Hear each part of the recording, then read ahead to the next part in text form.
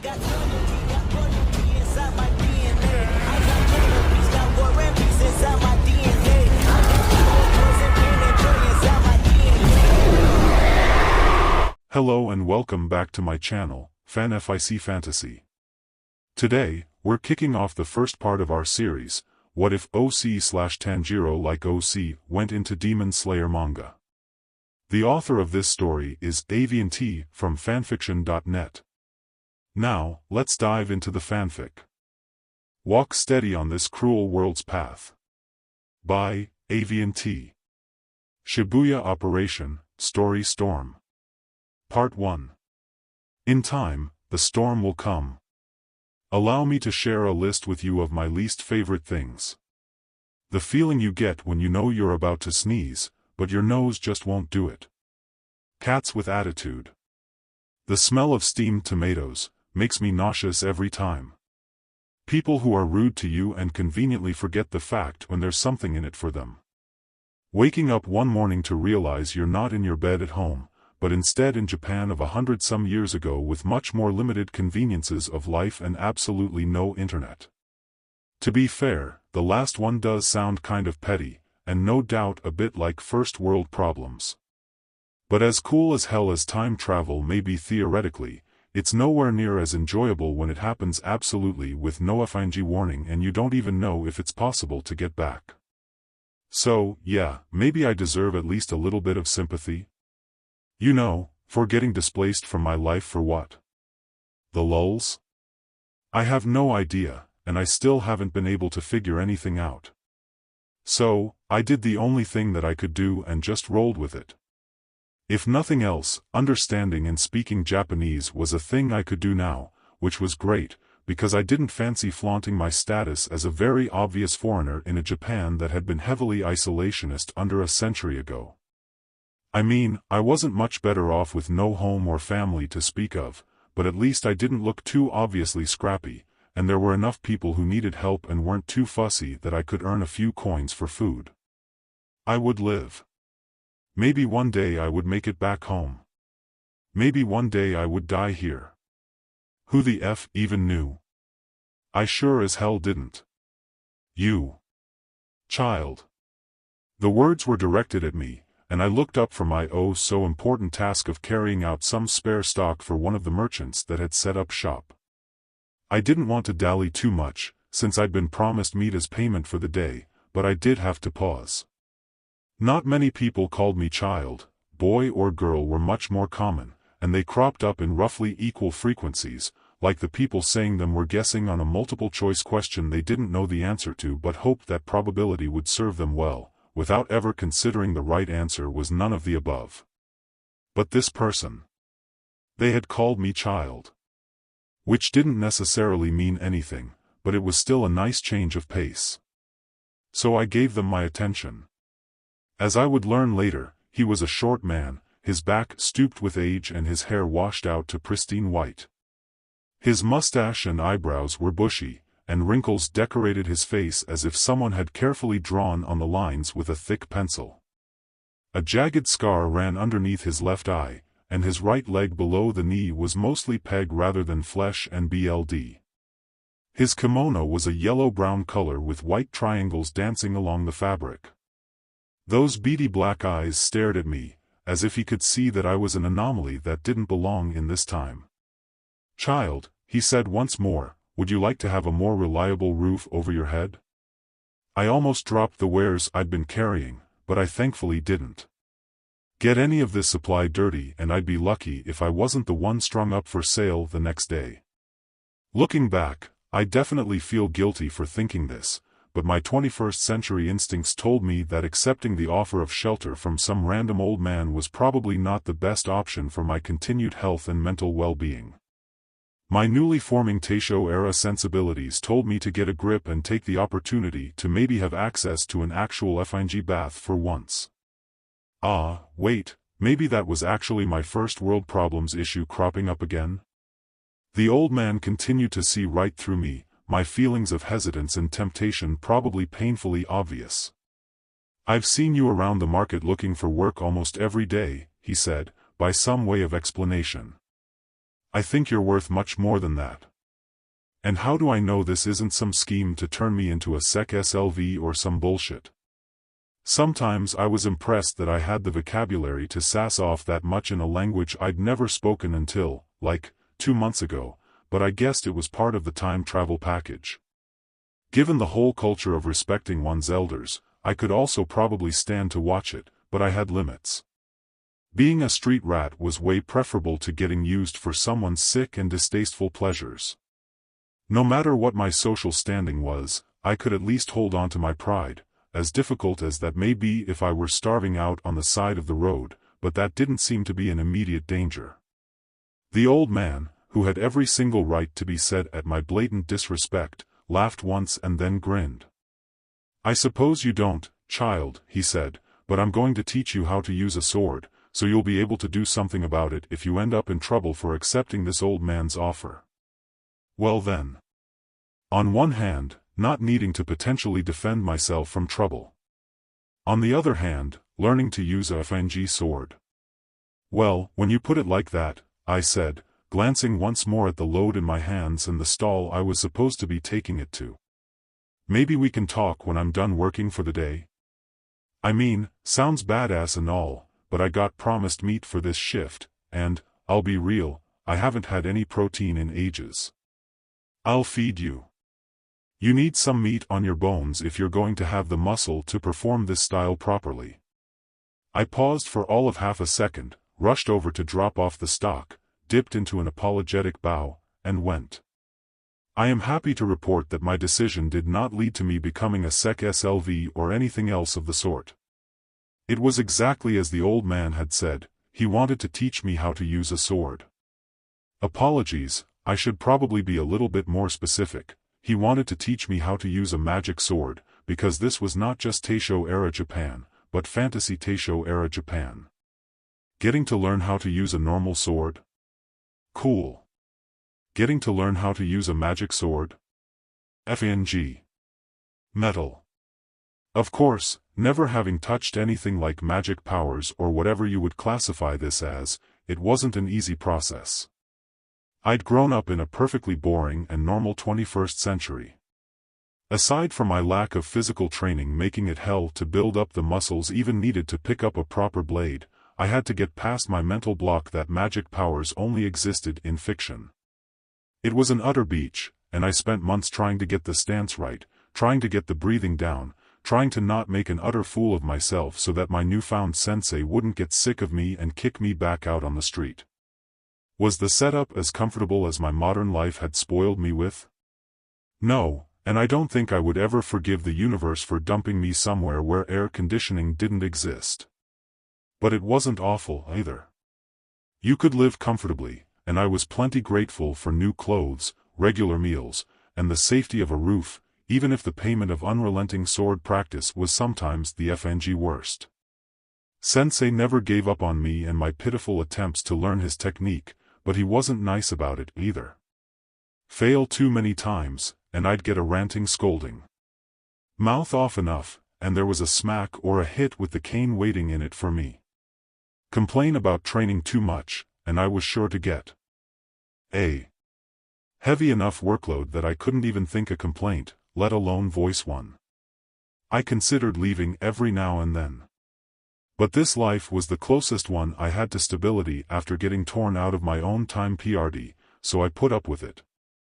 Not just because of the security of having a home, but because whenever that old man drew his blade and demonstrated his technique, his steady and powerful breaths manifesting trails of sparking lightning that followed his movements, I was in awe of the technique, and I wanted to someday be able to pull off that level of grace and power myself.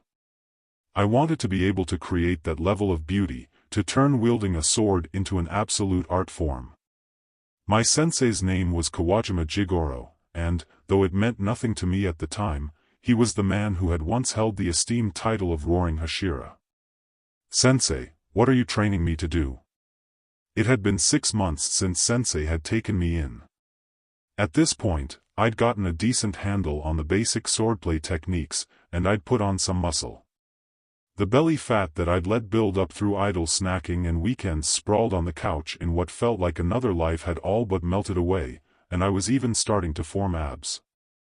I'd been practicing total concentration breathing, and I felt something closer to Zen or whatever when I did so, but I hadn't been able to produce a single spark, let alone the arcs of crackling electricity that Sensei did. Yes, waiting 6 months to ask exactly what I was training to do was too long, thanks, I know, but better late than never, yeah? Sensei took his sweet time chewing through the bite of food he'd been on, though he gave me a long look that suggested that he was thinking I'd taken my sweet time asking what might be considered an essential question. I'm an old man, child. I've needed a successor to my sword style for some time. He paused, taking a drink, but I didn't push him to go faster.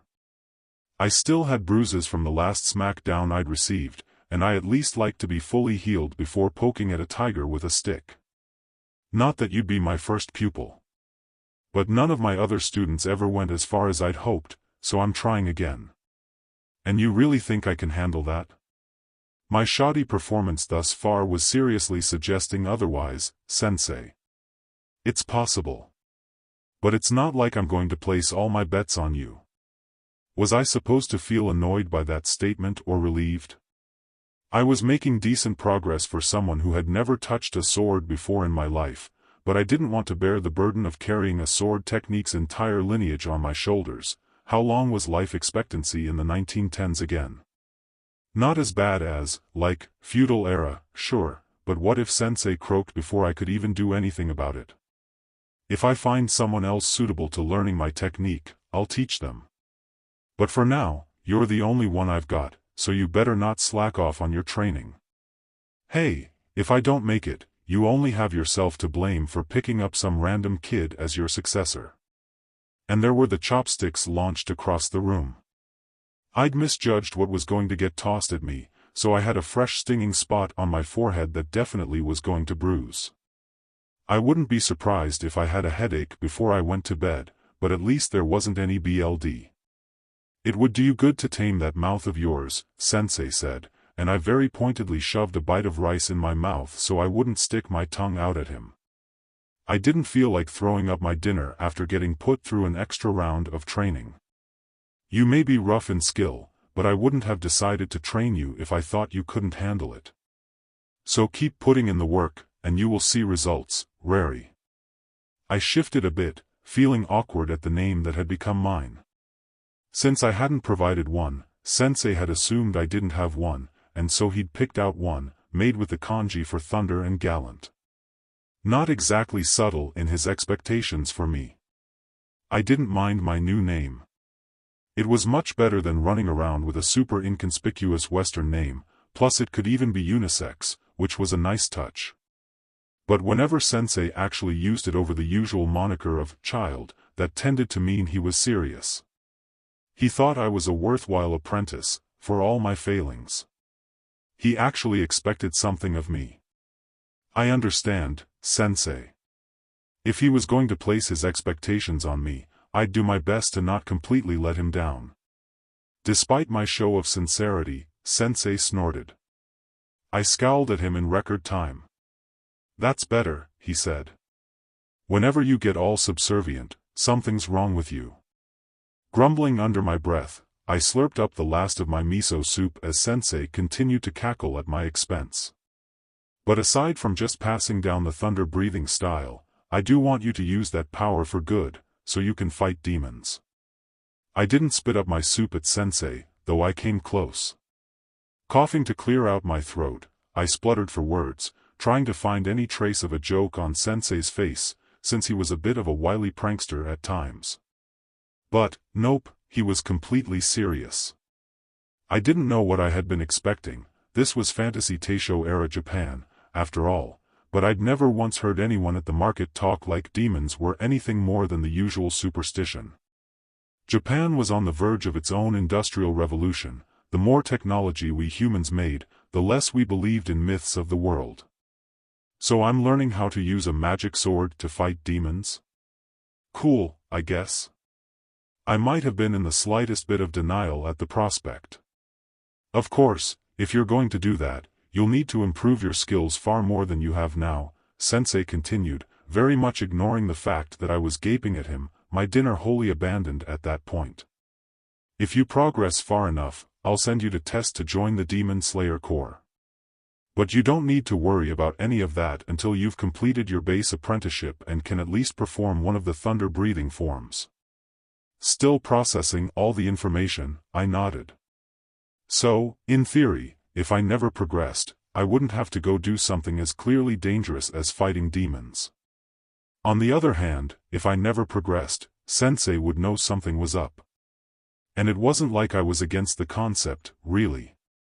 Future me can worry about that whenever Sensei thinks I actually qualify to test or whatever. Within the next 2 months, winter approached, which brought a whole new yearning for modern conveniences. But at least all the layers on kimonos made them warm, plus we had fire, and general training tended to keep me moving. Where Sensei lived, winter was a bit milder than my old home, so that helped out, too. I'd survive. Again, much better to deal with some snow with a roof over my head than without. That winter, Sensei also picked up another apprentice. The boy's name was Kyaku, and he'd been living on the streets before Sensei brought him home. As expected from his living circumstances, he had a vaguely bony look to him but still had formed some muscle, and he had gladly accepted the opportunity to grow stronger by becoming one of Sensei's apprentices. His black hair didn't quite reach to his shoulders, and his eyes were a turquoise color that I might have questioned for his supposedly Japanese genes if it weren't for the whole Fantasy Taishō Era thing. And so, I gained a kōhai. A stubborn kōhai. Spar with me. It was the usual. Afternoon. Sparring request, as if getting pushed through training with Sensei wasn't enough. Kyaku had made it very clear that he wanted to get stronger, and I'd easily become a target to be his first rival. After all, surpass your senpai and you were obviously getting better, right? I sighed and turned around, reaching for the bakudo at my waist. We sometimes handled actual blades in practice, but Sensei had insisted on the wooden substitutes for sparring for now, since we weren't yet skilled enough to not accidentally cut someone's hand off in the process. I wouldn't say I was a MSTR by any means with only 8 months of training under my belt, but I at least wasn't one to go down without a fight. If Kyaku lost any respect that he had for me as a senpai, I had the feeling that he'd become an even bigger pain in my butt. If he ultimately improved and surpassed me to become Sensei's successor, fine. But for now, ready to lose again? I asked, getting into stance. Kyaku clicked his tongue, not immediately taking the bait for once. Instead, he also readied himself, while Sensei sat on the porch, watching us from the sidelines. So long as his pupils could keep up with their later training, he didn't care how bad we knocked each other around in practice. Keeping a close eye on Kyaku, I focused on my breathing, sinking into the rhythm needed for total concentration. Even if I had yet to pull off anything impressive with thunder breathing, I could at least enhance my body with the controlled BLD flow. It might have been cheap to use it on Kyaku, who was still getting the hang of it, but I'd never hear the end of his beaching if I didn't at least give it the best I had, so I went for it. Eventually, we moved. Real fights didn't have any hesitation, as Sensei had not so kindly informed us.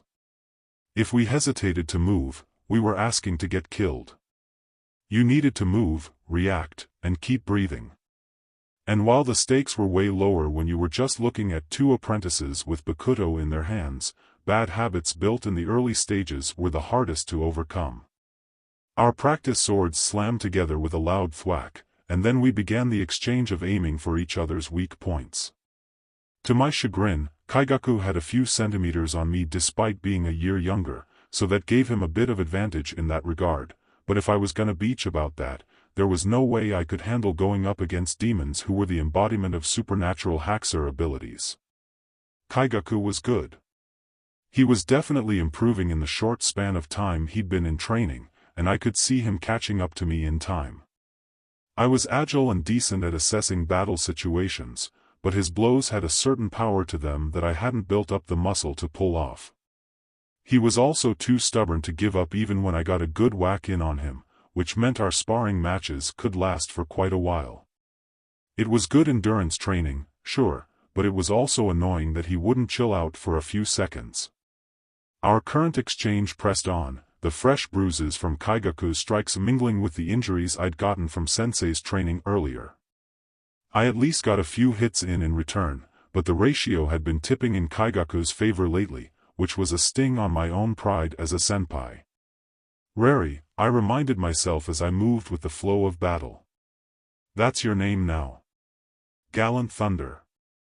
Kaigaku shouted, his bakudo slamming into my side, and I gasped, my breathing hitching before it snapped into place. The rhythm of total concentration was an elusive thing that I'd only been able to manage in bits and pieces.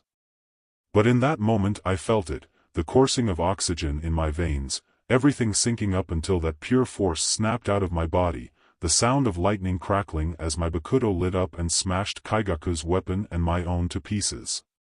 Walk steady on this cruel world's path. By Aviantei.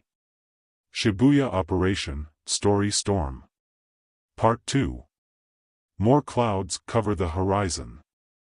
As expected, me pulling off my first successful, albeit very uncontrolled, thunder breathing technique brought several new pains to my life.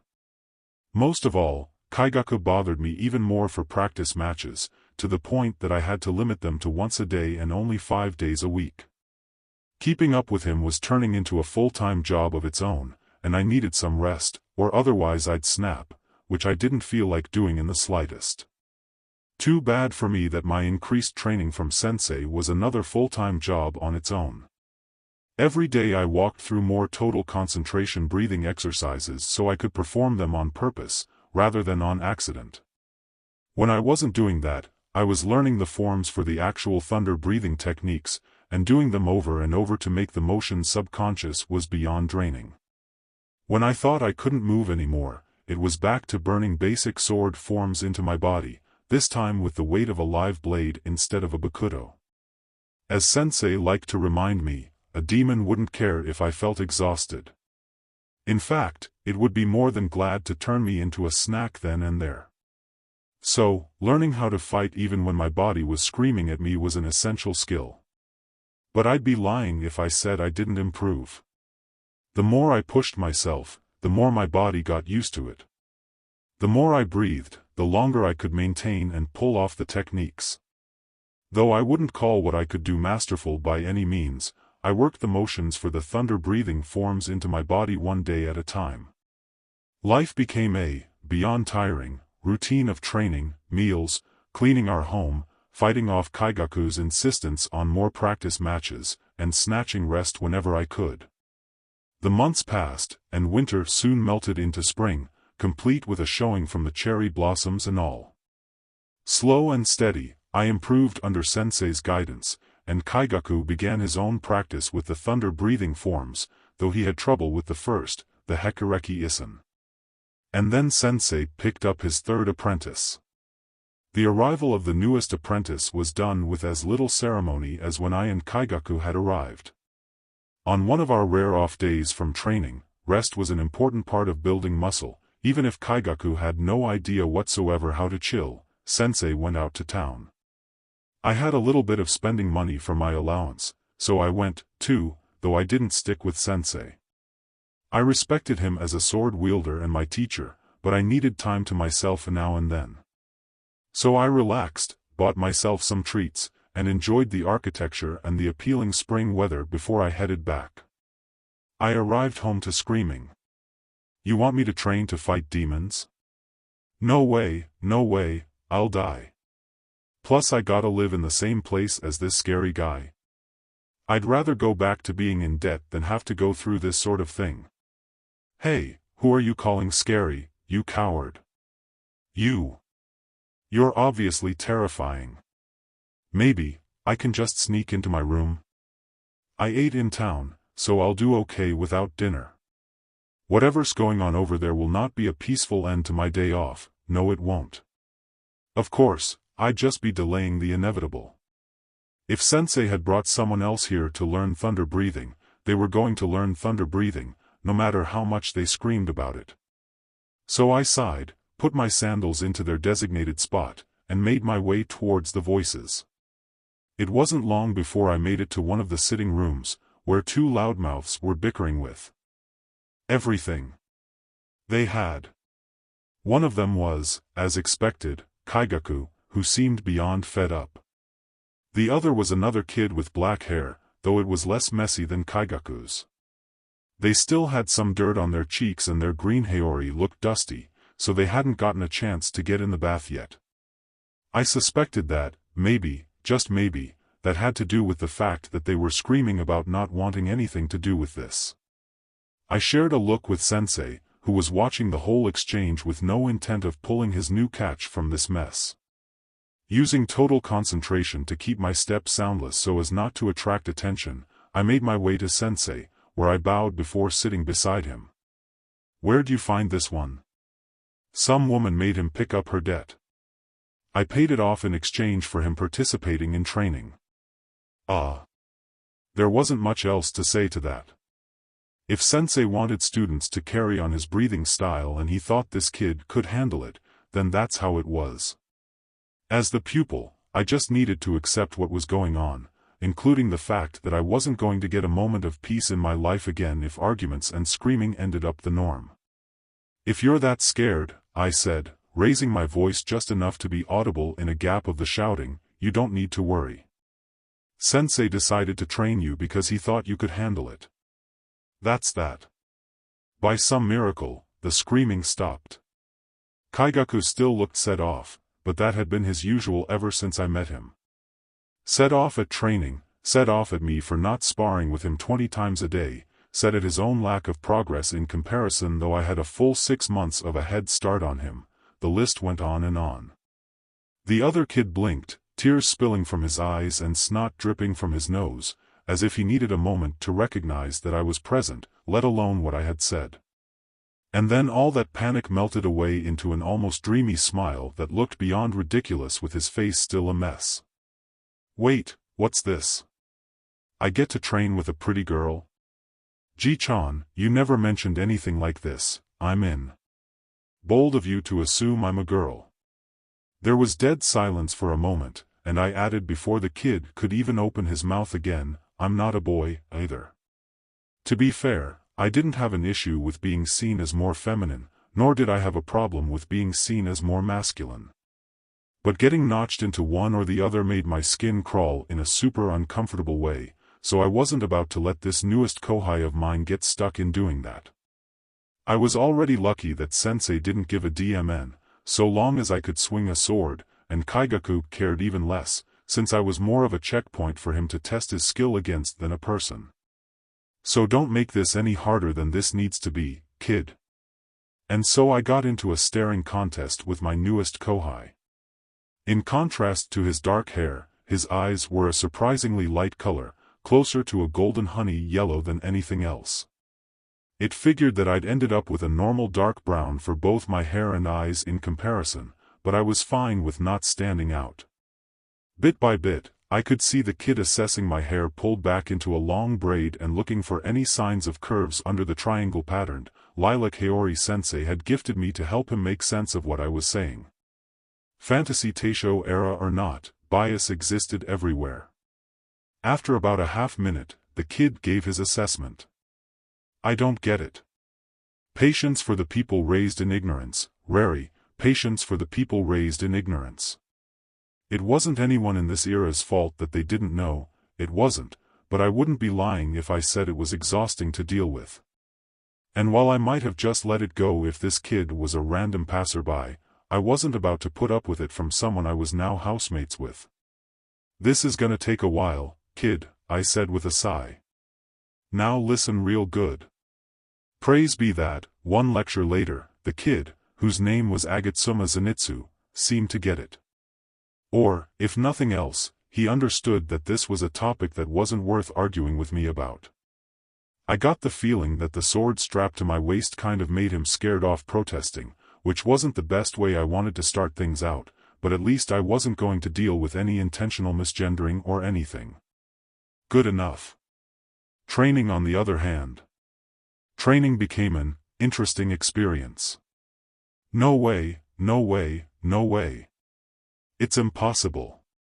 I'm outta here.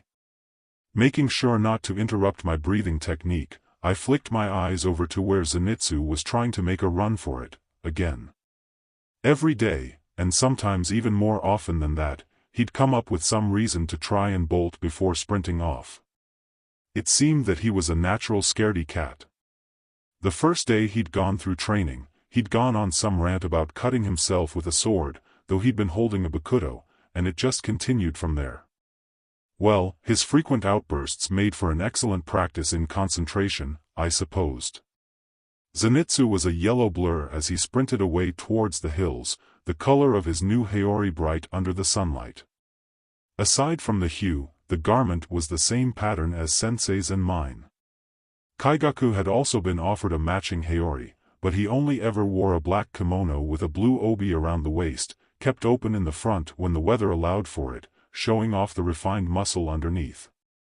"Rari," Sensei said, indicating that it was my turn to run recovery. Skiing in another breath, I adjusted my stance and exhaled. Kaminari no kokyu, ichi no kata, hekureki isen. Thunder breathing, as a style, focused a lot on the legs. When executing the forms, each stride gained a significant amount of power. Much like the lightning that our style was based on, strikes and motions with thunder breathing were fast, and they seemed to last for just a second. With the first form, the hekureki isen, covering long distances was a snap, and I caught up to Zenitsu with electricity crackling behind me. In combat, you'd finish the form with a quick strike at the opponent, but I was pretty sure Sensei wasn't frustrated enough for me to cut my newest kōhai in half just yet, so I kept my sword in its scabbard and instead snapped out my arm to grab onto Zenitsu's haori. Zenitsu yelped, and I planted my feet on the ground to skid to a stop. "Come on," he shouted, that same undeniable whine in his voice as the last 20 times I'd had to drag him back to training. "You don't get it. If I keep this up, I'm gonna die." "It's too much, senpai. I think, as your senpai, I know whether or not this is too much," I said, tugging Zenitsu along behind me. He sure knew how to struggle, but I put my built-up strength to use and kept gaining ground. "Besides, trust me, if Sensei wanted you dead, you wouldn't be screaming right now." "Huh? Was that supposed to be encouraging? You kinda SCK at this." "Least 10, I said, the growl in my voice making Zenitsu yelp again, fresh tears spilling over and out of his eyes. DMN, I didn't mean to make him cry." I exhaled, marching forward with a clear view of Kaigaku's very irritated expression as he made a fresh attempt at replicating the hekureki isen, though his footing was off. I've never had to be a senpai before, since I was from a culture that didn't have that kind of custom ingrained in it, so apologies if I SCK. But I promise you, Sensei won't put you through anything you can't handle. "Oh, yeah, it'll hurt like hell, and you'll end up exhausted. But if you keep at it, you'll get better and better, and that's all he'll ask for." I survived it, though I got knocked around for my mistakes more than once. "So you can do it, too, Zenitsu." For a moment, there was silence from the body I was dragging along behind me. "You had trouble when you first started, too, senpai?" he asked, like he didn't believe it was possible. Duh. I'd never held a sword before, and I didn't have any reason to do strong work. My family had taken care of me, and the most I'd had to do was take care of the pets and wash some dishes, which I'd complained about with all the petulance of a well-off teenager. Hop back 9 months and talk to me then, and they'd have never believed everything I was getting up to now. So I was Fenji awful at first. But I kept going, and here I am, because Sensei. I would have never brought you here and given you that name if I thought you didn't have the ability to live up to it. Rari is a surprisingly good judge of potential. I hoped that the following pause was Zenitsu thinking things through. I'd made it a few more paces before there was a tug, and his haori slipped out of my grip. I whirled around, skiing in a breath to chase after him again if necessary, but Zenitsu had pulled himself to his feet, and those honey yellow eyes were staring at me with a light shining in them that was way more determined than usual. I can't guarantee I'll be any good at it," he said, his body trembling, "but if you and Ji-chan think I can," I nodded, giving him positive reassurance, "then I'll try. And not that I can't guarantee I won't run away, but if you come back and try again, that's what matters most, Zenitsu." He didn't look 100% convinced, but he didn't argue, so I slung my arm around his shoulder. "Besides, if you wanna whine and beach about it, you can always come to me, yeah? I'll hear you out like a good senpai and everything." And, with Zenitsu taking the first step, we ambled our way back towards Sensei and Kyaku, where training resumed once more. Zenitsu hadn't been lying when he said he couldn't guarantee that he wouldn't run away, because, did that kid run. He had a knack for it, and, once he started to get a grasp on the basics of total concentration, hoo boy. Chasing after him started to be challenging, and it wasn't all that surprising to find him crawled up some tree or another in the peach orchard. Sensei scolded him. Kyaku was far past losing his temper, and I wouldn't lie and say I never got frustrated over the whole ordeal, but I knew that yelling wouldn't do much. So I played the role of a good senpai and listened when Zenitsu wanted to whine, gave him pep talks when I thought he needed to hear it. If nothing else, it was good exercise, trying to keep up with someone who had no qualms about blasting away at the speed of lightning whenever he couldn't take it anymore, blissful in the ignorance that if he had energy to pull the technique off he could stand up to whatever was making him run away, no problem. I tried to explain this to him, tried to keep my patience, I swear I did. If nothing else, Zenitsu seemed to run away half as often nowadays. And, if you were persistent enough to encourage him to come back, he would. He'd whine, flop down on the ground now and again to pitch a fit or burst into tears, but he would keep going. What was that saying? Courage wasn't never being afraid but acting when you were afraid anyways? That's the kind of impression that I got from him. For the most part, he wasn't a bad kid. Emphasis on for the most part. Late spring, just about to catch on to the start of summer. The weather hadn't quite heated up yet, but it was enough that everyone had sucked out of their warmer clothes and into the lighter, summer options. On one of our off days from training, Zenitsu and I had both decided to head to town, so we went together. Kyaku was, as per usual, insistent on still practicing on his own. I had no idea what Sensei was up to, but if he came back with another apprentice, I might just scream. As evidenced by the three of us, he had a penchant for picking out people that were a handful, and it was strong enough being a good senpai for two I already had without adding another to the load. At least wait until I've survived through final selection, Sensei, I beg you. You know, Zenitsu said as he walked along the dirt path towards town, I don't think I've ever asked you what you do on your days off, senpai. You're usually gone before the rest of us even have breakfast. That's because Kyaku used to pester me to train all the time. He can't bother me if I'm already gone. Zenitsu let out a nervous chuckle, apprehensive about the idea of bad-mouthing his other senpai, even if Kyaku wasn't around to hear. After their initial rocky impression, their relationship hadn't gotten worse, but it hadn't really gotten better either. I shrugged, adjusting my steps to adjust my sandal back on my foot without breaking stride. But usually I just like to wander around. Get a little peace and quiet for a change. Zenitsu's gulp was audible. Sorry about that, senpai.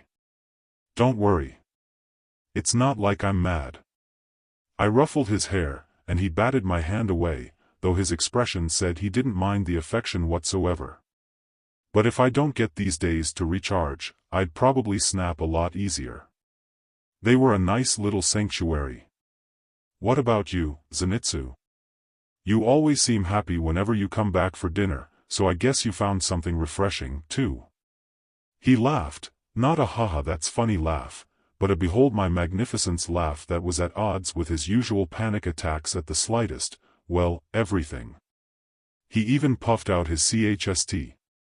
Maybe it was because he was my kōhai, but seeing him look all cocky for once was more adorable than anything else.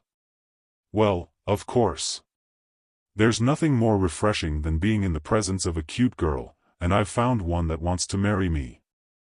Wasn't the reason Sensei picked him up in the first place because some girl took advantage of him? I couldn't help but think.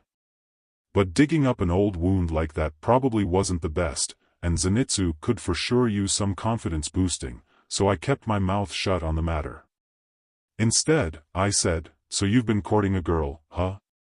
From my perspective, Zenitsu, at 2.5 years younger than me, was still just a kid, but different standards for different eras, I supposed. Good for you. What's her name? Zenitsu gave a blissful smile. I don't know. Now, when you train day in and day out with someone as esteemed as a former Hashira of the Demon Slayer Corps, after taking so long to ask about what I was learning swordplay for, I rectified my ignorance by learning about the organization Sensei wanted me to test for, which in turn meant I understood he'd been one of the strongest demon slayers of his time. You gained a certain level of coordination. Hence, tripping in surprise wasn't something I did anymore, but I did come to a halt, right there in the middle of the rice paddy-surrounded road as Zenitsu skipped ahead. Kaminari no Kokyu, Shur no Kata, and Rai. The fourth form of thunder breathing was a long-range focused attack. In general, you wouldn't release it in such close quarters as a few paces away from your target, but I did it anyways. While none of us ever left Sensei's place without our swords, I hadn't drawn it, so he didn't get the full force of the attack, but the initial motions and ensuing sparks were more than enough to knock him on his feet and make it oh so easy for me to wrap my arm around Zenitsu's neck in a chokehold. What do you mean you don't know her name? That's, like, basics of basics for entering a romantic relationship. How would she even want to marry you if you don't know even that much about her? But she always smiles at me when she sees me. She's gotta be interested in me. Plus she's super pretty, too, ga. Senpai, if you keep that up, I'm gonna choke. I'm seriously gonna die. Patience for the people raised in ignorance, Rari, patience for the people raised in ignorance. I tightened my grip enough to cut off his protests, though not tight enough to strangle him. Listen up, oh precious kōhai of mine, I said, my voice dropping to a dangerous level. Zenitsu, still in my chokehold, nodded the best he could. We never, and I mean never, assume someone's interest or consent. The only thing that you're allowed to act on is when someone has told you, and I mean clearly, explicitly told you that they're interested or they want you to do something. Do you understand me? Yes. Zenitsu said, though to the pressure on his windpipe, it sounded an awful lot more like sort of connected phenoms and wheezes. Sorry, senpai, I won't do it again. Good, I hadn't even had to pull a promise out of him, he did it all on his own. I bestowed upon him a noogie for his troubles before releasing him. After some adjusting, we were both sitting on the road in seiza position, though Zenitsu had his head dipped in penance. Did I really do something that wrong? Dear Lord, I hate the Taishō era. I sighed. While there was no doubt we needed to still make significant progress in my original time, being out the social advances made in the past century was still frustrating. That depends, I said, trying to swch myself back to patient senpai mode. Have you already gone and talked to this girl about marrying you? His eyes watery again, Zenitsu shook his head. Then, no, you haven't done anything outright wrong yet. But I'm sure if you went up to her and started talking like she was your fiancée, she'd be super confused, and maybe even scared. Zenitsu flinched. As expected for this time PRD, he'd never thought of it that way, he'd never needed to think of it that way. There's nothing wrong with liking girls and appreciating their beauty. Hell, even I see a pretty girl every now and then, and I can't help but notice. But when you just think about your feelings without ever considering theirs, then you're not giving them the respect they deserve. Zenitsu looked very uncomfortable, the telltale mark of a guilty conscience, but he didn't argue with me. Just like with his gender assumptions, he was willing to listen to me, which was a good sign. I reached out to pat his shoulder. If you think a girl is pretty, fine, but use that as an opportunity to get to know her before you even think about marrying her. You at least gotta know her name and things about her, what her personality's like, things she's interested in. Otherwise you're going to hurt someone or you're going to get played like you did before, I didn't say. Zenitsu looked up at me, and I gave him a reassuring smile. Marriage is a commitment to enjoy spending the rest of your life with someone. Don't muck up that possible future with a bad first impression, okay? Okay. He sniffed, but he had that determined glint in his eyes that usually showed up whenever he was actually in the mood to give training his all. Can you help me, senpai? I don't want to screw up. Well, I can't guarantee you won't make mistakes, I said, pulling myself to my feet. When I offered Zenitsu my hand to help him up, he took it. But if you're willing to learn and improve yourself, you'll get better by the day, and that's all we can really ask of ourselves. Kind of like sword training. Yup, kind of like sword training. Though I promise I'll hit you less than Sensei does. But if I ever caught him making a girl uncomfortable, he would regret it, courtesy of my senpai rage. And so I added make sure Zenitsu drinks his respect women juice to my list of duties as his senpai. Walk steady on this cruel world's path. By Aviantei. Shibuya Operation, Story Storm. Part 3. A flash of light through the dark. None of you need to worry about training today. Just take care of your chores. Rari, make sure you rest up when you're done. Sensei's announcement brought the eating of us gathered students to a halt. Today was not one of our usual scheduled rest days, and we only broke the routine for things like holidays or whenever Sensei had to leave the house to take care of something for the Demon Slayer Corps. Hell, in the whole near 2 years I'd been there, never once had something like this happened, which meant that Kyaku and Zenitsu were just as bewildered by the proclamation as I was, as evidenced by the three of us exchanging confused glances. Since I'd been around them for so long, I could guess what they were thinking. Zenitsu, I don't want to complain about not having to train today, but... Kyaku, what the hell's so important that it means we need to take a day off? And so, since I'd been given express instructions to rest up for the day, asked, what the hell's the catch? No, 2 years had not been long enough for me to learn my lesson about mouthing off. Hell, the fact that I'd been there for 2 years was less surprising than that, though the biggest shocker of all was that Sensei didn't chuck something at me for my lip. Sensei, I said with as much delicacy as I could muster, which, given my history, wasn't much. You're not dying, are you? Humph, don't write me off just yet, child, he said, though I still hadn't received any punishment for being a smartass. I tucked away the possibility of a surprise retribution later and decided to stay alert for at least the next 24 hours, which seemed counterintuitive to my instructions to rest. Zenitsu and Kyaku, who had both looked concerned in their own very different ways at my question, let out little sighs of relief. Tonight, I'm taking you demon hunting. Depending on how you do, I'll recommend you for final selection. If Rari Senpai's going, I'm going, too, Kyaku said with such force that the golden Magatama pendant around his neck bounced. He was gripping his chopsticks tight enough that I was surprised they hadn't snapped into pieces. I've been training just as strong, and I can pull off all the forms aside from the first. Kyaku wasn't lying about his improvement.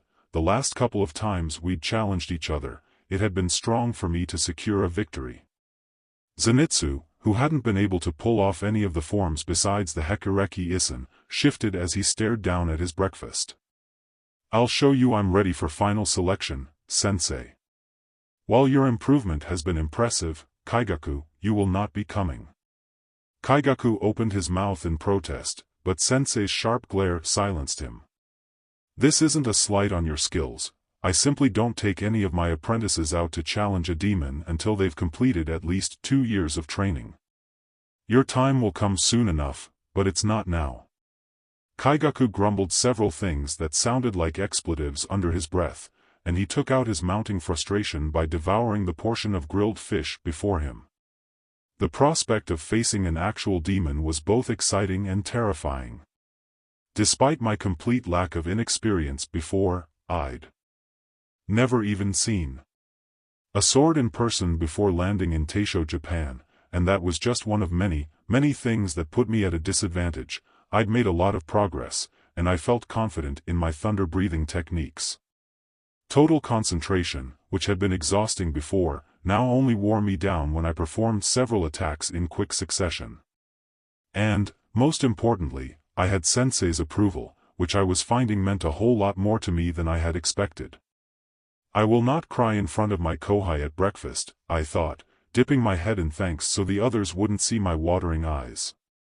If nothing else, I managed to keep my voice steady as I said, "Thank you for the opportunity, Sensei." Sensei hummed, the sound a deep rumbling in his throat. "Don't go thanking me just yet, child. This is where things get difficult." Because Sensei was a former Hashira who also served as a cultivator of thunder breathing for the Demon Slayer Corps, he had plenty of resources at his disposal, which enabled him to do things like cover the debt Zenitsu had gotten himself into and support the living expenses of his large home plus 3 apprentices. For the most part, that meant he could hire help, like a cook to take care of meal prep, but plenty of the housework was the responsibility of Kyaku, Zenitsu, and myself. Aside from doing the dishes, which was a job the 3 of us shared, my main duty was tending to the laundry. I will not lie, washing everything by hand sekked, especially since we all made a mess of our clothes on a daily basis. Zenitsu, with his penchant for darting off and climbing trees to escape, was the worst, though Kyaku was a close contender since his garments were always thick with the sweat he worked up through training. But, as much work as it was, washing things out and hanging them up to dry was pretty meditative, and it made it easy to not think about the fact that I was going to come face to face with an actual demon in less than 12 hours' time. Holy F-. My entire time in this world, I hadn't seen anything even resembling a monster. If it weren't for the magic-like elements of the total concentration breathing system, I may not have ever recognized that this was Fantasy Taishō Era Japan in the first place. Part of my lack of demon encounters was because Sensei's home had spots with wisteria incense, which kept the monsters at bay when the sunlight couldn't. Soon enough, though, I was going to step outside that safe haven and right into a fight with an actual demon. So, yeah, kind of freaking out inside. That was happening. Come on, if Sensei thinks you might be ready, you should be fine. Plus he's coming with you. Save your panicking for later. Right now, these blankets need your attention. No doubt. Scrubbing laundry by hand. Super therapeutic, no matter how much it sekked. By the time I had to go and hang everything up outside, I'd for the most part forgotten my worries, singing under my breath. The summer heat could pull beads of sweat down your neck, sure, but it wasn't unbearable, and a nice breeze made the weather more comfortable. It felt like any other day taking care of chores, and I even crossed paths with Zenitsu finishing up wiping down the floors. He'd thrown open the doors facing the courtyard to let the sunlight and fresh air in, and I had a perfect view of him running back and forth with a cloth as I worked on clipping the blankets to the clotheslines. "Senpai, do you need any help?" I'd zoned out strong enough that I hadn't even noticed that the thudding of Zenitsu's footsteps had faded, which was not the best sign for my concentration. "I won't say no to help if you're already done with your chores," I said. Zenitsu nodded, and he fell into place beside me, helping me heft the longer blankets into place and passing me clips so nothing would fly off without warning. While I wouldn't say Zenitsu had a flowers and sunshine personality 24/7, he did seem a little bit more subdued than usual. "What's on your mind, kōhai of mine?" Well, just like waiting for him to have the courage to come back to training, I gave him the time he needed to find the words. "Senpai, you don't sound all that scared right now." To clarify, one of Zenitsu's particular skills was his keen sense of hearing, and that was something he had without using total concentration to augment his physical capabilities. In the bit over a year since Zenitsu's arrival, I'd learned that he was capable of hearing people's emotions, and he could even identify the difference between humans and other animals based on the sounds of their biology alone, which was FNG wild, so his comment didn't surprise me much. Funny, I said, smoothing out the next blanket so it wouldn't form wrinkles, 'cause I am scared. Maybe I'm just not as scared as I should be, though. Sure, I'd been freaking out earlier, but it wasn't anything strong enough to launch me into proper panic. What a difference 2 years and learning magic swordplay could make. I glanced over to him, doing my best to keep up my by now patented soothing senpai aura. Are you worried for me? Zenitsu nodded, but he refused to look at me. This isn't just training. You could get hurt bad. And even if you make it okay, Ji-chan will send you to final selection, and you could die. His hands fell away from the laundry, and he gripped onto his hakama with tight fists.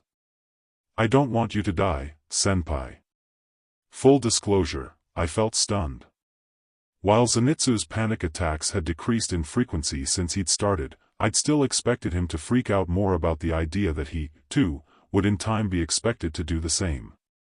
But, no, he was worried about me. Goodness, my little kōhai, you've sure grown without me noticing. If Reri-senpai dies, that just means they weren't strong enough. And you, my other little kōhai, could stand to learn some tact. Kyaku had also arrived, though he didn't make any moves to help out with the laundry.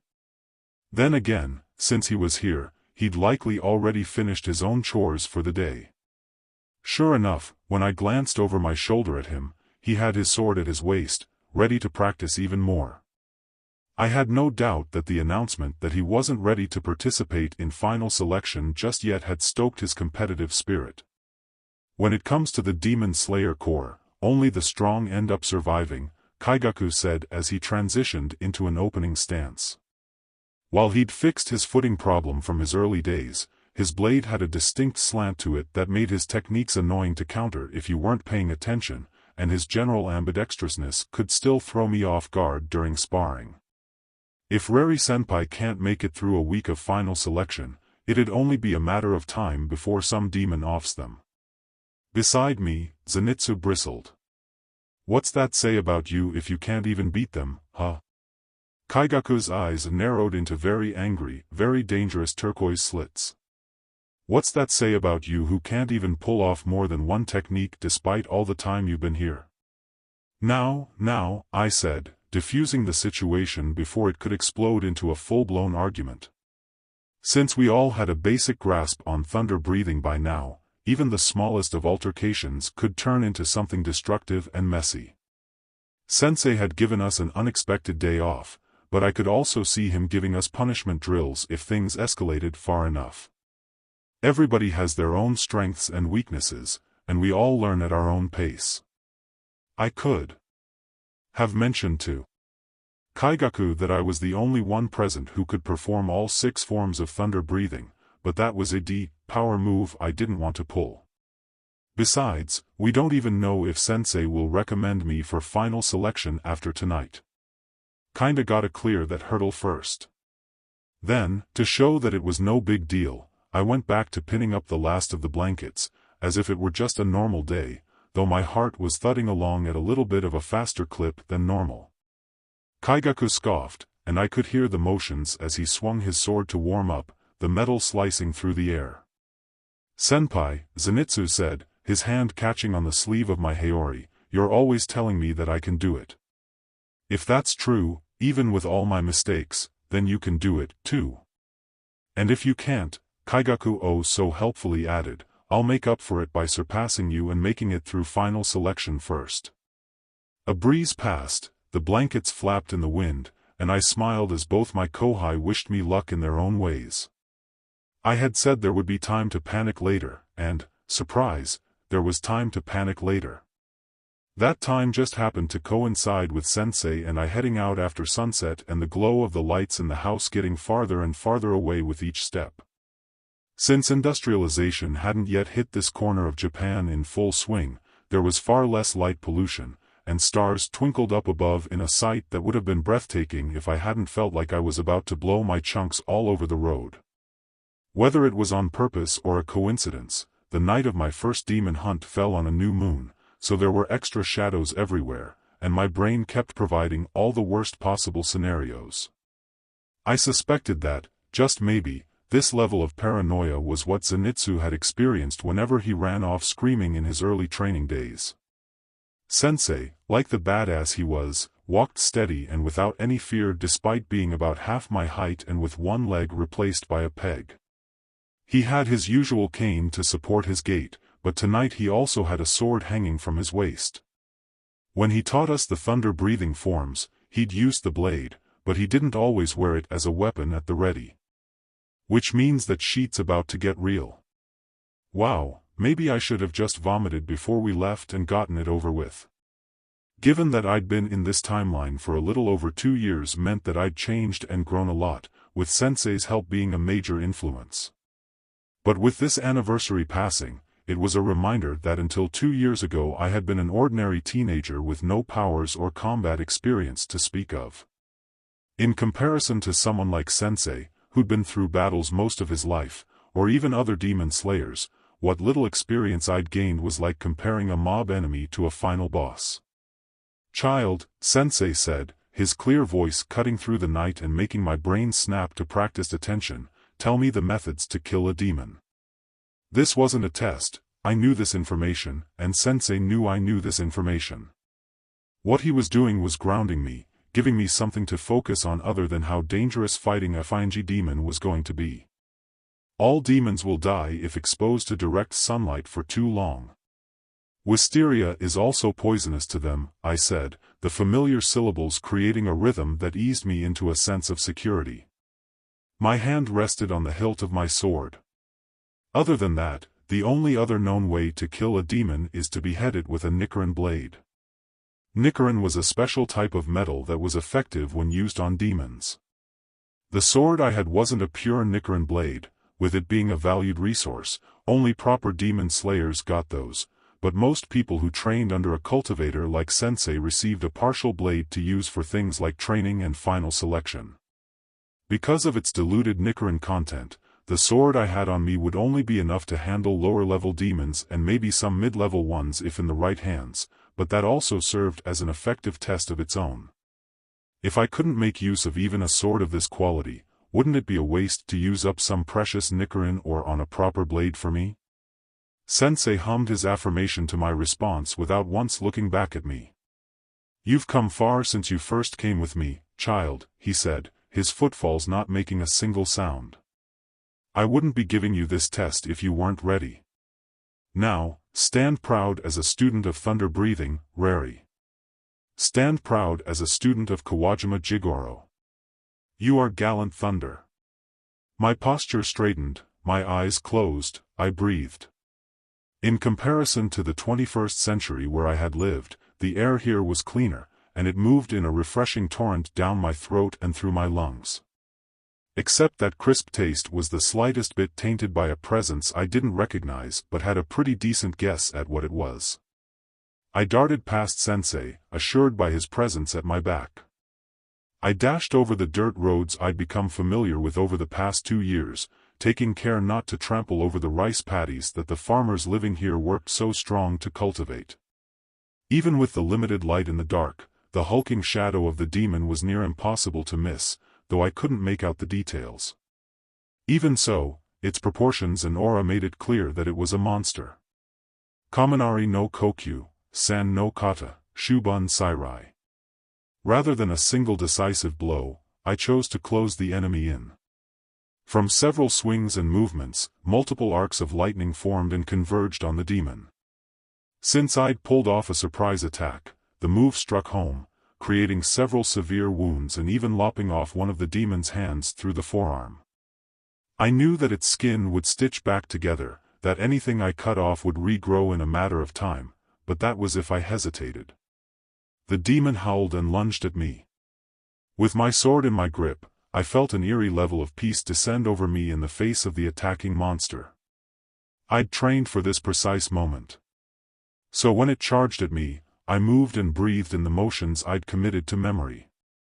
Go no kata, netsu kairai. With all the force of a thunderbolt crashing to the earth, my blade glowed bright and crackled as it sliced through the demon's neck and sent the monster to death. Walk steady on this cruel world's path. By Aviantei. Shibuya Operation, Story Storm. Part 4. Even storms can produce gentle raindrops. That night, Sensei and I returned home safe and sound to Zenitsu, bawling his eyes out in a mix of relief and worry. Kyaku wasn't present, but the next morning he eyed me with the same level of interest he always had whenever I achieved some new level of skill, probably reassessing what he'd need to do to catch up to me. Part of me almost wished that he'd surpass me already. Being designated as someone's rival was exhausting, but my pride as a senpai kept me from straight up slacking off and ceding the number 1 spot to him. He'd notice anyways, and I wanted to hear him beach about it even less than I wanted to spar with him day in and day out. And just as Sensei had said, my successful demon hunt meant that I received his recommendation to enter final selection. Final selection was the test to see if you were capable of joining the Demon Slayer Corps. In concept it was simple: survive for a week in an area populated with low-level demons, captured by the Corps for this very purpose, and you could show that you had the skill to stay alive to be worth a Nichiren sword of your own. Of course, plenty of Corps members fell when encountered with higher-level demons, but that was just part of the risk of the job. Oddly enough, I found I was okay with that risk. Sensei had gone through all the trouble to train me. I at least needed to show that I had the guts to do our thunder-breathing proud. What I was less okay with was the fact that I'd have to walk all the way to Fujikase-nyama, which was going to be an absolute beach. Oh, first world problems, it's been quite some time since I had you. Did you miss me? I'm sure that all my issues seem really ridiculous in comparison to other people with first world problems in this era, don't they? Sure, I'd gotten used to walking over other forms of transportation during the past year, and my training gave me a lot more stamina and strength than I'd had before. But Fujikase-nyama was a literal week away on foot at a normal walking clip. If I pushed it, I could get there in a matter of days, but it wasn't going to be fun. That said, I'd be traveling on foot the rest of my time as a demon slayer, assuming I passed, so there was no point in whining. Walking was supposed to be good for your health, right? And so I walked, following the instructions that Sensei had given me with a distinct paranoia that I was going to get lost and miss the whole thing. I could already imagine Kyaku's incredibly disgusted look. Hell, forget getting a vehicle, I'd settle for having a GPS dropped in my lap so I could find my way around even if I made a wrong turn. But by some miracle, I made it. Assuming I survived, I was going to treat my Kasugai crow like a deity. I felt no shame for the fact that a bird was going to be better at directions than I was. With several moments of staring up at the breathtaking wisteria surrounded landscape of Fujikase-nyama, I made my way up the stone steps and through the red torii gates to where we were supposed to gather.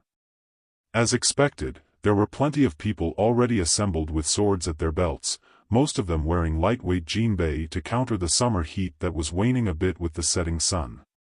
I amused myself with trying to guess which breathing styles everyone used based on instinct. That one over there seemed hot-headed enough to use flame breathing, while the person with the wave-patterned haori was all but screaming that they were a water-breathing user, and so on. And then the sun set, and 2 children who could have been twins with their matching purple kimonos and near-identical faces gave us our instructions, and we were set free into the testing grounds. Whenever I seked in a breath, that same acrid taste from when I'd fought my first demon was in the air, which wasn't that surprising. As mentioned, the Demon Slayer Corps dumped low-level demons onto Fujikase-nyama for the sake of final selection. It wouldn't have been much of a test otherwise.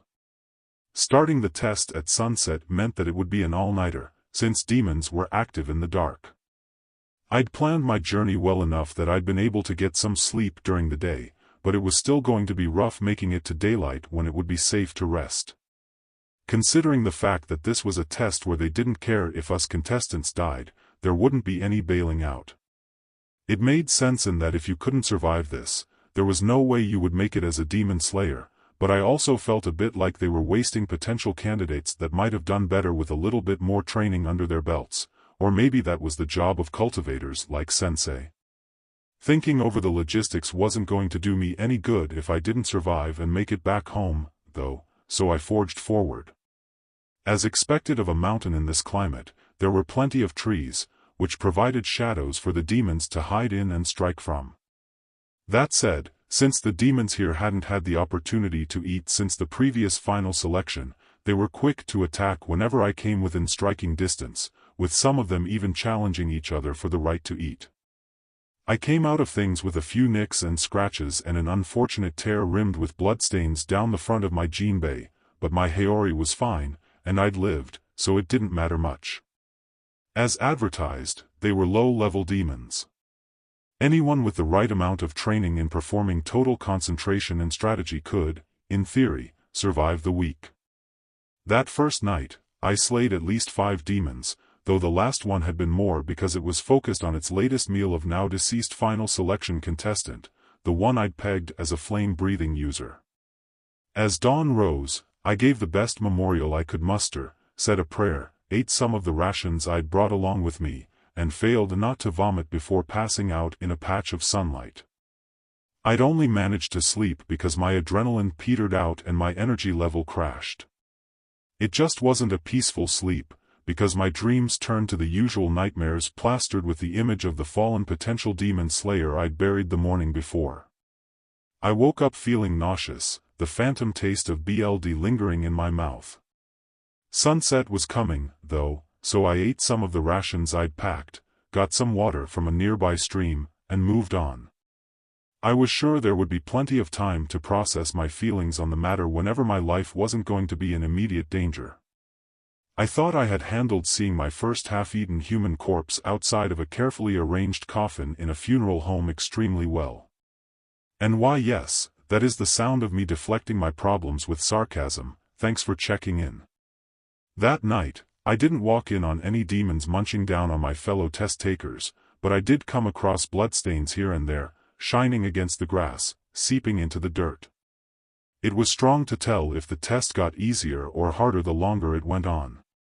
On one hand, less demons to contend with the more that the contestants managed to slay. On the other, the psychological pressure of being under duress for a whole week combined with the remaining demons potentially gaining strength from their successful kills. Forget it, there was no contest, both the beginning and end of this test SEKED.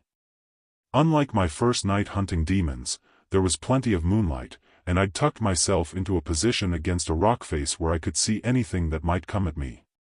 It had been hours since I'd eaten, and I'd hoped to get a snack in, but it wasn't to be as I could hear the rustling of movement in the trees to my left. Though it caused me to drop my hardtack, if I lived, Sensei was going to throw me a celebratory feast if I had any apprentice in it. My hand snapped to my sword. At that speed, it was either a demon or another test-taker running from a demon, and I just needed to know which so I could give the appropriate response. In a few moments, I had my answer, demon. Kaminari no kokyu, ichi no kata, hekareki isen. Mizu no kokyu, hachi no kata, taketsubo. I wouldn't call our attack coordinated by any means. Due to the speed of hekareki isen, I struck the demon first, managing to score a horizontal bisection. The final selection candidate who'd called out after me swung their sword with the wave motions of water breathing, and their vertical strike sliced clean through the demon's neck. On instinct, I checked my surroundings, just in case our tussle had attracted any other enemies, but that didn't seem to be the case. Together, the other candidate and I returned our swords to our sheaths, pressed our palms together, and gave a short prayer for the demon. It may have been a monster now, but it had once been human, so it was only appropriate to wish its soul well. Sorry about that, the other person said, dipping into a bow. I recognized their wave pattern Haori from when I'd been looking around before the test, and I'd been on the mark with my guess at their breathing style. They even had hair that was a pristine shade of teal blue that would have made Hatsune Miku jealous, and it was kept in a short bob style. I didn't mean to make the demon run right into you, it just bolted off on its own. I was about to say no problem, because it wasn't like there was some map that let you see where the other contenders were, but then the person stood up straight and all words failed to form from my mouth because holy hell were they pretty, and this was super not the time to be gay, but, listen, hormones are an absolute beach. What was it called, the thing where you were more likely to be attracted to someone when your life was in danger? Yeah, whatever it was, I was just gonna blame my reaction on that. The handle of my sword pressed against my palm, which helped me get a fangy grip on where I was. You must be impressive to make a demon run away instead of fight, I said. Yes, compliment their battle skills, that was a rational thing to do. Except the result was that they gave a pretty smile, and I mentally vented several strangled sounds that wouldn't have done any good to let escape from my mouth. I've never seen someone use water breathing in person before. You were, it was really pretty. Wow, Rari, what an absolute disaster. All those lectures to Zenitsu and this is what you do? At least I hadn't decided we were engaged or anything, so I still had some of my dignity left. Thank you. Your thunder breathing was impressive as well. And there was that smile again. Yeah, this was going to end in disaster. Oblivious to my inner turmoil, all that time dealing with my kōhai had taught me a pretty bomb poker face. They offered a hand to shake. I'm Shimizu. It's nice to meet you. Well, at least I wasn't the only one with a name that was a little too on the nose. Rari, I said, completing the handshake as our calluses brushed against each other. But don't let it worry you too much, Shimizu-san. Chan is fine. Right. Don't let it worry you too much, Shimizu-chan. If I couldn't handle a demon coming at me out of nowhere, I might just be in the wrong line of work. Leaning down, I found my lost hardtack and brushed the grass off of it. There wasn't time to be picky about stuff like that, so I'd eat it anyways. Are you doing okay with food? I have some rations. They kinda SCK, but it's better than starving. Oh, I caught you while you were eating, too, Shimizu said, looking guiltier by the second. If you're offering, I'll accept. Hey, I know.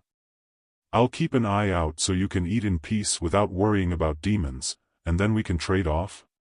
Does that sound like a plan, Rari? I realized she was waiting for an honorific to fill in the gap, and I had to think about it for a second. Aside from the people around town who recognized me and tended to assume my gender, I only had Zenitsu and Kyaku who were close, and they both called me senpai. Sensei, whenever he did bother to use my name, didn't use an honorific at all. San was the only one that would be appropriate while being more neutral, but it still felt too much like I was putting myself above Shimizu after she'd offered a more familiar referral. And jumping straight to no honorific, while easier on my non-Japanese sensibilities, was just no. There were implications there in this culture, and had I mentioned no?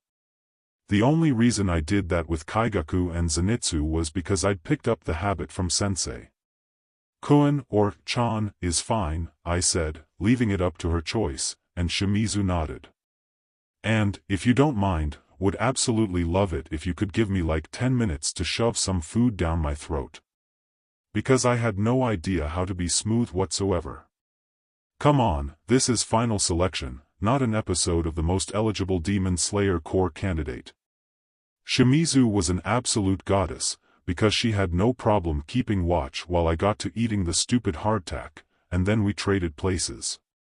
While we didn't end up having any other demons coming after us, it was strong not to tense up at every little sound, even if it was as harmless as a breeze rustling through the tree branches.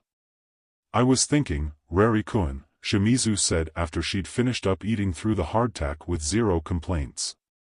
Though I'd been called kun before, it was nice hearing it from her, and while I guess my alignment had been chaotic gay the whole time. Maybe it would be better if some demon did end up eating me. The rules of final selection say that you need to survive to pass. It doesn't say anything about needing to survive on your own. I blinked. That was a technicality I hadn't thought of. So you think we should team up? Shimizu nodded. Demon slayers do work on their own a lot, but there are missions where they'll need to work together, too. If we team up, we can more easily take breaks when we need it, plus we can familiarize ourselves with each other's breathing styles, too.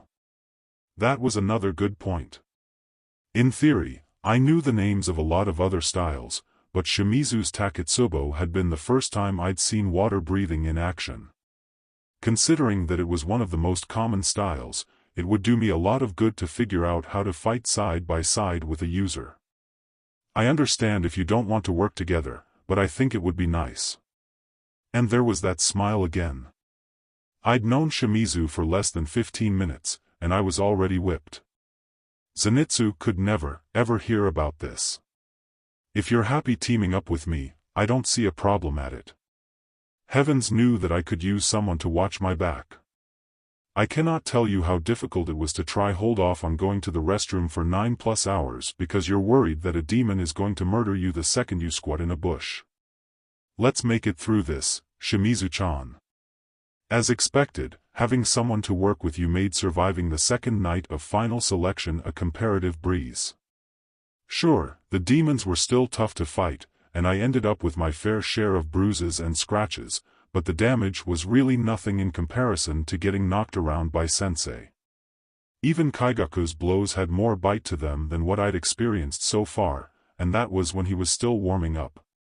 Sunrise came, the demons retreated, and Shimizu surprised me by not only setting up a small fire, but also catching a local bird to cook. A goddess. She's gotta be a goddess. We discussed sleeping in shifts while the meat cooked, and then we fell into a comfortable silence. The more the morning stretched on, birds started chirping. If I hadn't been fighting demons the whole night, it would have been easy to think this was a normal forest. "Rari-kun," Shimizu said, and I snapped to attention. It was a good thing she was more focused on her cooking than me, so at least she didn't notice me trying not to make a fool of myself. "If you don't mind me asking, can you tell me more about learning thunder breathing? Like, who your cultivator is and such?" Figuring that was the least I could do in return for her doing the work to let me eat my closest thing to an actual meal in the nearing 2 days I'd been in here, I nodded. "My sensei is Kawajima Jigoro," I said, somewhat still in disbelief that I'd been chosen as a student by a man who had once been one of the strongest members of the Demon Slayer Corps. I don't know why he picked me, but I seem to be doing okay so far, so I just need to keep going, I suppose. Shimizu smiled, and her eyes sparkled an unfair aquamarine in the sunlight. "I think you're doing wonderfully, Rari-kun." Ugh, was I blushing? "Thanks, body, I hate it." Is it just you? Or were you training with anyone else?" "Oh, I have 2 kōhai." Funny enough, just being away from home for a while made me miss them a bit, though I knew that passing final selection would just mean getting sent away more. Absence makes the heart grow fonder, right? Shimizu seemed interested enough, so I kept going. I won't lie, they're kind of a pain in the butt. One of them is always begging me to spar, and the other one took ages to be able to practice without bawling his eyes out every 5 seconds. But even though they're a handful, they're still my kōhai, and basically the only family I have now, so I can't bring myself to hate them. If you have kōhai, you should take care of them. I blinked, and Shimizu seemed to recognize how forceful she'd been a second later. "Ah, sorry. I think having someone to look up to is important. I'm sure those kōhai of yours think well of you. You don't need me telling you this, but I hope you can continue to look after them, Rari-kun. That's all." Seeing her get all flustered just added a level of cuteness onto her already unfair pretty status, but it would be mean to drag it out just for my own satisfaction. "Don't worry. No matter how much of a handful they are, I plan to keep watching out for them. Well, assuming that I live through final selection anyways." The casual remark made Shimizu's expression become a bit more strained, and I scrambled to shift gears. "What about you? Do you have any kōhai or anything?" Shimizu shook her head. "To tell the truth, I'm one of the few students my cultivator has left. I saw her hands catch onto her pant legs, and she stared down the cooking bird without really looking at it. He's had lots of students, but most of them die when they come to final selection. I grimaced. That couldn't be an enjoyable experience. It's not Urokodaki Sensei's fault, though. There's a demon here that's lived for a long time. Since Urokodaki Sensei is the one who trapped it, it likes to hunt down his students and kill them. My eyebrows raised towards my hairline. But all the demons that are here are supposed to be weak.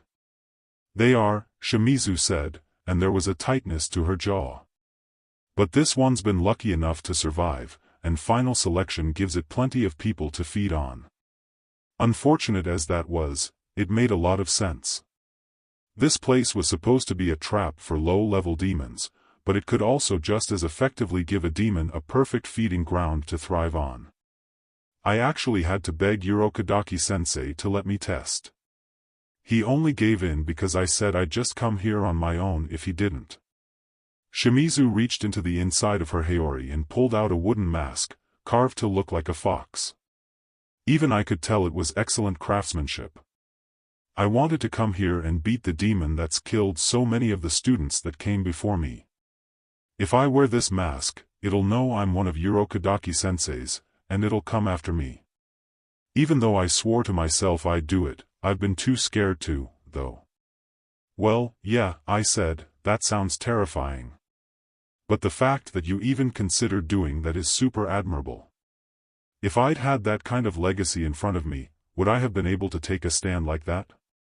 Just like a lot of other things in my life, I had zero FNG clue, but there was no doubt that Shimizu was incredible for wanting to make a change. Shimizu blinked at me. You're kind, Rari-kun. I won't turn down a compliment from you, but are you sure about that? I mean, I guess I hadn't done anything to make her think otherwise, but I was pretty sure that everyone back home could have come up with a bunch of other suitable adjectives before they would land on that one. Shimizu's hands traced over the faint wave patterns painted onto the mask in her lap. I guess I should apologize. I asked you to team up with me, knowing that I was walking into something dangerous. You don't need to stick with me if you don't. And leave you to fight something like that by yourself? We were talking about a demon that had eaten several students of one cultivator, along with presumably plenty of other final selection contenders over time. It had to be way stronger than any other demon in this wisteria-surrounded, metaphorical sandbox, and super out of the league of most people without a proper Nichiren blade. If it weren't for the fact that part of the test parameters was attempting to leave the mountain or calling for help is impossible, yes, questionable, but I didn't make the FNG rules around here, I would have said leave it to someone much more qualified.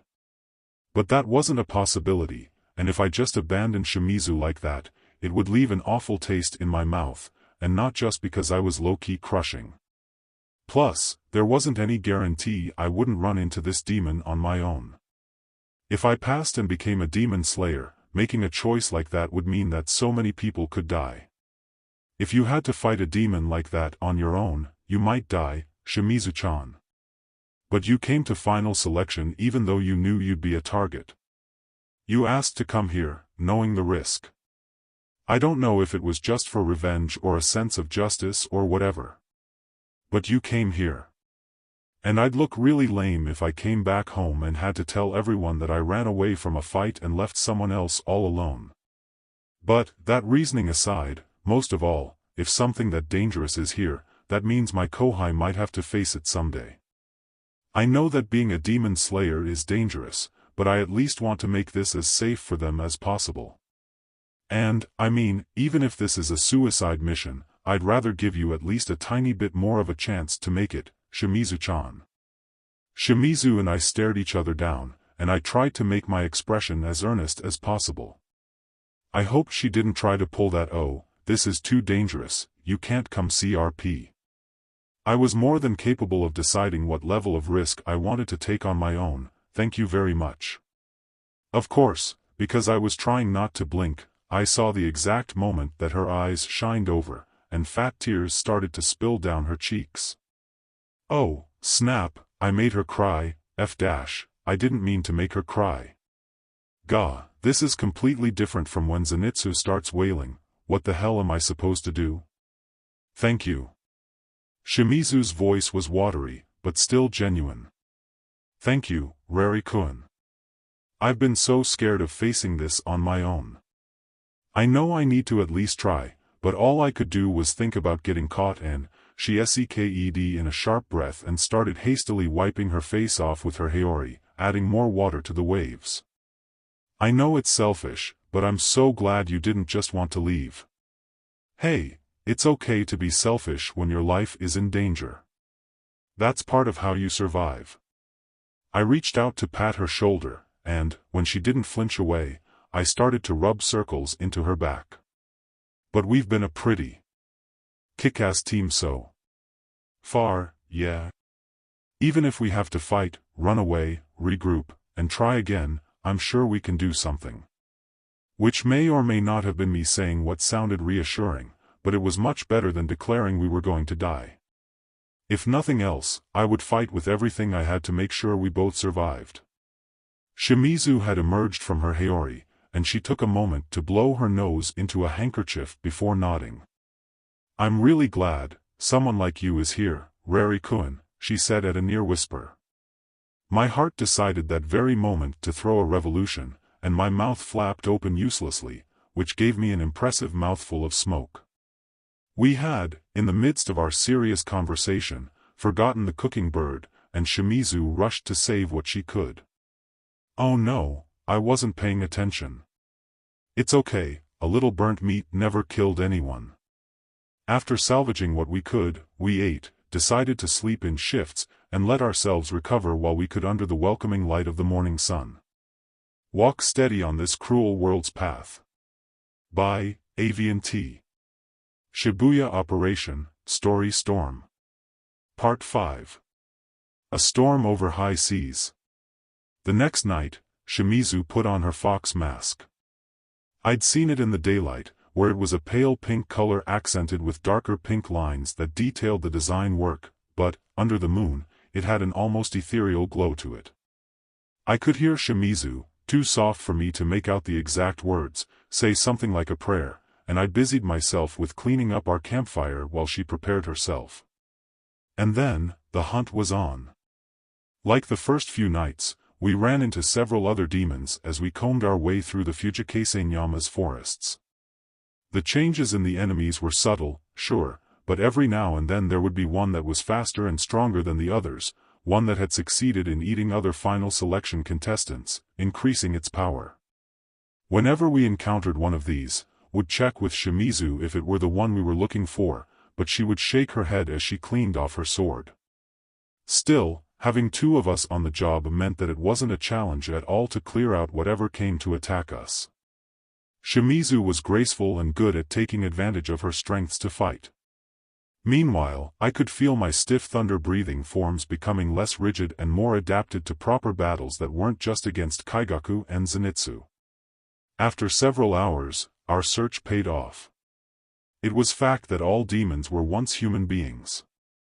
The original demon, Kibutsuji Musen, served as a progenitor by adding his own BLD to the bloodstream of humans.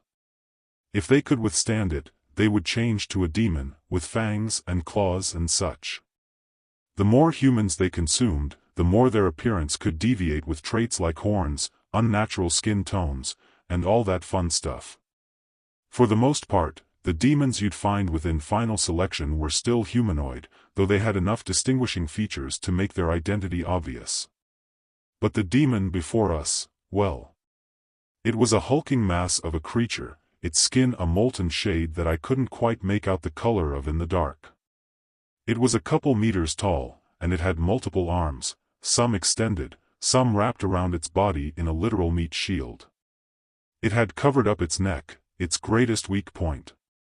Yeah, even if Shimizu hadn't told me this thing had eaten dozens of people, I would have believed it just by looking at it. As intimidating as its appearance was, though, the aura it gave off was way worse. I'm sure you've heard about this sort of thing before. Shonen series like to talk about it all the time, someone's killing intent. But they never really talk about what that feels like, so I'd never been able to imagine it before, but in that moment, I understood. That feeling is an instinctual one. It's your fight or flight response going haywire in your brain. Any non-essential feeling cuts out, while your other senses heighten, searching for options. But what cinches the feeling is that you know that your only option is to run if you want to survive, and even that isn't a guarantee, so you freeze for a moment, unable to process what to do next. That's what a well-refined, killing intent feels like. And this demon had plenty of it in spades. Its glowing yellow eyes landed on me for the slightest moment, and I felt my body tremble. I was surprised that my legs didn't give out then and there. But then the demon's gaze moved on, where it landed on Shimizu in her wave-patterned haori and the fox mask she'd mustered up the courage to wear, though she knew what it would mean for her. Another of Urokadaki's brats, the demon said, its voice almost purring with excitement, I'll kill you just like the Mizu no Kokyu, Ni no Kata, Mizu Guruma. Shimizu moved before the demon could even finish speaking. She launched herself into the air before twisting forward in a somersault. The waves that followed her blade created a wheel, true to the technique's name, and she sliced a deep gash through one of the arms wrapped around the demon's neck. Unlike other demons I'd fought so far, it didn't so much as wince at the pain, and its wound began sealing back up right away, as if Shimizu's strike hadn't happened. You little Kaminari no Kokyu, Ichi no Kata, Hekareki Isen. The demon had been aiming to strike at Shimizu with several of its many long arms. My Hekareki Isen was fast enough to intervene, though I cut off just one of the limbs and slashed two more in the straightforward blow. Shimizu had managed to use her technique to dodge out of the way of what I couldn't stop, but the demon wasn't just about to sit still and let us assess the situation, and I scrambled to dodge out of the way of the fists that came after me. I don't need to hear your stupid speech. Shimizu shouted, readying her blade again. I know what you've done, and I'm here to make sure you can't do it again. Sure no kata, Uchishio. With that declaration, Shimizu unleashed several blows. Since I'd said that I'd back her up, I joined the fray as well, attempting to distract as many of the demon's arms as possible so she'd have a clearer shot at fighting the thing. Despite the force I put behind my blows, though, I could only cut so deep into the demon's hide without a breath technique to back it up, and the monster's arms grew back at an unfair pace. Yeah, this was no doubt an opponent that you'd face with at least proper Nichiren blade instead of our impure substitutes. But we're already FNG here, so I did the only thing I could do. I breathed. Sure no kata. Wait your turn. One of the demon's arms caught me right in the stomach, and I crashed into a tree, the wind knocking straight out of me. My ears rang, though I thought I could hear Shimizu shout a panicked, "Rarikun," like the sound was traveling underwater. That moment of distraction was more than enough for the demon to grab her by the head, and Shimizu flailed her legs as the demon lifted her off the ground. I'll eat you later, the demon said, turning away from me to stare at its fresh catch. Given the strength its blow had had when it hit me, it wouldn't be strong for it to crush Shimizu's head like a grape.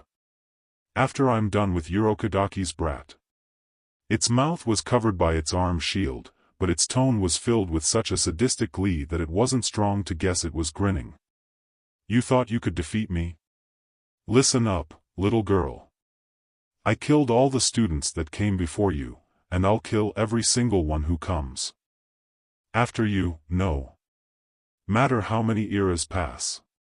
Shimizu yelped, and I tried to blink the BLD out of my eyes. Where was I even bleeding from, though it might have been better not to see what was going to happen next. Except in that moment I had a thought.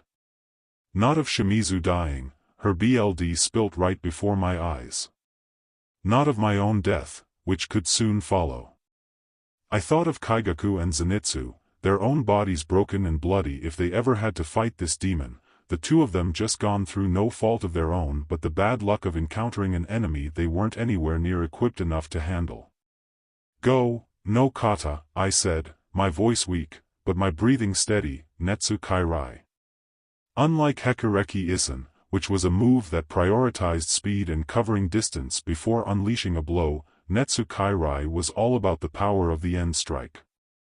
Sure, I charged first, but the resulting thunder was enough to set off an echoing boom as I sliced through the arm holding Shimizu captive.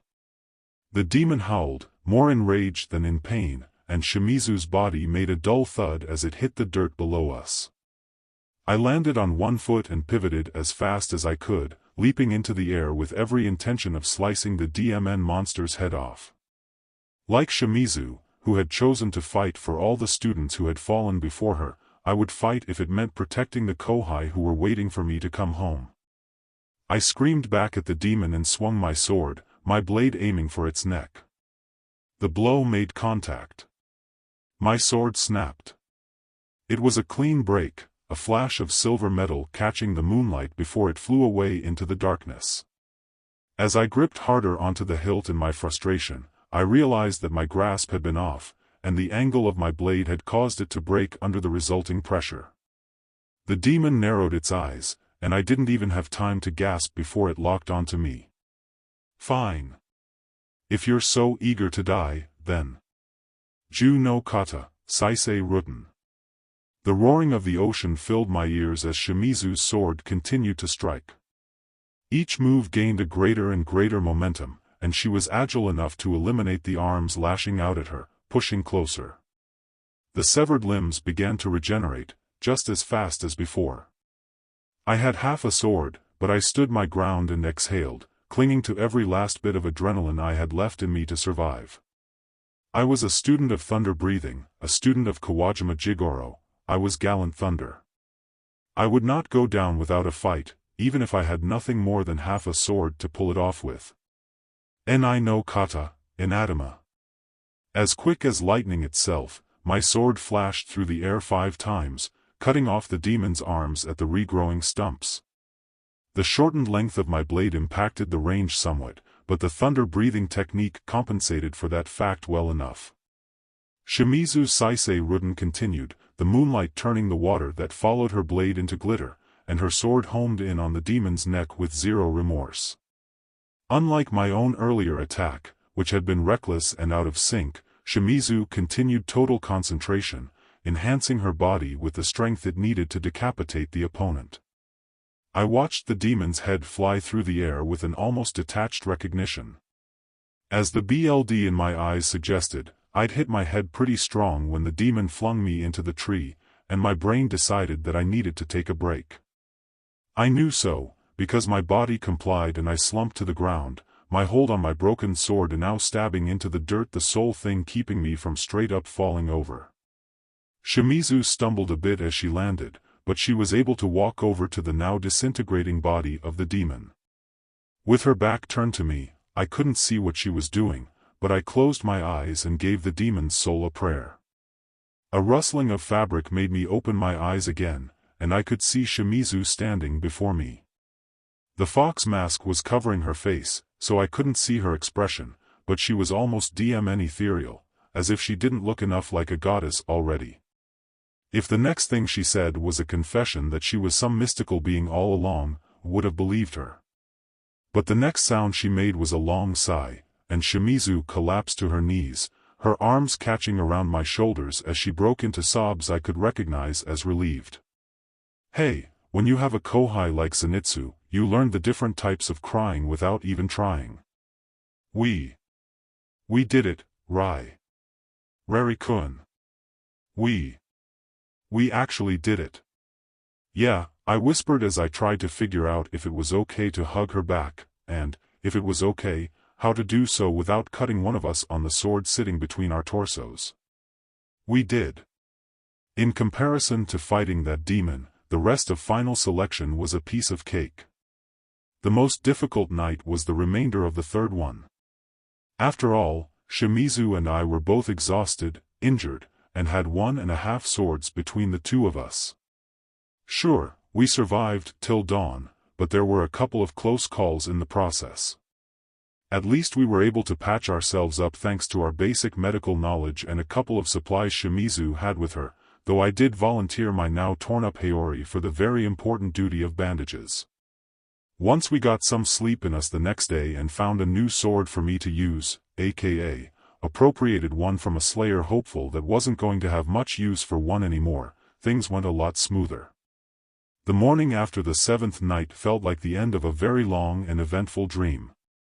Shimizu and I had managed to work our way back to about where we'd entered Fujikase Nyama, and so had a few others I was too tired to recognize. We gathered at the same area where we'd been given our instructions, waiting for a bit longer while some members of the Kikushi, the Demon Slayer Corps support unit, gathered up anyone who had lived but hadn't been able to find their way back in time. Just a fraction of us were left, and the unbidden memories of the bodies I'd come across in the past week rose to the surface. I spat, as if that would erase the tang of BLD and acid from my mouth. Of the 6 assembled people that had survived, we were all dirty and battered. Even if you were good at fighting against demons, roughing it for a week with limited supplies wasn't going to be kind to anyone's appearance. The same kids that had inducted us into final selection were presiding over the congratulations ceremony, and Shimizu whispered to me that they were children of the Corps' leader. Their speech was simple and outlined the next steps for us who had all just succeeded in surviving, making us Mizunoto, the entry-level rank for demon slayers. Once we were finished here, they'd take our measurements for our uniforms, and we'd need to select the Nichiren or for our swords. We also all received our Kasugai crows, and the birds would be responsible for informing us of and guiding us to our missions once we started the work as demon slayers proper. I, being a smartass, decided to name mine Tadashi, because not even 2 years away from the future could stop me from being an otaku at heart. Shimizu named hers Tanaka, and I had to hold back a snicker at the coincidence. The birds caught a bit and took up perches on our shoulders, where I ran my fingers along Tadashi's slick feathers while waiting for my turn at picking out my Nichiren ore. Though Shimizu had dark circles forming under her eyes, she still looked giddy at the prospect of selecting the core for her sword, and her giggles only cemented that assessment. "Sorry," she said when she noticed me glancing at her. "I've just been excited about getting my Nichiren sword for a long time. I wanna see what color it is and everything." 2 weeks isn't that long, but aside from their capability to kill demons, Nichiren swords also had the unique property of changing color depending on the wielder. Sensei's katana, for example, was a blazing yellow with a wonderful metallic sheen that made it look like he was wielding the thunder itself. More often than not, sword color could be an indicator of your most suitable breathing style, though there were exceptions in every system. "Just think of it as time to recover," I said, not feeling too impatient to start the trek back home. That would take up a good chunk of the time already. Though it wasn't like I didn't understand Shimizu's excitement, the 2-week wait was kind of like when you ordered something online and you had to wait for it to show up in the mail. "Once we get our swords, we'll have to go on a mission. I won't mind resting up first." I suppose you're right. It'll give me time to catch up with Tanjiro-kun, anyways." I raised an eyebrow at the unfamiliar name. "Oh. I wouldn't call him my kōhai exactly, since we trained at different times, but he's another of Urokodaki Sensei's students. He's in the middle of trying to practice total concentration right now, so I'm curious about how he's progressed, even if it's only been a few weeks." I smiled, thinking of my own kōhai. Kaigaku would want to spar to show off some new sword technique when I got back. Zenitsu would be as unsure as always, but I was certain he'd be progressing in his own way. I just had to finish up here, get some rest, and then start the walk back home. "Yeah, I guess it is home, huh?" The sound of one of the leader's children calling for the next person to come claim their ore broke me out of my thoughts, and I gestured for Shimizu to go ahead of me. "You sure?" she asked. "You're looking forward to this. Go ahead and have a blast." I thought that I just might have heard her start to squeal, but she swallowed the sound. It didn't take her too long to pick out her ore, so it was my turn next. Though everyone else had gone ahead of me, I still had plenty of pieces to choose from, but not, I noticed, anywhere near enough to equip the number of people we had started with. The fact that they were planning for a loss was practical, but also kind of frustrating to consider. So I pushed the thought aside and focused on the lumps of ore before me. If I hadn't known what they were, they would have looked like nothing more than lumps of regular old metal to me. I'd learned a lot during the past 2 years about many different things, but metalworking wasn't one of them. But the chunk of ore I chose was going to become the sword that would be my partner, so letting it just be arbitrary was a strange prospect. The wizard doesn't choose the wand, but the wand chooses the wizard, Mr. Potter, I thought to myself, closing my eyes and reaching out. The rough surface of an ore pressed against my palm, and I could feel a faint warmth, though it had to be just the heat it had absorbed from the morning sun. I picked it up, palmed it a few times, and nodded. Or something like that. Is that your selection? The white-haired child asked, and I passed it over. They accepted it, tying a string around the center and marking a few characters on a paper tag attached before passing it to their sibling. Mayor joined the rest in a smaller bag, which would be passed on to the Corps' swordsmiths for forging. Very well. You all have finished this stage. You should. Not to interrupt, I said, totally interrupting. The child paused, them and their sibling both turning their even gazes onto me. I know that you two probably aren't in charge of maintaining the final selection testing grounds or anything, but I figured you should know. There was a demon in there that was way stronger than it should have been for testing new demon slayers. If you could maybe suggest that someone goes and checks what level of demons are running around in there so candidates don't needlessly die, that'd be great. A beat of silence passed. My little speech had drawn a couple of the other fresh Mizunoto's gazes to me, and I could see Shimizu fretting. Rari-kun. It seems my mouthing off habit was moving up in the world, if I was saying things like that to the Corps leader's kids. What was next? Get into a shouting match with a Hashira? Criticize the leader to their face? The possibilities were just endless. We will be sure to pass on your message, the black-haired child said, their smile never once wavering. Did you have anything else you wanted to add? Satisfied enough with the outcome, I shook my head. Then we shall escort you all to a place to rest and get measured for your uniforms. And then, in tandem with their sibling, well done, new demon slayers. Everything was in place for me to start being a demon slayer, I just had to wait for my sword to show up. Shimizu and I parted ways after we'd both rested up, and she promised to write to me later on. I may or may not have been far too excited at the prospect. Without cell phones or the internet, a promise to exchange letters was the closest thing I could have to getting her number.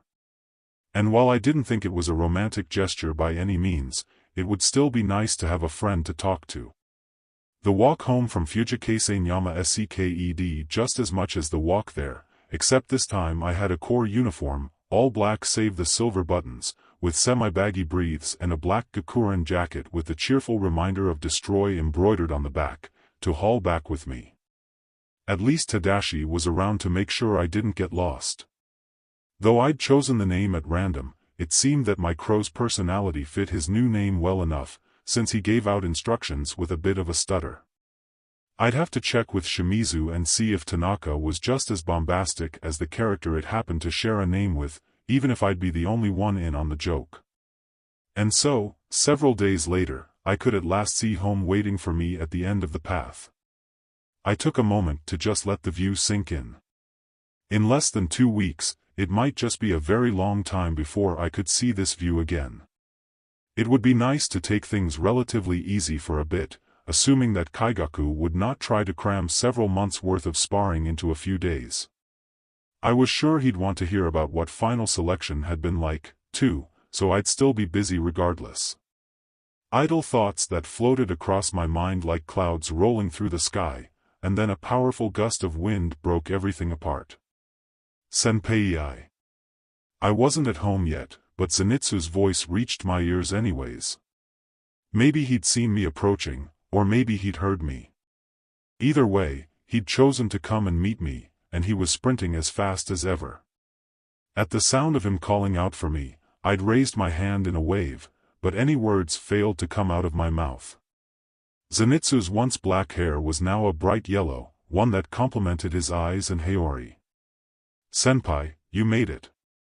In response to his watery cheer, I just nodded. "I'm so glad that you're safe, he said, when he realized I was staring. He pinched a piece of his somehow now blonde hair, the tone fading into a darker orange at the tips. Yeah, it changed color. I climbed up in this tree, and Sensei was lecturing me, and then I got struck by lightning of all things. Lightning, can you believe it? How many other unlucky things gotta happen to me, senpai, it's not fair. I was stunned, but not by his explanation. Got hit by lightning and only walked out of it with a dye job? Sure. This was Fantasy Taishō Era Japan. Once I'd started learning magic swordplay and fought some demons, I'd thrown my logic out the DMN window. I could handle hair color changing for no reason whatsoever. That wasn't the problem. The problem was, I recognized him. And not I recognized that he was still Zenitsu, one of my kōhai. I recognized him from before I'd ever met him, before I'd ever come to this time PRD. "Kimetsu no FNG Yaiba," I hissed. For the first time in a little over 2 years, I understood where I was. Walk steady on this cruel world's path. By Aviantei. Part 6. The Color of Thunder. Now, far be it for me to assume, but I feel like I can take a pretty accurate guess at what you're thinking. Namely, Rari, how the hell did you not realize you were in the Kimetsu no Yaiba / Demon Slayer universe? And, that's a fair question. I mean, come on, the Demon Slayer Corps. It's in the name. Well, I had an explanation for that. I didn't hear Japanese as if it were translated to English. I was fluent after my little time travel shenanigans. The Corps were the Kisatsutai, while the Japanese name of the manga/anime series translated closer to the Blade of Demon Destruction, if you wanted to get literal. The comparison hadn't even crossed my mind. Of course, I know there were other clues. The total concentration breathing system? Taishō Era Japan? The fact that I was living with a canon character who just happened to have a different hair color when I met him? Any of those things should have tipped me off, right? Those are all excellent points, too, but I assure you there's a reasonable explanation for it all, though I don't know if it'll make you any happier. I have never watched nor read Kimetsu no Yaiba. I know. It's worth the time, I'm sure. I'd seen some clips of the animation, and, yeah, I get what everyone's going on about, I swear. And, in my defense, it was on my to-be-watched/read list. You know how it is, there's just so many series out there, and only so much time. If I hadn't been stuck in Taishō Japan for the past 2 years, maybe I would have gotten to it. So, yeah, I knew Jack CRP, other than some of the main character designs and like. 2 names. Nezuko, because everyone loves Nezuko. And Inosuke, because the whole Ino and boar head thing that made it easy to remember. Zenitsu had not been one of those names, for the record. But once I saw him, saw the combination of his hair with his Haori, it became obvious. Not like I could do anything with this newfound knowledge anyways. I didn't know the canon. I couldn't change anything on purpose. So all I had done was recognize I was stranded in a shonen and my life was going to continue as normal. Sheet, am I a background character? What if I got dumped into the role of someone who dies? I could have gone my whole life without knowing this, Just like when I'd gotten dumped here, there wasn't much else I could do but roll with it. I have an important announcement to make. While Sensei hadn't ordered me a feast, sitting down to a proper meal at home felt so much like bliss that I hadn't bothered to complain about it. Dinner time was almost through, and I'd been pestered by Kyaku to explain how final selection had gone.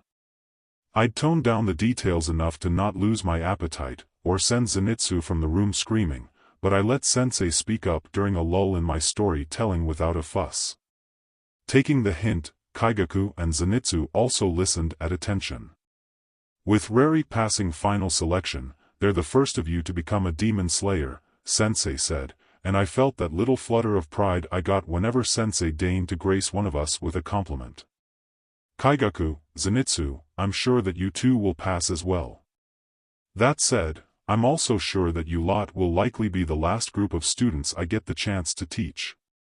Zenitsu had teared up within seconds. Ji-chan, don't say something like that. Sensei raised a hand, and Zenitsu cut off his protest. I'm getting old, Zenitsu. The three of you are exhausting enough as it is. Even if I live long enough to train someone else, I don't think I could keep up with it. I held back a snort. If I were Sensei, I would have tossed my butt out from the start for being such a pain. That said, I will finish training you both, Zenitsu and Kyaku, so you don't need to worry about that. Kyaku harumphed, though it wasn't with as much force as usual. You better. I'm not done showing you what I'm capable of just yet. But if you're gonna finish training us, Zenitsu said, a worried crease forming in his forehead, why bring it up? Sensei paused, as if he'd known the question was coming but wasn't looking forward to it. Kyaku, realizing that Zenitsu had a point, leaned forward a bit in his seat, a deeper frown than usual slipping onto his lips. My mind flashed through the possibilities, and then landed on one. This is about a successor, isn't it?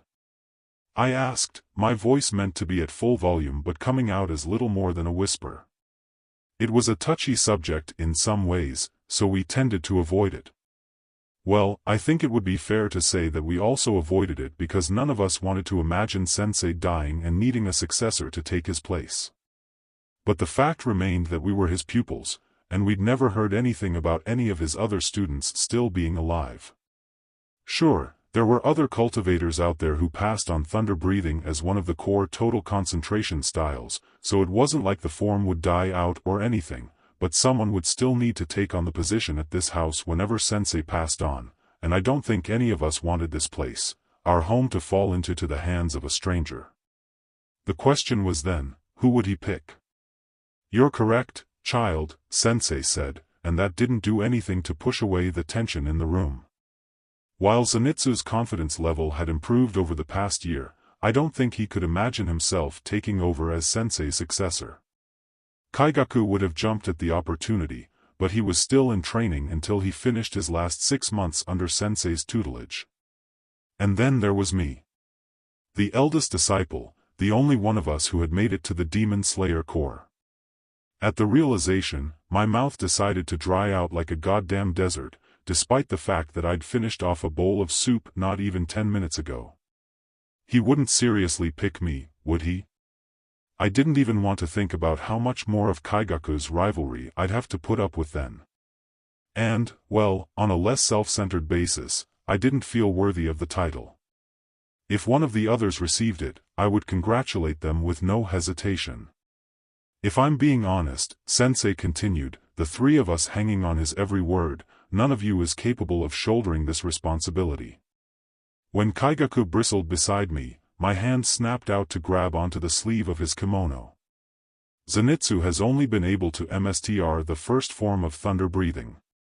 In contrast, Kyaku can perform the other 5, but has no grasp on the first. As expected of two people who just had their weak point said out loud, neither Zenitsu nor Kyaku looked pleased.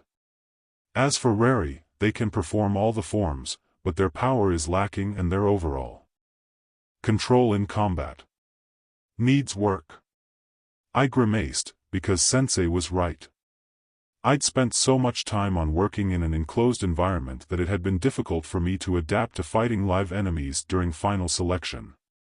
Though Kyaku had yet to beat me in sparring, he was much better than I was at offsetting his form just the slightest amount to throw me off guard, not to mention he could overpower me in a contest of raw strength any day. I had learned to work well enough around my weaknesses, but was I at the level of mastery needed to take Sensei's place? No way in hell. However, Sensei said, the word carrying so much weight that I swallowed loud enough to be audible. The three of you complement each other's weaknesses well. Between the two of them, Zenitsu and Kaigaku have a mastery of all the thunder-breathing forms that's more than enough to teach by example. And Reri has the temperament suitable to teach others. Sensei opened his eyes, his gaze carrying over the three of us without any tells to indicate whom he had chosen. And it's for those reasons that I will entrust the three of you to carry on for me when the time comes. It may have only been seconds, but it felt like each of us took several hours to process that statement. Or, well, at least I did, as if Sensei had dropped a rock into a lake from one end and I was waiting on the other end for the ripples to reach my shore, for the water to slip over the sand and onto my toes. Oh. It was an unconventional approach, sure. But it wasn't like it was out of the question. Sensei had been a Hashira once. He could do whatever he well wanted so long as it benefited the Demon Slayer Corps. And he did have a point, that none of us were worthy of the position on our own just yet, but together, maybe we could be? The idea of the three of us working together to pass on our sword style. I liked that image a lot. A smile tugged on my lips, and I glanced to Zenitsu, hoping to give him some reassurance, because the uncertainty was written all over his face. And then Kaigaku stood up, his kimono sleeve ripping out of my hand and the empty dishes atop his meal tray clattering as they spilt onto their sides. You've gotta be kidding. Kaigaku tended to get frustrated and bark out all his problems, but that was the first time I'd heard him sound enraged, rather than just irritated. I could accept it if you said that Reri-senpai would be the one to take over. They're strong enough to handle that responsibility. But if you think that scum, he glared at Sensei, his arm swng out to point at Zenitsu, who ducked his head in shame, is worth such a title, I won't accept it. Kaigaku. I said, raising my voice. He looked to me, still seething. You know better than that. Zenitsu is a student, just like you are. If Sensei says. Of course, you defend him. My jaw clicked shut in shock. Kaigaku was a pain in the butt, there was no doubt about that, and we'd bickered a lot in the early days.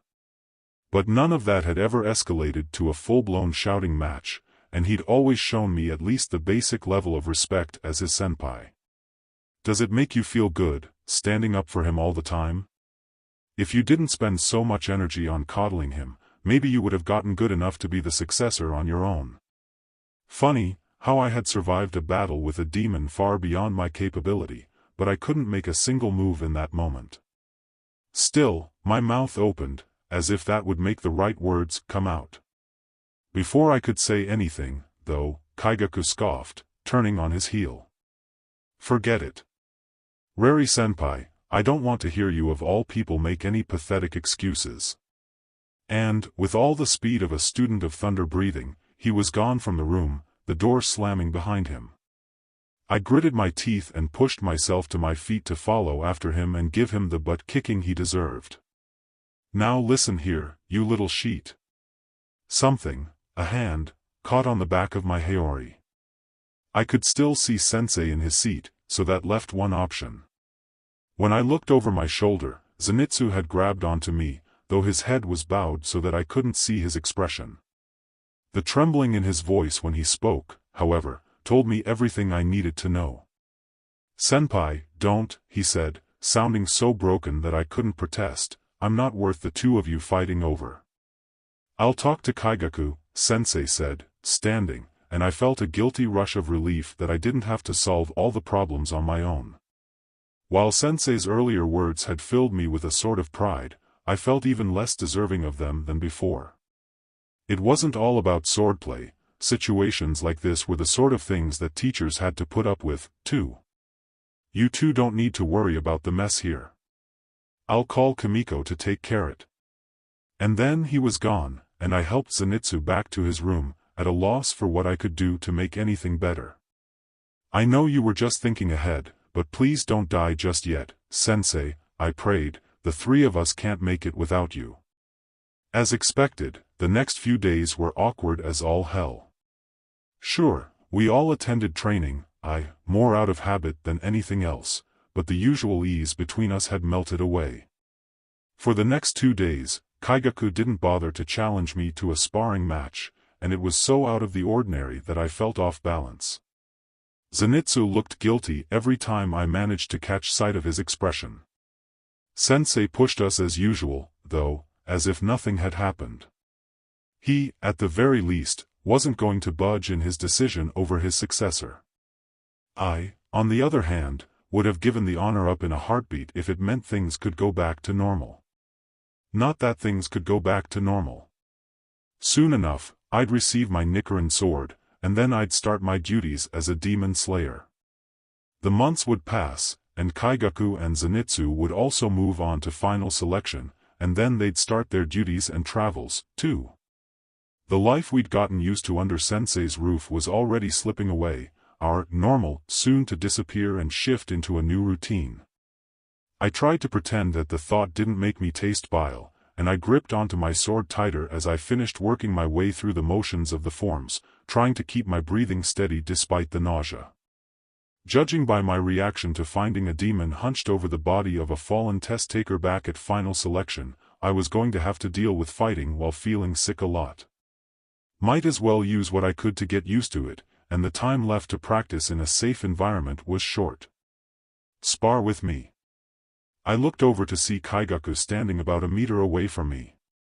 We hadn't spoken since our argument, because he didn't stay within my vicinity for long unless he had to. Mealtimes and training had thus become very awkward, but there he was. His nose was scrunched up, like he'd smelled something gross, though maybe taking the high road and reaching out to me to fight was a similar experience for him. Sure, I said, and adjusted my position. Gone were the days where we needed to use Bakudo.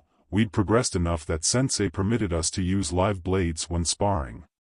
Kyaku's own sword flashed in the sunlight as he got ready. On the sidelines, Zenitsu fretted, at least until Sensei knocked him in the side with his cane and got him back on task. I could see it in Kyaku's eyes, the way he was desperate to prove himself, the way he desired strength with everything he had. He wanted to be recognized. For that, which was why getting put on the same level as Zenitsu, who was his lesser in terms of skill, had irritated him so much. And while he'd been upset, I wouldn't be surprised if he'd pushed that down for the sake of using me as a stepping stone, as an opportunity to grow before I wouldn't be around anymore. And so, as a senpai, I returned his opening blow to fight him with everything I had. Among all the drama at home, I'd almost forgotten a very important fact. I was going to get a magic sword of my own, which was lit AF. And so, a little over 2 weeks since the end of final selection, I had my first encounter with one of the Demon Slayer Corps' swordsmiths. It took me several moments to control myself so I wouldn't burst out laughing at the sight in front of me, a person sitting on the tatami mats wearing a kimono with a swirling, smoke-like pattern and a red Hayatoko mask. The mask's extended mouth and winking face dropped out any of the majesty of the situation, but hiding their identities was essential for the Corps' swordsmiths. After all, the demons could eliminate the smiths who knew how the proper way to make Nichiren swords to reduce our ability to fight them. Still, I wonder why they picked the Hayatoko design. I thought, before I realized that didn't matter in the goddamn slightest. My swordsmith could wear whatever they wanted so long as I got a magic sword in the end. I am Hanai, the swordsmith said in introduction, their voice a rich bass. As a valued guest, we'd invited them in for some tea. Sensei and I were in attendance, and Zenitsu had come, too, following after us. I'd almost expected Kyaku not to show, but the curiosity of seeing a Nichiren blade in person seemed to have won out over his displeasure over the succession. Hanai reached over their shoulder, and they pulled the sword, beautifully lacquered sheath and all, from a cloth-carrying bag. The main color was a purplish gray, with golden ornamentations and a white tsuba, small triangles forming in the gaps of the gray wrappings over the hilt. The pattern and design, I couldn't help but notice, were the same as Sensei's blade from his time as a hashira, which I'd on occasion handled in practice.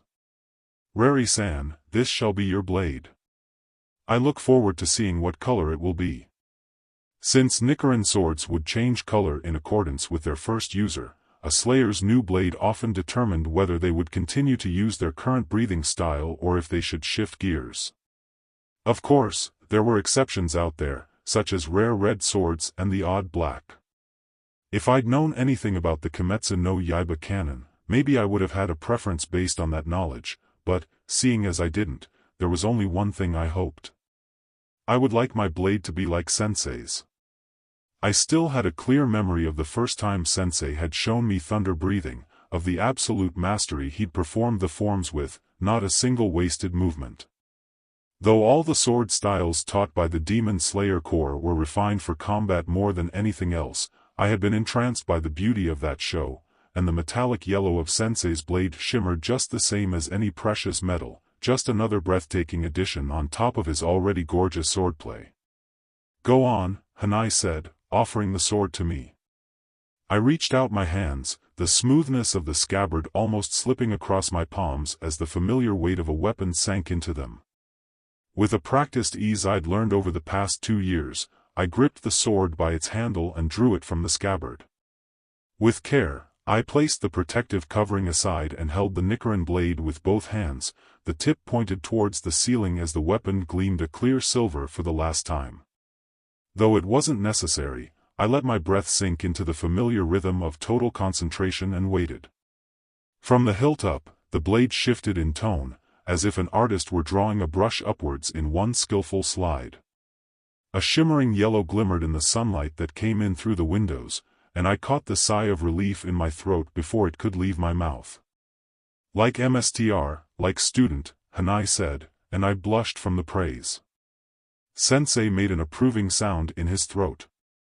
I continued to stare at the sword, trying to impart in it some sort of well wishes for the future. Though it was impossible to tell through the Hayatoko mask, it felt as if Hanai were surveying the room, surveying us. "Well, if you ever need maintenance, let your Kasugai Crow know. Nichiren blades can go through a lot, but they're not invincible." "Thank you," I said, for once too humble to snap back with anything smart. At this rate, I was going to lose my edge. If your sword isn't in good shape, that puts you in danger. As far as I'm concerned, keeping you demon slayers alive is my duty as a swordsmith. Admiring Hanai's resolve, I dipped my head in a bow of thanks before moving to return my new sword to its scabbard. Hanai turned, the extended mouth on their mask pointing a direct arrow at Kyaku and Zenitsu. "I expect I'll be forging blades for the both of you soon enough. Don't be too strong on them all now, Kawajimadano." Sensei waved a dismissive hand through the air. "I'll be as strong on them as they need to be to succeed. Now, are you heading out or are you staying around long enough to mooch a meal off of me?" "Well, if you're offering, Kawajimadano," Hanai said, and I didn't need to see their expression to guess that they were wearing a victorious smile, then however could I refuse?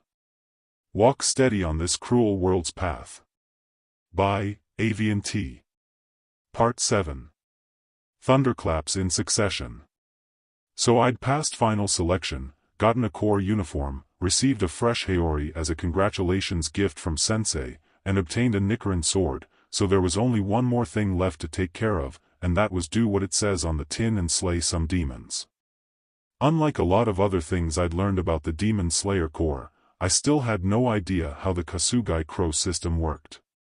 Sure, some bits were obvious. The crows checked in with headquarters and came back to their assigned demon slayers to tell them where to go, guiding them in the right direction. Hell, the birds could even talk, which wasn't impossible. But there had to be some weird magic going on for information to convey as clearly as it did. I guess it wouldn't do any good to let the knowledge of just how the Kasugai crows worked fall into enemy hands, but I couldn't help but be curious. And did I have time to indulge in my curiosity? Thanks to total concentration, traveling on foot everywhere wasn't all that inefficient. Still, it took time for me to go from destination to destination even at my top speed, so my mind tended to wander, and I thought about a lot of stuff like that to pass the time. The landscapes were gorgeous, too, which was nice to appreciate as I traveled. It was kind of sad how, in comparison to the 21st century, there was just so much more open land. Yeah, being able to hop in a car and drive to my next destination would have been nice, but passing through open fields and breathing in fresh air was worth the trade-off. I got to see the plant life, got to see fields full of nothing but grass. It almost made walking worth it, I tried to tell my aching legs. Well, it wasn't like it'd kill me. Not after all the training that Sensei put me through. From my first mission on, life fell into a new routine. I would travel to where I needed to, find the demon, and fight it. Tadashi's presence meant that I wouldn't get lost, and he was also capable of carrying letters when I needed him to, so I wrote back home between my missions. Overall, the fights were as expected. Unlike Final Selection, where there were lots of enemies concentrated in one place, demons tended to avoid each other, so I just had to deal with one at a time. That wasn't to say it was easy. While Final Selection was, supposed to only pit contenders against low-level demons, there were no guarantees when you were on an official Demon Slayer mission. I'd been fortunate enough that none of my opponents were too tough, but some of them had developed their BLD demon arts, special powers that made them kind of a beach to fight against. In the first few assignments I had, I managed to get out of it with nothing more than cuts and scrapes. They hurt and took some time to heal, but they weren't anything that would hinder me in battle. If you could strike your opponent first, then you didn't need to worry about BLD demon arts being too much a hassle. That approach wouldn't solve every fight, but it would do for the ones that I could get that upper hand in, thanks to how speed-based thunder breathing was. That was my life as a demon slayer. Alright, I said, stepping outside into the morning light after resting at a local inn. I'd managed to complete my third mission the night before with minimal issues, aside from an annoying claw mark that ran down my side. It stung, sure, but it had been bandaged up, so I could get back on the road. Sure enough, Tadashi fluttered down from the roof of a nearby building, and I extended my arm for him to land on. Where to today? Rari, go southeast. Southeast. Southeast, huh?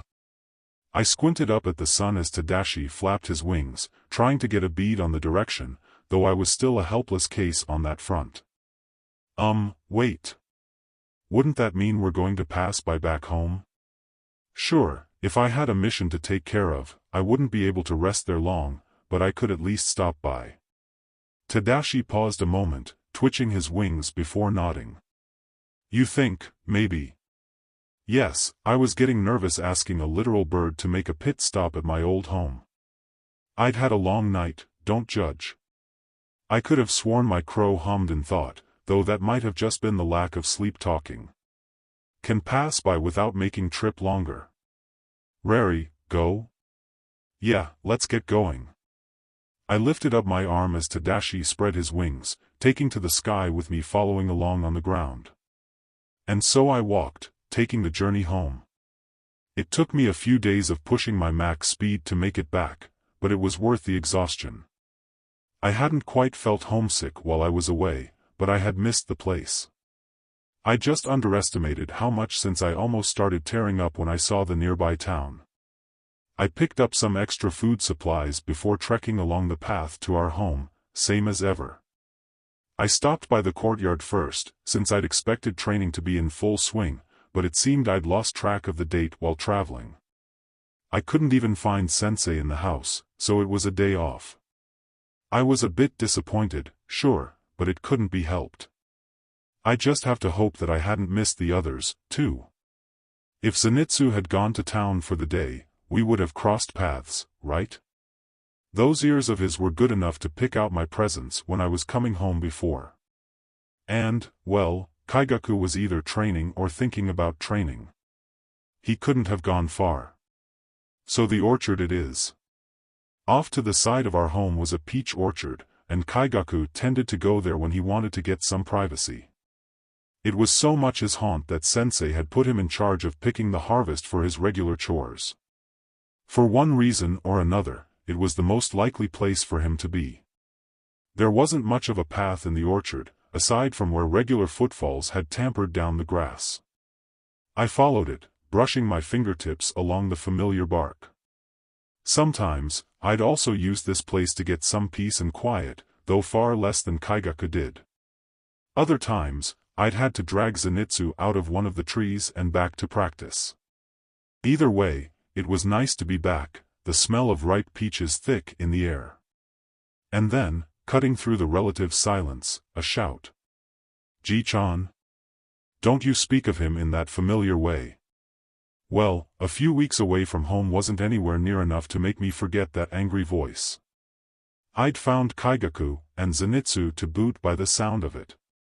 "Sensei is a former Hashira," Kaigaku was saying as I picked up my pace through the trees, "someone who earned the highest title in the Demon Slayer Corps." And I arrived just in time to see Kaigaku toss the peach in his hand at Zenitsu, where it splattered against our shared kōhai's forehead. Almost no one ever gets the chance to be trained by a former Hashira. And you're doing a fine job at showing that you're worth that honor. I didn't even need to raise my voice to catch the boys' attention.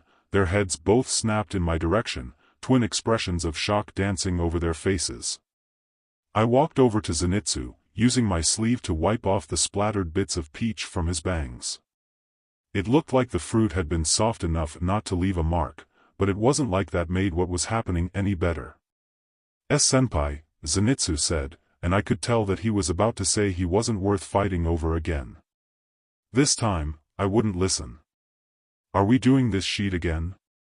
Kaigaku asked from his perch atop the large rock in the clearing, and I spun around to face him. I was glaring with everything I had, but he didn't back down, and Zenitsu whimpered as he caught onto the back of my haori. "Let me guess, you want to tell me that the time Sensei spends on training him isn't for nothing? Do you even believe that?" "Since Sensei is a former Hashira, I'd say he's more than capable enough to decide whether Zenitsu's worth training or not," I said, my earlier excitement at coming home washing away into anger. "Maybe, if you didn't spend so much energy on talking Zenitsu down, you'd be able to figure out the Hekureki Isen and get that successor title you want so badly." I could all but see the vein pop in Kaigaku's forehead, but I pressed on. "Sorry, did you think I was putting on a goody two-shoes act in front of Sensei the last time? Because Sensei's not here, but I still have no problems telling you off for being a total D-. Kaigaku clicked his tongue, hauling himself to his feet. I checked his stance, not discounting the possibility that he might try to escalate things to a physical fight, which would have been stupid since my pure Nichiren blade could have cut through his impure practice sword without much effort, but also not beyond him. "You say that, but it's not like what you're doing is any better. You and Sensei keep letting him get away with crying whenever something scares him. He's not going to do any better if he somehow manages to survive through final selection." He looked away from me, instead locking eyes with Zenitsu, and I put up a protective arm. "Stop Aviantei coddling him, Rari-senpai. Why are you here, Zenitsu? Why do you insist on clinging here?" Zenitsu's grip tightened on my haori as he whimpered. He tried, but his voice petered out to nothing more than a whimper. "See?" Kaigaku waved his hand, like he was proving a point. "You haven't even been gone for a few weeks, Rari-senpai, and he falls apart. Gee, maybe that's because you insist on bullying him." I shot back, throwing my arms up in exasperation. "What? You think a demon's going to take pity on him just because he's scared?" Kaigaku said, the anger making his voice snap against every strong syllable. "Tell me, Demon Slayer-sama. How many demons have you fought? How many of them checked how you were feeling before they decided to attack you?" I clenched my teeth strong enough that it sent a pang of pain through my jaw, but an honest answer would just prove Kaigaku's point. "Exactly. Demons only care if you're afraid enough to make yourself easy prey, and nothing else. So don't go acting like it'll do any good if I just sit around and play nice, pretending like he's not a goddamn eyesore. Because you may protect him right now, but you won't be able to do a DMN thing once he makes it to final selection and he has to face his own problems for once." I wanted to scream. I wanted to fight and drag this out, to try to explain to someone from an era that was still knee-deep in the norm of toxic masculinity that Zenitsu's supposed weakness didn't make him worthless by any means. But I knew that trying to force my viewpoint down Kaigaku's throat would just make him resent me, and all the more so since he was someone who had built himself up so much on his own strength. So I said, maybe you're right, and the shock that flickered through the turquoise of Kaigaku's eyes made his expression look softer in an instant. I won't always be there to protect Zenitsu, Kaigaku. I've come to terms with that. But, I continued, allowing myself a smile, I know that I won't have to, because both my kōhai are strong enough to take care of themselves wherever they may end up. Both of them will be strong enough without me. It wasn't something I wanted to admit. I liked being there for both of them, liked knowing that we all relied on each other. And, someday, whenever we became Sensei's successors, we would need each other again. But, for now, the best thing for both of them was to let them stand on their own, find their strength and develop it, even if that meant without me. Zenitsu sniffled from behind my shoulder. Kaigaku gave him a disparaging glare, and his expression started to shift when he looked at me, but I couldn't tell what the look was because he stormed out of the clearing a moment later, calling over his shoulder, "You should have better things to do than cling to home, Demon Slayer-sama." This time, I let him walk away without argument. It kinda sucks when your kōhai has a point, though. I exhaled, controlling my breathing into a more meditative state that didn't quite reach total concentration. I was a demon slayer, and I did have a mission. But... sorry, senpai. This is just as important. I turned around, giving Zenitsu a pat on the head. There's no need to apologize, Zenitsu. I only did what I thought was right. Aside from the bits of peach I missed, Zenitsu had some dirt on his face and clothes, and the usual tear streaks were running down his cheeks. I know, but, he hesitated, his voice wavering with so many different emotions that it was difficult to tell just which ones were at play. What if Aniki's right? I keep practicing, but I still can't do anything else other than the first form. What if I am just wasting Ji-chan's time? Don't be silly, I said, giving him a light rap on the head with my fingers. Zenitsu closed his eyes at the reprimand, but just for a moment, and I guided him to sit down underneath one of the trees with me, pieces of sunlight flickering through the leaves. Has Sensei said anything about what to do with not being able to perform anything past the Hekureki-isen? Zenitsu nodded, still clutching to the side of my haori. I let him, nothing wrong with getting comfort from another person. He said, if you can only do a single thing, hone it to perfection. Whoa, whenever I'd had trouble getting the thunder-breathing forms to work out, Sensei used his cane to correct my posture, my breathing, and my lip, all while barking non-stop orders. Well, if Sensei told you to do it, then that means you'll be able to make something out of it, no doubt. Zenitsu still looked uncertain, and I leaned forward so our eyes could meet. Hey, earlier, you looked like you wanted to say something back to Kaigaku. About why you're here? Zenitsu ducked his head out of embarrassment. Shame. I couldn't say. Would it help if I told you why I wanted to learn thunder breathing so bad? Huh? You, senpai? Yeah. Zenitsu took a moment before he nodded. I leaned back, my palms pressing against the grass beneath me as I looked up through the gap that pointed to the sky above. That's an easy one. Because Sensei's swordplay is appealing. Zenitsu's face scrunched up in confusion, and I laughed. I know, beauty isn't what our style is all about. But that first time he showed me how thunder breathing was supposed to look, I was stunned. Even with a peg leg and an elderly body, he'd performed the most incredible movements I'd ever seen, and I'd used those memories to try and inform my own sword style, though I was still falling short on that point.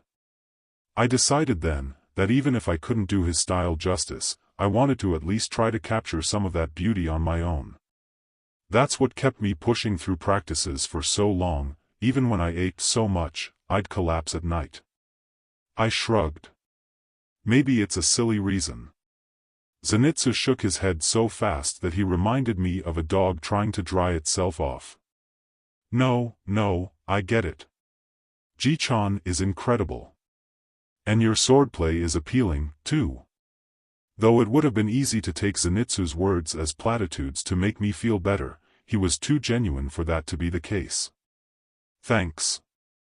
I'm glad you think so, though I still feel like I have a long way to go on that front. Like Sensei said, I was stiff, and the recent gash in my side all but proved that. I just had to hope that the more battles I had, then the more I would improve. I'm sure you'll get there. If it's you, senpai. Zenitsu fell silent for a moment, and I let him gather his thoughts. I'm here because I do want to be stronger. I want to make you and Ji-chan and Aniki proud of how I've grown. I want to prove that I can do it and, his voice dropped almost to a whisper. I want to be strong enough to save people. So I've been practicing extra, with the heartfelt, but that still doesn't feel like enough. Well, if you're working so strong, I'm sure it can happen. And I'm not just saying that, I added when the doubt was obvious in his eyes. Kaigaku's words had done a number on him. Since I wasn't going to be here, I wouldn't be able to stop it from happening again, but I had to at least give Zenitsu something positive to fall back on. You and I, well, we have the same sensei, right? So that makes us kind of sword siblings. Between us three disciples, none of us had parents to look after us anymore, though our circumstances differed, we were all each other had aside from Sensei. That means we're family. And since you're a part of my chosen family, that means I will encourage you, but I won't lie to do it. I do believe that you can help people, Zenitsu. If there was some way I could tell him that he was a major character in a popular shonen manga from, the future? An alternate universe? Still hadn't figured that one out, that would make sense, I would have. But even without that knowledge, I still would have believed in him. Because I'd seen him scared, I'd seen him run, but I'd also seen him come back and fight with a fierce determination that wouldn't be put out. How about this? I asked. You let this senpai of yours see what you've been working on, and I'll give you one more piece of advice before I have to hit the road. Zenitsu started to flail, enough out of his funk to get all worked up, then, good, but I leaned closer and pressed forward. Please. I'd been planning to maybe guilt trip him a little, but a lump caught the words in my throat. I miss being here. And the next time I see you, you might already be a powerful demon slayer. So I at least would like one more memory of my kōhai wanting my help before you get so strong you won't even need it anymore. Even under the dirt smudging his face, it was clear when Zenitsu's cheeks flushed pink. Oh okay, fine, he said, hopping to his feet and retreating to the other end of the clearing so fast that I thought I might have to chase him down one more time. But he planted his feet so I had a clear view of his form, head ducked, knees bent, hand on the hilt of his sword. I am thinking that I can push this further, but I haven't gotten that down yet, so don't make fun of me, okay? I sat up straight to get a better look. Wouldn't dream of it, Zenitsu. He nodded, taking a few moments to fall into the rhythm of total concentration. That was a flaw that he would need to work out before he ever stepped into combat, but it would come with time, with the training he still had to complete. But once he had that time to prepare, Zenitsu breathed, and I could almost taste ozone in the air. Kaminari no kokyu, ichi no kata, hekareki isen. Niran. I was prepared for the flash of movement, the burst of light as Zenitsu took off like a rocket, his stance aiming him right at me, the lightning a blur of yellow from his speed. My instinct slapped my hand to my sword, but I was far too late to act, and Zenitsu planted his foot down and changed directions first, blasting off. I was so stunned that I almost missed the swing of his sword, and, when I blinked, I realized he'd aimed his strike at the rock Kaigaku had been sitting on earlier, the cut tracing a clean line straight through the middle, the halves falling apart. It was such a precise control of the technique that I couldn't even imagine pulling off, though I was sure it was possible with enough practice. How many hours have you been putting into this, kōhai of mine?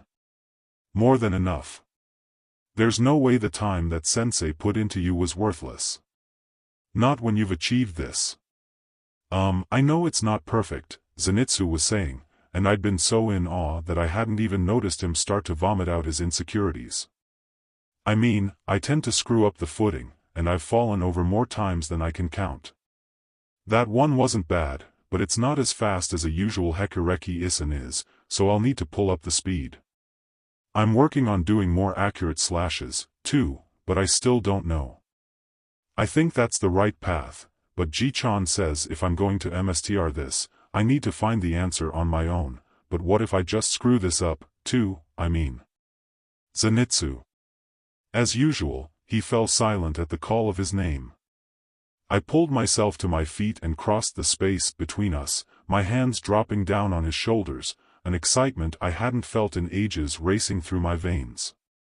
It may not be conventional, I said, the words out of my mouth nothing but the truth, and maybe you want to put more work into it, but I think your heartfelt is absolutely appealing. And though his eyes welled up with tears like always, Zenitsu's face split into a watery smile right before he dropped his sword and fell into my chest, his arms wrapping around me in a hug that only did so much to smother his grateful sobs. Walk steady on this cruel world's path. By Aviantei. Part 8. A break in the storm. Autumn had always been my favorite season, and that hadn't changed since I got dumped into an anime. In fact, I had more reasons to appreciate it now. Autumn meant that summer was over, and life without an air conditioner was a little more bearable, which also meant traveling from town to town was much less exhausting. The other bonus was that I got to see even more breathtaking views as the forests I crossed through transformed from green to gold and red and orange. Sheet, I love fall, I said, biting into a fire-roasted yam I'd bought from a street vendor after arriving at my destination. The subtle sweetness was pretty much paradise, let's be real. Tadashi, having delivered me to the location of my next mission, had already flown off to wherever he went while I did my job. There were several hours until evening, but I would need to gather up some information in the meantime. The good news was that it wasn't that strong to overhear rumors about people going missing, even while I munched on my snack. With all that groundwork, by the time evening fell, I had found the neighborhood that had the most issues and a pretty decent roof to use as a vantage point for my stakeout. I like to think that I'd gotten somewhat decent at hunting demons with a few months of practice under my belt, and I at least had experience to recognize the movement patterns of one in the dark. Which was why when I hadn't noticed a thing and a scream still ripped through the air in the distance, I was pretty DMN confused. Are you FNG kidding me? I shouted in thought, running across the rooftops towards the area where I'd heard the sound before it broke off. I wasn't about to just let myself sit there in shock. I was looking this way until 2 seconds ago. There wasn't anything there. Over the past few months of fighting, my brain had adapted enough that I had started to be less impacted by the deaths of people who'd passed before I arrived. We could save a lot of people, but saving everyone was impossible, but it find GSEKED whenever I showed up and couldn't even protect the people in front of me. My eyes darted across the streets, searching for a sign. I may not have Zenitsu's ears, but I know I heard something. Where are you? And then I saw it, a flicker of shadowy movement on one street, which disappeared and reappeared several meters away, and then again, dark puddles of what had to be BLD left behind in the spaces where it once was, and I realized just what kind of BLD demon art I was dealing with. Short-range teleportation. Ah, hell, this is gonna be an absolute beach. I was okay-ish at best when it came to picking out patterns in people's movements and guessing what they would do next. I could do it with Kyaku and Zenitsu, but that was because I'd picked up their habits thanks to how long I had trained with them, so I didn't waste too much time on trying to do that here.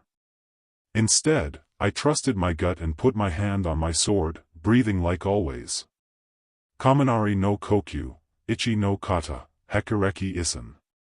I launched off the rooftop with enough force to break the tiles, and I swung my sword down towards the road as the dark shape manifested nearby. I didn't land right on target, but the tip of my katana did catch some resistance, which I considered good enough. I dropped my free hand to the ground to slow myself down as I skidded across the road, at last getting a good look at the demon I was hunting. This one had morphed farther from its original human shape than others I'd fought so far, its arms and legs both thin but long in an extra length that gave them a wide reach, and its face was starting to move out into something that looked closer to a horse's muzzle, you know, if it weren't for the line of razor-sharp teeth between the lips. I could see a piece of clothes stuck in the gap between two of those suckers, not to mention the BLD, and that usual god-awful taste was in the air. The demon narrowed its neon green eyes at me and snarled, "Demon Slayer. Shimizu-chan's right. Why do you things always try to monologue?"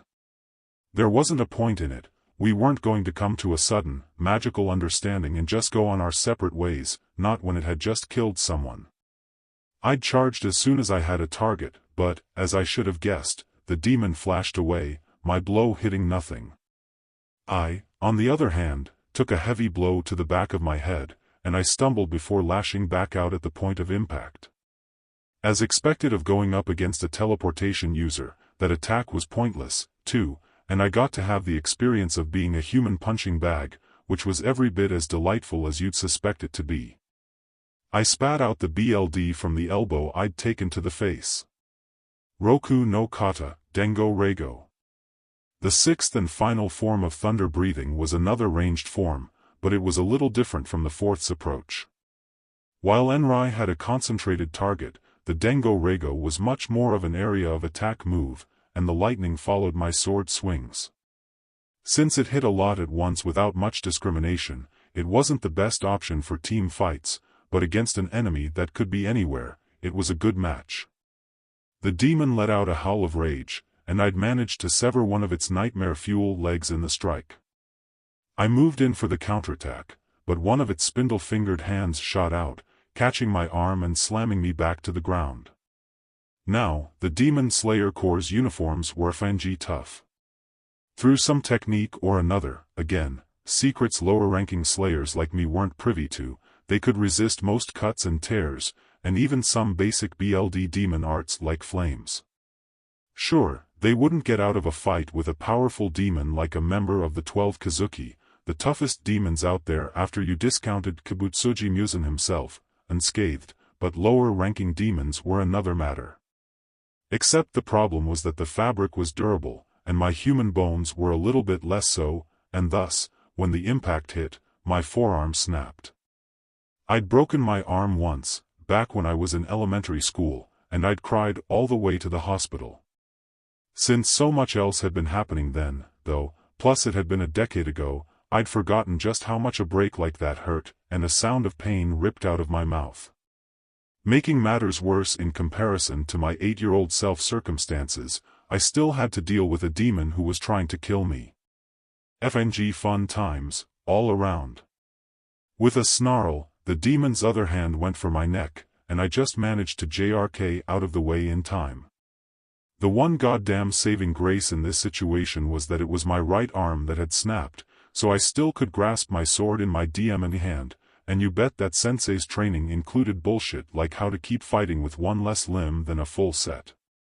I cut off the hand that was holding me down and managed to roll out of the way, which turned out to be a stupid idea with a broken arm, as said injury further hurt like a beach, even with the adrenaline to dull it.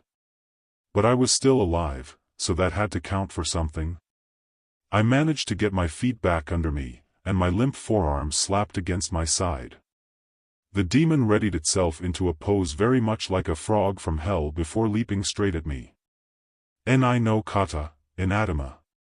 The resulting attack was so sloppy I should have been ashamed as a thunder-breathing user to even think about slapping an official technique name on it. But it borrowed enough from the sword strike patterns to be close, produced some feeble sparks in effect, and the demon fell apart to pieces regardless, so I was going to give myself a pass and never ever mention my sins to Sensei. Stabbing my sword into the ground for support, I caught my breath first before dropping to a sit, at last able to cradle my broken arm against me. It didn't feel like the bone had broken through the skin, so that was good. Being optimistic in this situation was so not worth it. I straight up wanted to cry, but I managed to hold on for a minute to shout, "Tadashi." My Kasugai crow squawked from a nearby rooftop, and I looked up where I thought I could see his outline in the dark. "Can you get me a Kikushi? Please and thanks, sweetie." The supporting Kikushi Corps had medical care skills that could help out in this situation way more than I could. Hating every single movement that even so much as nudged my broken bone, I managed to get my sword back in its sheath and crawled my butt over to the nearest wall to wait. The next steps on my to-do list happened to be try not to cry and cry a lot. At least by the time the Kikushi arrived along with the light of the dawn, I'd worked that sheet out of my system, but I might have been just a little delirious from the far too delayed panic as the person in their own dark uniform and white face covering tried to give me a temporary splint. Hey, I said, trying to tug on their sleeve. "Fun bone fact, my arm is broken. Rari-san, please stop flailing around, I'm trying to help." In retrospect, the fact that they knocked me the F out seemed like the best course of action. When I woke up, my location had been elevated from a random street in some town to a proper bed. The air smelled like medicine, which left a bitter taste along my tongue but was still a good sign for me at the end of the day. Sure enough, I could feel my arm wrapped up tight under the blankets, which was another good sign. Out of curiosity, I traced my fingers along my forearm, not even feeling anything. Whatever painkiller they'd stuffed in me was some good sheet. Now I just had to deal with the fact that I was a demon slayer with a broken bone. I groaned, throwing my non-injured arm over my eyes. I wouldn't be on any field missions in the coming weeks, and I had the feeling that picking up a sword to practice would be frowned upon. Sure, there were ways to stay in shape with a broken arm, but there would be limits, and I could see myself getting antsy in the recovery PRD. Not to mention I'd have to write home to tell everyone what had happened. Sensei wouldn't be beyond writing me back a lecture, Kaigaku would be unimpressed, and Zenitsu might even cry. Not looking forward to the response I'd get back in the slightest, I groaned a second time, and much louder than before to boot. To my side, there was a rustle of fabric, and I turned my head slow, not because it hurt, but because I was being cautious of doing anything that could set back my healing time, to find someone in my face. Someone with a very pretty face and teal eyes, and wait, I knew her, Shimizu-chan. Rari-kun. You woke up. Yeah, that was Shimizu all right, even the sound of her worried voice was pretty. How are you feeling? Do you know where you are? She helped me sit up, propping some spare pillows behind me and the headboard, and my back was grateful for the new angle. I was much more of a side sleeper, but I guessed that wasn't going to be the best option for a while. The Kikushi brought you to one of the wisteria houses to recover. Yup, that was a logical move. Run by a family that aided the Demon Slayer Corps, wisteria houses were safe points for members to recover between missions, and they would provide long-term housing whenever we had injuries to deal with. It was free food and a bed with medical care included, which was an overall sweet setup, as much as I didn't want to be out of commission for the next several weeks. Of course, it also presented a rather important question. Shimizu-chan, why are you here? Shimizu's smile had an undeniable nervous tinge to it. Oh, you know. About the same reason as you. I glanced over her arms, but I didn't see a matching cast. Noticing my gaze, she pulled up the front of her top, revealing a vast expanse of bandages with the faintest traces of BLD starting to come through. Kinda got messed up real bad. Hissing, I grimaced. This is no offense to you, but I'm now feeling super lucky for just having a broken arm. Shimizu laughed as she pulled her clothes back into place, and the sound sent a pleasant little flip through my stomach. Could I still stay in denial over this? Maybe blame the drags? Stay tuned to find out. Are you gonna be okay? Shimizu nodded, flexing her arm and patting the bicep. I'll be alright, but I'm stuck on bedrest for the next few weeks. Her smile was still warm, so I supposed she was at peace with the situation. Did you know, Rari-kun? It can take up to and over 6 weeks for a broken arm to heal at a normal rate, but total concentration users tend to heal faster than the average, so you should be better at least a little bit early. Hooray! Hooray, I echoed, sounding drained, which was accurate. I did get time to eat and sleep as I traveled between jobs, but I hadn't had any proper time off since I'd gotten started. To be fair, since it was now my job to keep people safe from demons, I didn't mind devoting myself to the cause, but I guess this was one way to get a vacation. Well, at least we'll have each other's company until then. I know this sounds bad, but I'm kinda excited. Shimizu scratched at the back of her head, looking apologetic, but I was too busy thinking she looked adorable to judge her. I super appreciate everything you did to help me out during final selection. And while exchanging letters is nice, it's great to see you again in person, Rari-kun. Excuse you. Please don't make me any more gay than I already am. This is bad enough as it already is. For once, I was able to stop that thought from popping out of my mouth, instead saying, me, too, Shimizu-chan. Though maybe next time we should try not getting beat up before we see each other again. Noted. In the future, I'll try my best to refrain from sustaining major injuries just to see you, even if it would be worth it. Rari-kun, are you coming down with a fever? I hope it's not an infection or anything. I'll get the doctor, your face is burning red. For one reason or another, this was going to be a very long term of bed rest. Rari-kun, do you know about total concentration, constant? A few days had passed since I'd woken up at the wisteria house, and Shimizu-chan and I had been delegated to bed rest. I was allowed to get up on my own to use the bathroom and stuff, but training was a no-go, so I ended up in bed for the whole day. At least there were books, and dear Lord, I was glad my Japanese knowledge included a perfect mastery of kanji, because what a complicated writing system and a half that was, aside from when I got up to take a walk to stretch out my legs. Shimizu often came with me, and today was no exception as we followed the walls surrounding the grounds. I tilted my head at the question. No, but I mean, I can kinda guess based on the name. And then the implications of what said name meant hit me, and I grimaced. By constant, do you mean the dictionary definition of constant? Tell me the kanji used and the number of strokes it has. Total concentration was all about breathing in the correct pattern and intention to elevate the body to its utmost potential. If you did it wrong, overloading yourself, you could break down your body because of it. And even if you didn't run up against that limit, pushing yourself was exhausting. Even after all the training I had done, pulling off multiple breath techniques in one fight was enough to wind me and leave my limbs feeling heavy. So the idea of doing that constantly?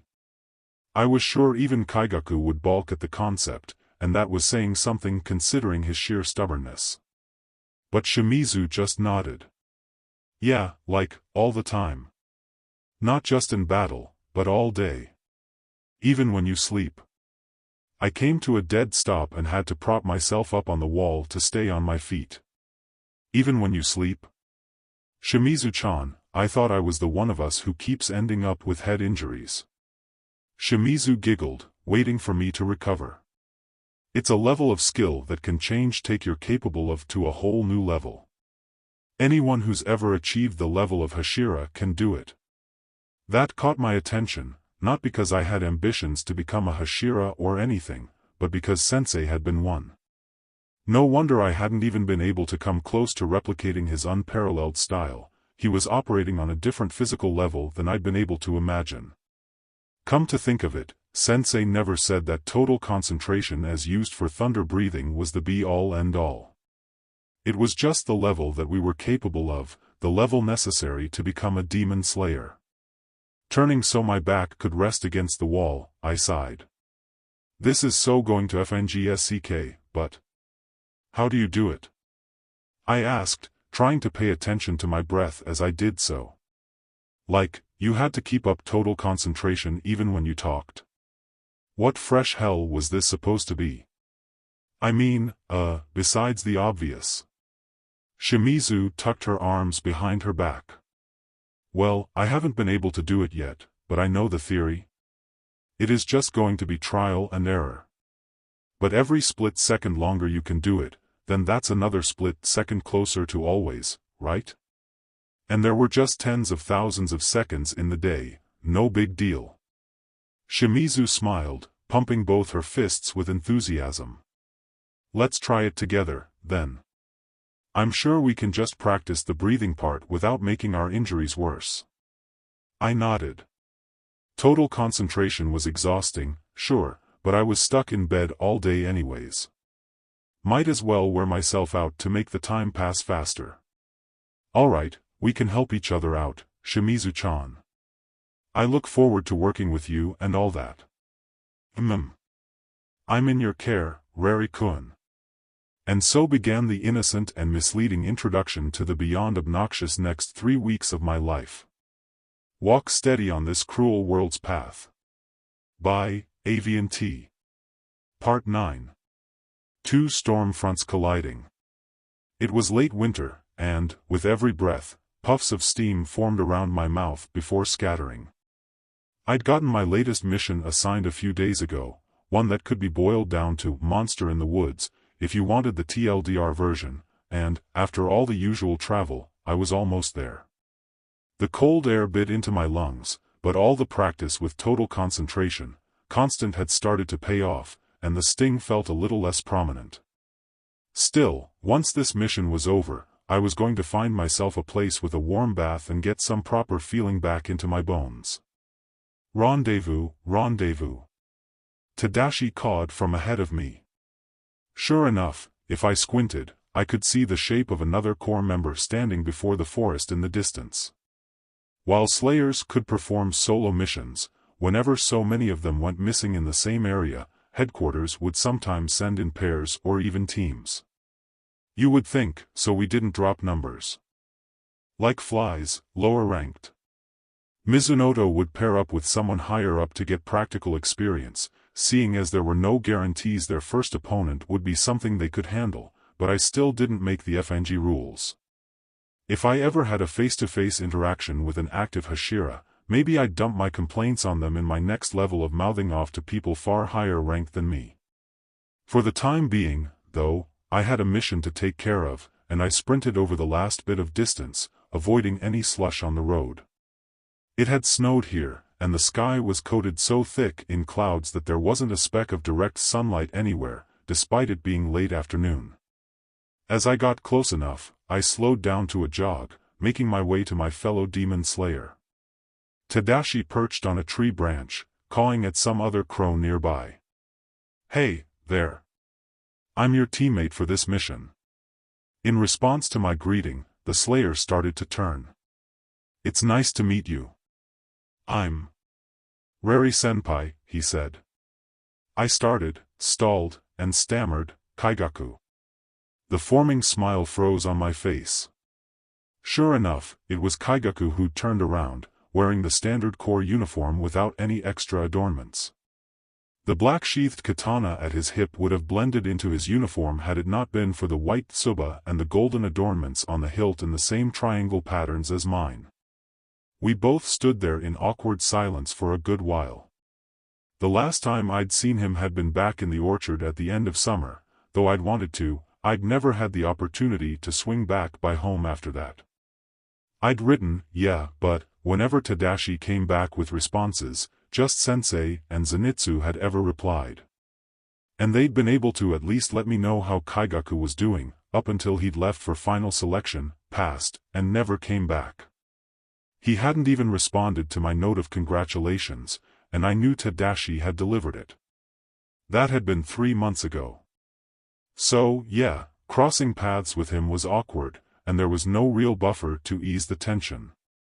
I'd gotten his name out, but I couldn't figure out what was supposed to follow that. It's nice to see you, as if we hadn't fought before. Congrats on passing final selection, also as if we hadn't fought before. Whenever I tried to think of something that acknowledged the situation, all I could come up with was, have you fixed that attitude problem of yours yet, which wouldn't help matters in the slightest. In what was nothing short of a miracle, I didn't say the most combative thing possible. The major downside, though, was that I also didn't say anything at all. "We have a job to do," Kaigaku said, turning on his heel to turn back to the woods ahead of us. "Let's get going." "Right, our actual job. Saving people from demons was way more important than whatever disagreements we'd had." I nodded, catching up to Kaigaku's side. "We should check out the area before it gets too dark. It's already going to be hell enough as it is." I'd managed to fight through plenty of different conditions after over half a year on the job, and snow had no doubt become my least favorite. It was awful for stealth, abysmal to navigate in the Corps' idea of practical winter footwear, and had a nasty way of soaking through your socks, no matter how resistant the fabric was. This cloud cover could be trouble, too. Kaigaku hopped over a log, grunting what I recognized as an affirmative reply. "Let's make it quick, then. You take east, I'll take west."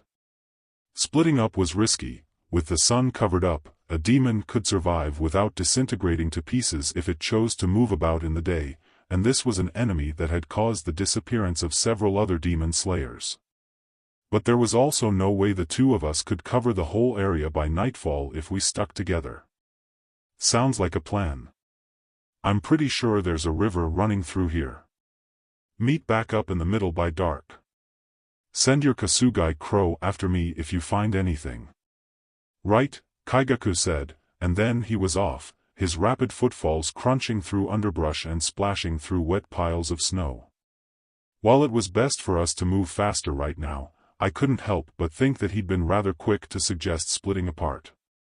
Was it worse that I was projecting my longing to not be around each other longer than necessary onto him, or that I was relieved he had suggested it so we wouldn't have to fight our awkwardness the whole way? "Shut the F up and fight some demons," I said to myself, then I breathed and ran off in the opposite direction. I don't know if HQ had planned things whenever they sent two thunder-breathing users to cover a large area, but it was a good idea. Again, our techniques and breathing style emphasized the legs, a lot. When put up against a user of another style with the same relative experience level, we thunder-breathing users would outstrip them in a competition of pure speed every time. So I covered my half of the woods at an overall good clip. Given the cloud cover, I'd half expected to run into our target, because what mission of mine didn't have something obnoxious happen in it, but all I crossed paths with was the local wildlife. Kaigaku didn't send his crow after me, so I assumed he was having the same luck I was. At least we'd be familiar with the area whenever night fell. As much as it had already felt like evening for the entirety of the day, it was getting darker now, signaling sunset. Grateful that Tadashi was still nearby to help me back in the direction of the river, I headed towards the rendezvous point a little later than I'd intended to. Things were awkward enough as it was. I didn't need Kaigaku getting extra pissy at me for running late on top of that. Around the time the light hanging over the world stopped being a washed-out brightness and a little more of a deep gray, I could hear the sound of flowing water, about the one good thing about this day so far. If, I could consider getting back up with the most awkward contender right now something good. At least it was better than being in the forest alone. Soon enough, I reached the riverbank. The flow of water was thinner here than where I'd noticed it earlier, though it was still an almost ominous band of darkness without any moonlight to brighten it. Tadashi cawed from further down river, and I kept a wide berth from the running waters. Being soaked to the bone in winter was not my idea of fun, not by a fingy long shot. "I think this is kind of close to the south end of the forest," I guessed, not trusting my sense of direction in the slightest. Kaigaku should be on this end of things, too. I hope Tadashi can sense him or something. While I still had no idea of how it worked, I was convinced the Kasugai crows had some sort of magic homing system or another that let them do their job without issues. I kept my eyes peeled, and soon enough I saw movement in the dark. Instinct kept my hand on my sword, but Kaigaku's silhouette became visible soon enough. Relieved, I enhanced my jump to clear the river in one go, closing the distance between us. As you can guess, I had no luck finding anything, I said, unable to keep the complaint from my tone. I guess we'll just have to patrol and see what we find in the dark. Kaigaku stayed quiet. Though I hadn't been expecting a sunny response, Kaigaku's lack of an answer was irritating. Come on, Kaigaku, this is no time to be stubborn, whoa, f-. Dodging backwards, I almost slipped on the snow as I avoided the flash of Kaigaku's sword. I blinked a few times, as if that would change the sight before me, but nope, that was still my kōhai with his blade drawn. What the actual hell? I shouted, using a nearby tree to steady my footing. I don't care if you want to test yourself against me again, but you're not a little brat in training anymore. You can't just pull out your sword on another corps member in the middle of a mission and expect to get away with it, especially against me. It was against corps rules for demon slayers to draw their weapons on each other unless there was a decent reason, and, as Kaigaku's senpai, I was even less tolerant of him pulling shit like this. But Kaigaku's expression didn't change much from what I could make out in the shadows, and he charged forward without any hesitation. Deciding to use my breath for more important things, I kept my curses in my head instead as I worked on countering his blows.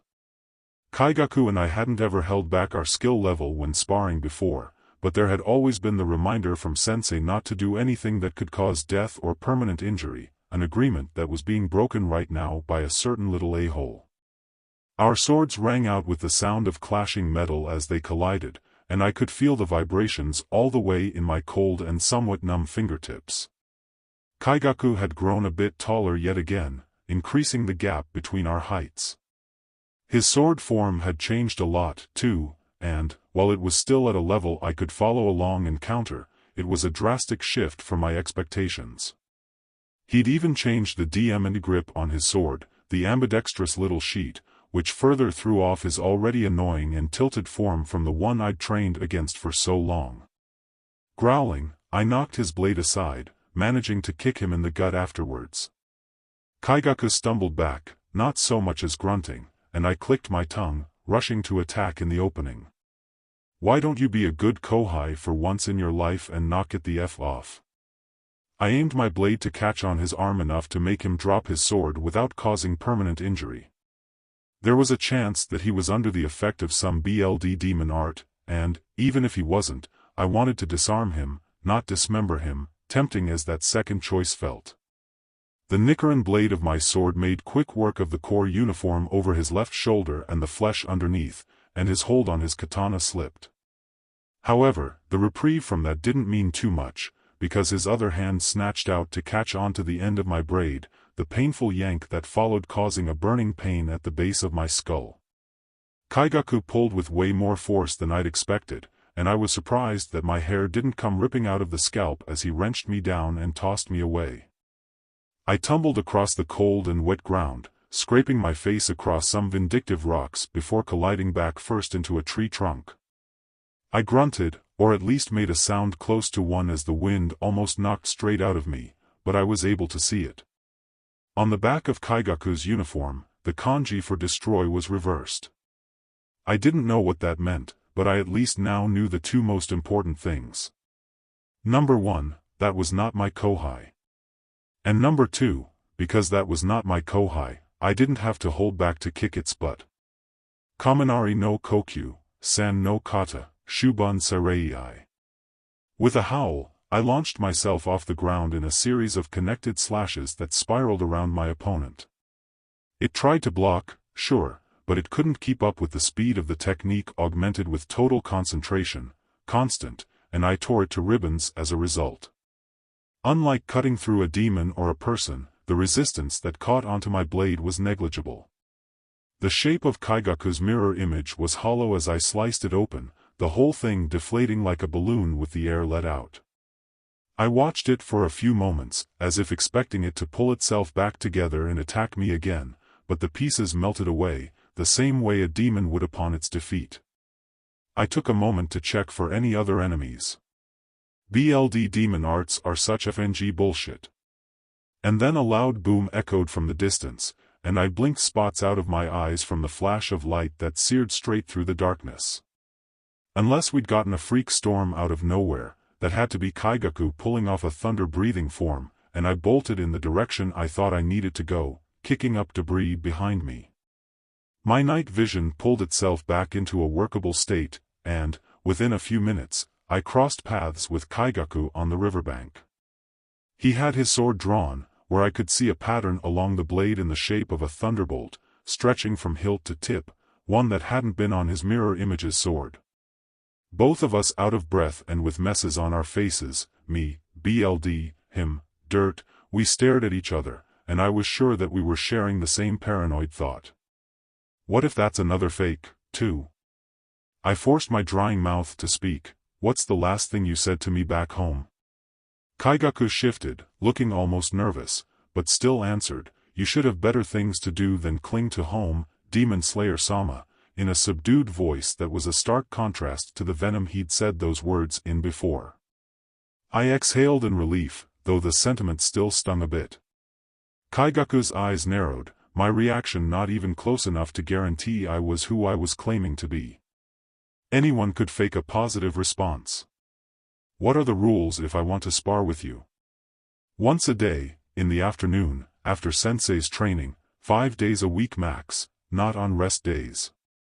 My answer made Kaigaku relax at last. Unless this demon had a way to read into our memories, those were things it couldn't have known about us.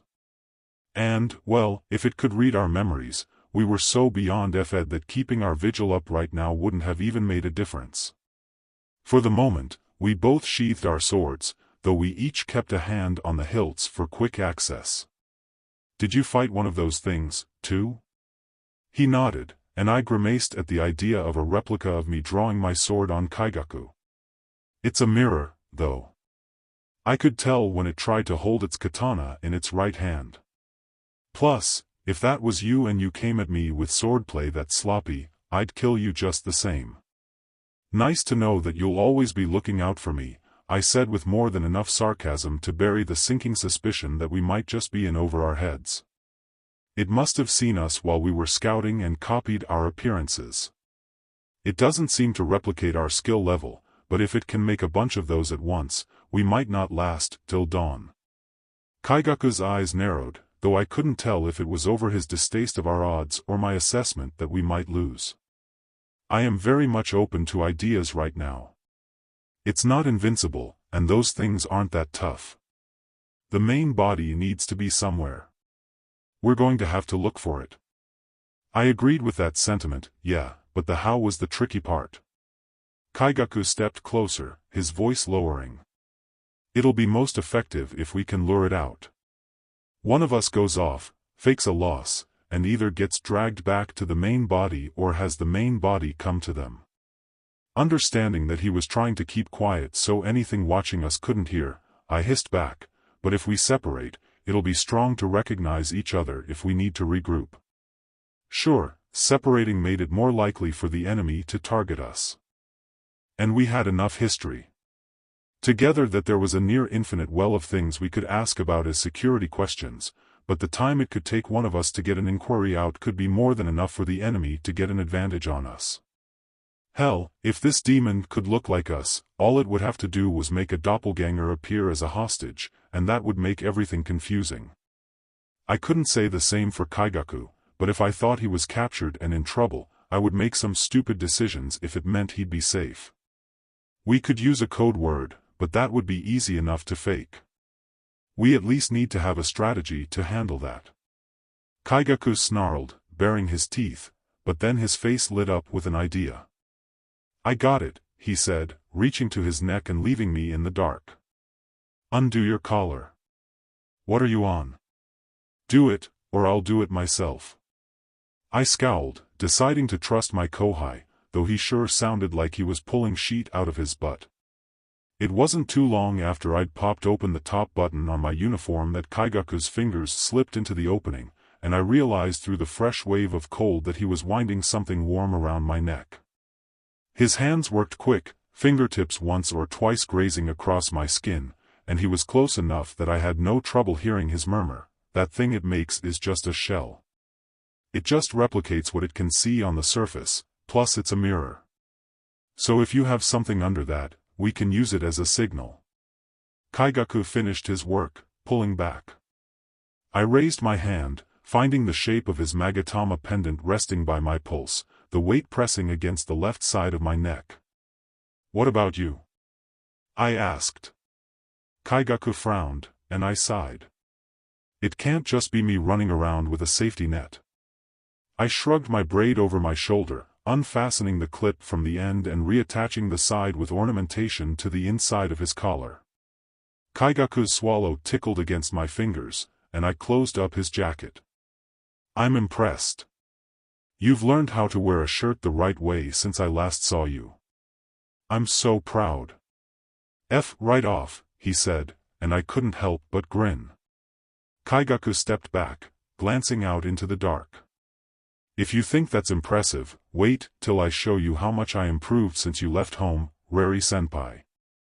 "Oh, I'm sure. Just don't be surprised whenever you realize I'm still ahead of you, my precious kōhai."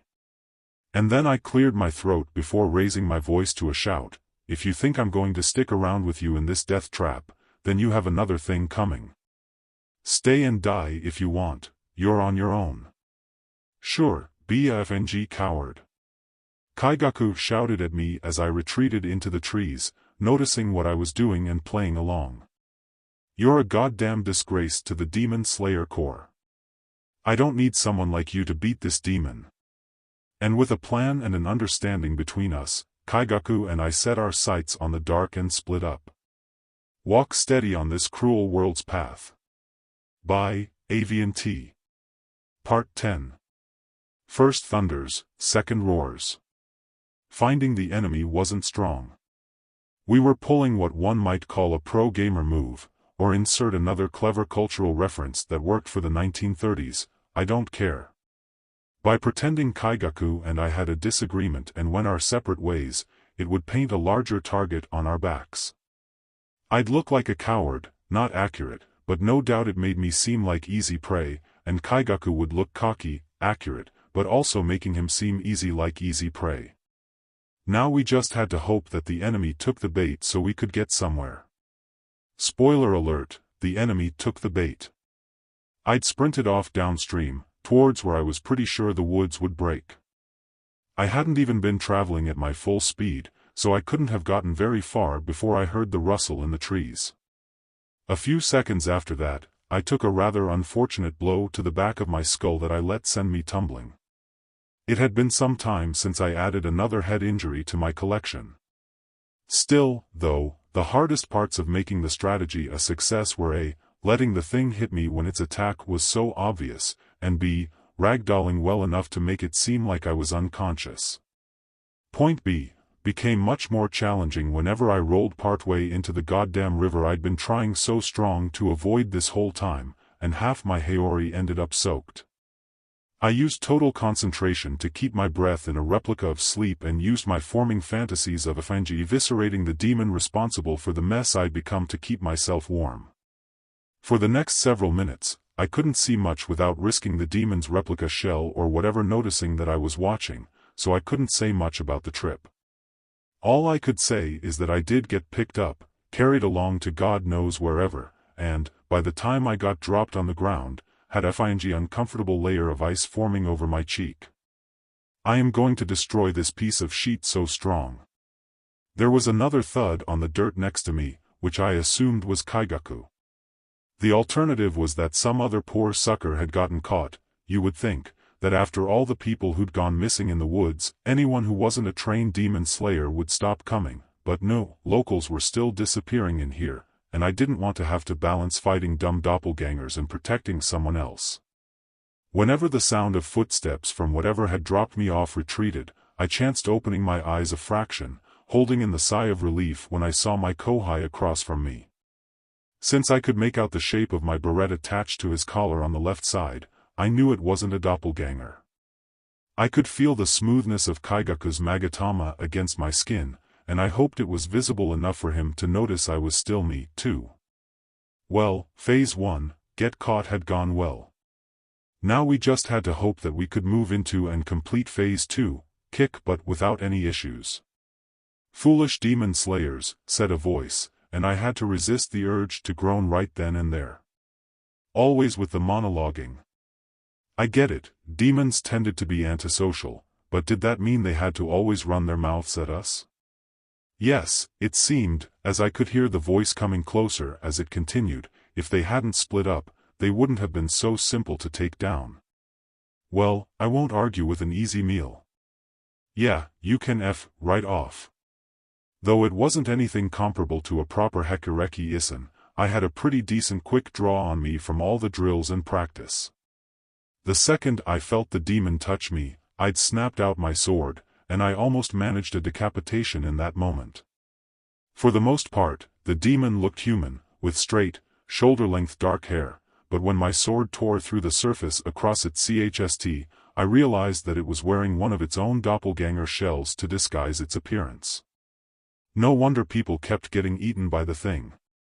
I wouldn't have been surprised if the first few core members in the area had tried to help it, just to get stabbed in the back. While I'd been quick on the draw, Kyaku was a split second behind me. He, too, missed the decapitation but at least lobbed off one of the thing's hands in the process. The demon retreated, and it would have been easy to race after it and in for the kill if it weren't for one little issue.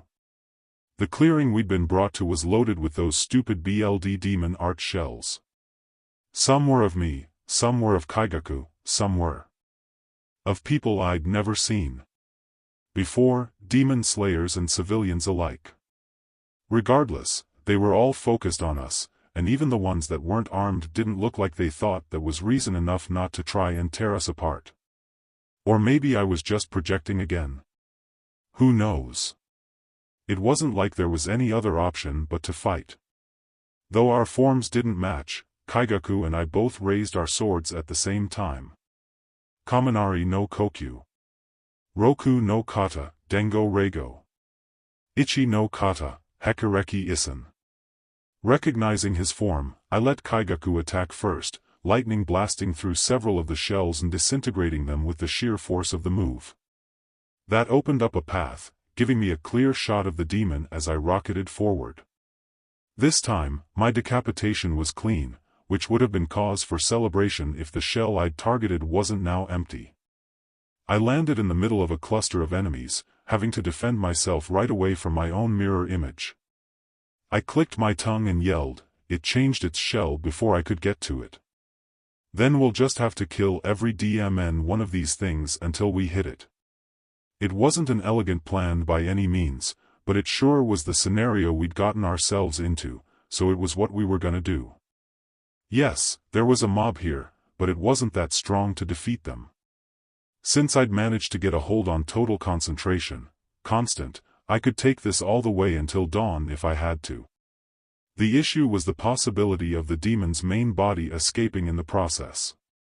I wouldn't be able to complete the obnoxious objectives of surviving the horde and finishing off the demon on my own. But I wasn't by myself. Kyaku was here, too, and he was tearing through the shells with just as much ferocity as I'd seen him put into his training. That said, I was an idiot for even considering that the shell I'd fought earlier was him. Kyaku's skill level was far above that thing's, refined by the last of his training with Sensei and the beginnings of his experience with the Demon Slayer Corps. In my absence, he'd grown, and I felt a strange mixture of pride and disassociation start to wander into my heart. Still, while it may have been a little disorientating to see how far he'd come without me, there was no doubt that he was the person best suited to have my back in this situation. Together, we thinned out the shells to a far more controllable number without managing to hit pay dirt on killing the main body. But it was down to a process of elimination, and one that got easier when one of the shells bolted out of the melee and towards the trees. I cut straight down the middle of a shell in the shape of some slayer I'd never met and took off after the retreating enemy, trusting Kyaku to run crowd control just in case my new target was a decoy and the real one had blended into the group. I leapt up into the air, my sword poised to strike, and the slayer's mouth opened wide to make way for a massive fist to launch in my direction with the rest of the shell distorted to accommodate. Way past squicked out, I just managed to twist myself out of the way mid-air, gods above bless anime physics. Hooray for Fantasy Taishō Era Japan, to dodge the blow. I landed, skidding back over the ground and preparing to launch myself into a fresh attack.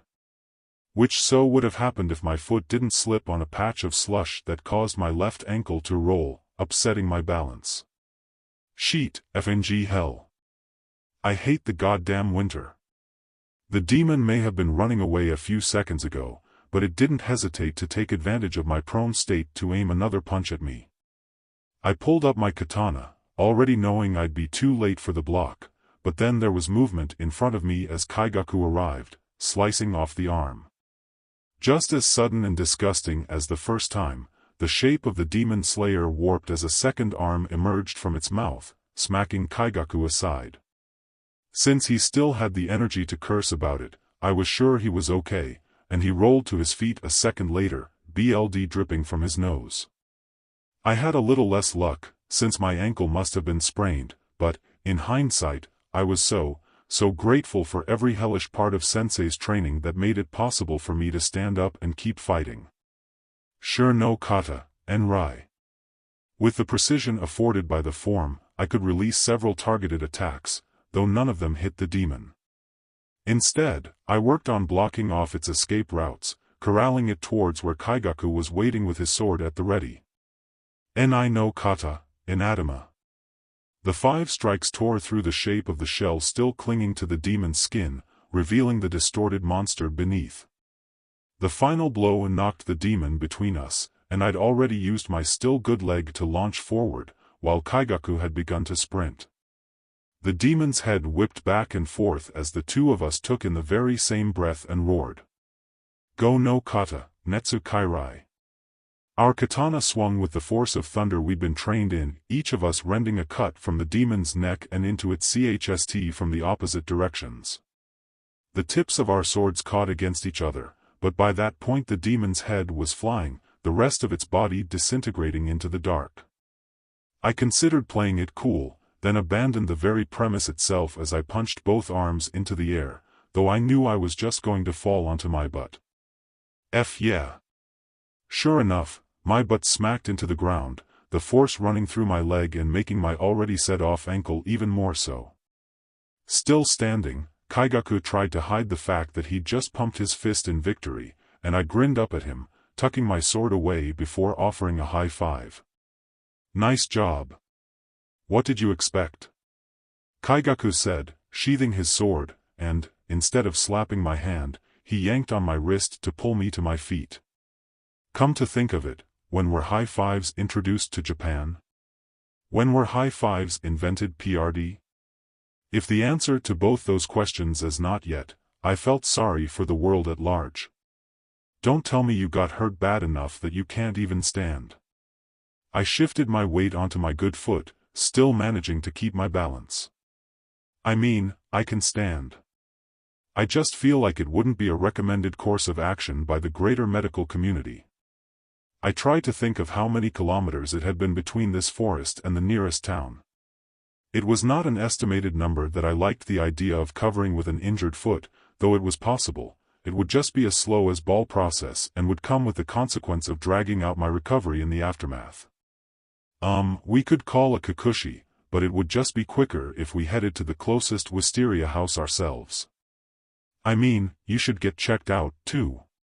It looks like you took a pretty bad hit at the end there. Sure enough, smears of blood trailed back to Kyaku's nostrils, and I could see the darkening bruises on his cheek, even in the dim light and through the mud on his face.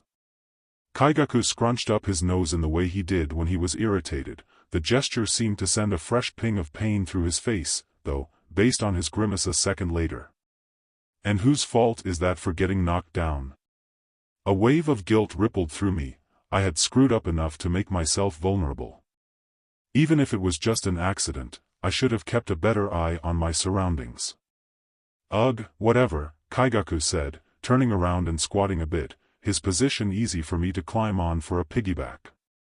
We're going the same direction. Anyways. It'd be stupid to waste everyone's time. Get on. Not wanting to risk the possibility that he would change his mind if I acted too slow, I did as I'd been told, hooking my arms around his shoulders and letting him tuck his arms under my thighs. "Thank you, Kaigaku." "Humph. I'm not going slow, so don't even think about beaching over it, Rari-senpai." "Momo." There was a caw that I assumed was from his Kasugai crow, and, before I could even make a smart comment about him naming his bird after peaches of all things, Kaigaku took off. As expected of a thunder-breathing user with a clear destination in mind, we made good time. Kaigaku hadn't been lying about not going slow, and there was so much wind whipping by that it wasn't like we could have a casual conversation. I focused on maintaining total concentration, constant to distract myself from the occasional sting of pain I felt, and I was able to spend most of the journey in a meditative state of mind that made time's passage and not feel like such a drag. It wasn't until the dawn began to break through the cloud cover that had been plaguing us for so long that I bonked my forehead against the back of Kaigaku's skull to catch his attention. "We should eat," I said, raising my voice enough to be heard over the rushing air. Kaigaku made a sound like a grunt. "It's not like I'm in critical condition or anything. We can wait an extra half hour for me to get looked at." When Kaigaku didn't say anything, I figured he was back to outright ignoring me, but soon enough his pace slowed down after he'd made it most the way up a hill. He stepped off the side of the road, finding a dry enough place to let me down without straight up dropping me. My ankle was still tender, but nothing so bad that I couldn't make it a few paces to sit on the edge of the hill with my legs hanging over the side. Kaigaku had the same idea, though he was at least a meter away, and both of us pulled out what food we had tucked away in our uniform's inner pockets. The onigiri I'd kept on me was somewhat smushed, but still edible, and I took my time enjoying the salted flavor as the silence stretched on, just as awkward as it had been before we'd killed a demon together. "This is just dumb. You're the senpai, Rari. You be the bigger person." I liked the last few grains of rice off my fingers, leaned forward a bit, and turned to my kōhai sitting beside me. "You've improved a lot, Kaigaku," I said, meaning every word. His eyes flicked toward me as he continued to chew through his own onigiri. "You've been practicing total concentration, constant, right?" If nothing else, he'd been reading my letters, since I'd shared the technique with him, and the results were obvious. "You moved on a whole new level than before." "I said I'd show you how much I improved, didn't I?" he said, sounding as petulant as ever. "I've been working this whole time you haven't seen me." He held up his hand, showing off the wisteria flower engraving mark, more magic junk I didn't know how it worked, that had the character for his rank, Kano, impressive considering that he just had a few months of experience under his belt. I could see the competitive glint in his eyes, so I went through the process to show off my own mark, one rank higher than his at Tsukinoto. "Don't look so upset. I'm still your senpai, and I joined the corps first." As expected, Kaigaku frowned deeper, and I reminded myself to rein in my tongue a bit if I wanted to rebuild this bridge instead of burning it to the ground. He'd made it his goal to improve, and he'd put forth the effort to do it. It was no wonder that someone like Zenitsu, who'd run away at the first sign of adversity, upset him. Not that it excused Kaigaku's actions or anything, but it made sense. And, when it came down to it, he was reliable in battle, beyond suited to be a demon slayer. I smiled. "You're doing a great job, Kaigaku. I'm proud to call you my kōhai, and I'm glad that you're my fellow successor." For the first time in the years we'd known each other, I got to witness Kaigaku blush, and it was incredible, as well as incredibly difficult to keep myself from snickering at him for it. It was a shame he had such a go-doffel attitude half the time. He was pretty handsome, and more so now as he'd gotten old enough for most of the awkward teenage stage I'd met him in to melt away. Then again, I could see him considering anything besides training a waste of time, so he'd view it as no big loss if people didn't view him that way. Regardless, watching him flush red was a moment I would tuck away for blackmail in the future, and the color rushing all the way to his neck just cemented my resolve. "Oh, yeah, that's right," I said, fumbling with my uniform collar to retrieve the choker he lent me. "I'm sure you want this back." "Just gimme a sec, wait," it felt simple enough, just tug on the end, and nope, I was wrong, I was super FNG wrong. Kaigaku clicked his tongue, stuffing the remains of his own onigiri in his mouth and swallowing it whole before scooting over on the hillside. Just stop, you're making a bigger mess of things. I dropped my hands and let him undo the tangle I'd made. Soon enough, the golden magatama and its cobalt cord were in his hands, and he tied the accessory into its place around his own neck. Guess I should give you back your barrette, too. Your braid's already coming out. I flipped the rope of hair over my shoulder, sure enough finding the twist starting to come undone. I pinched the pieces together, no sense in rebraiding it since, as soon as I had approval, I was getting that warm bath I beyond deserved, holding out my other hand for my barrette. Kaigaku had detached it from his collar and was staring at it in his palm. What's the matter? It cracked. Just as advertised, when he showed it to me, there was a jagged line down the middle, and I was impressed that it was still in one piece. I plucked it out of his palm, inspecting the damage further. Oh, how I missed super glue. Must have been when I got knocked down. I'll get you a new one. You don't have to do that. You got knocked down protecting me, so it's my fault. And I bought it for cheap, it wasn't worth anything.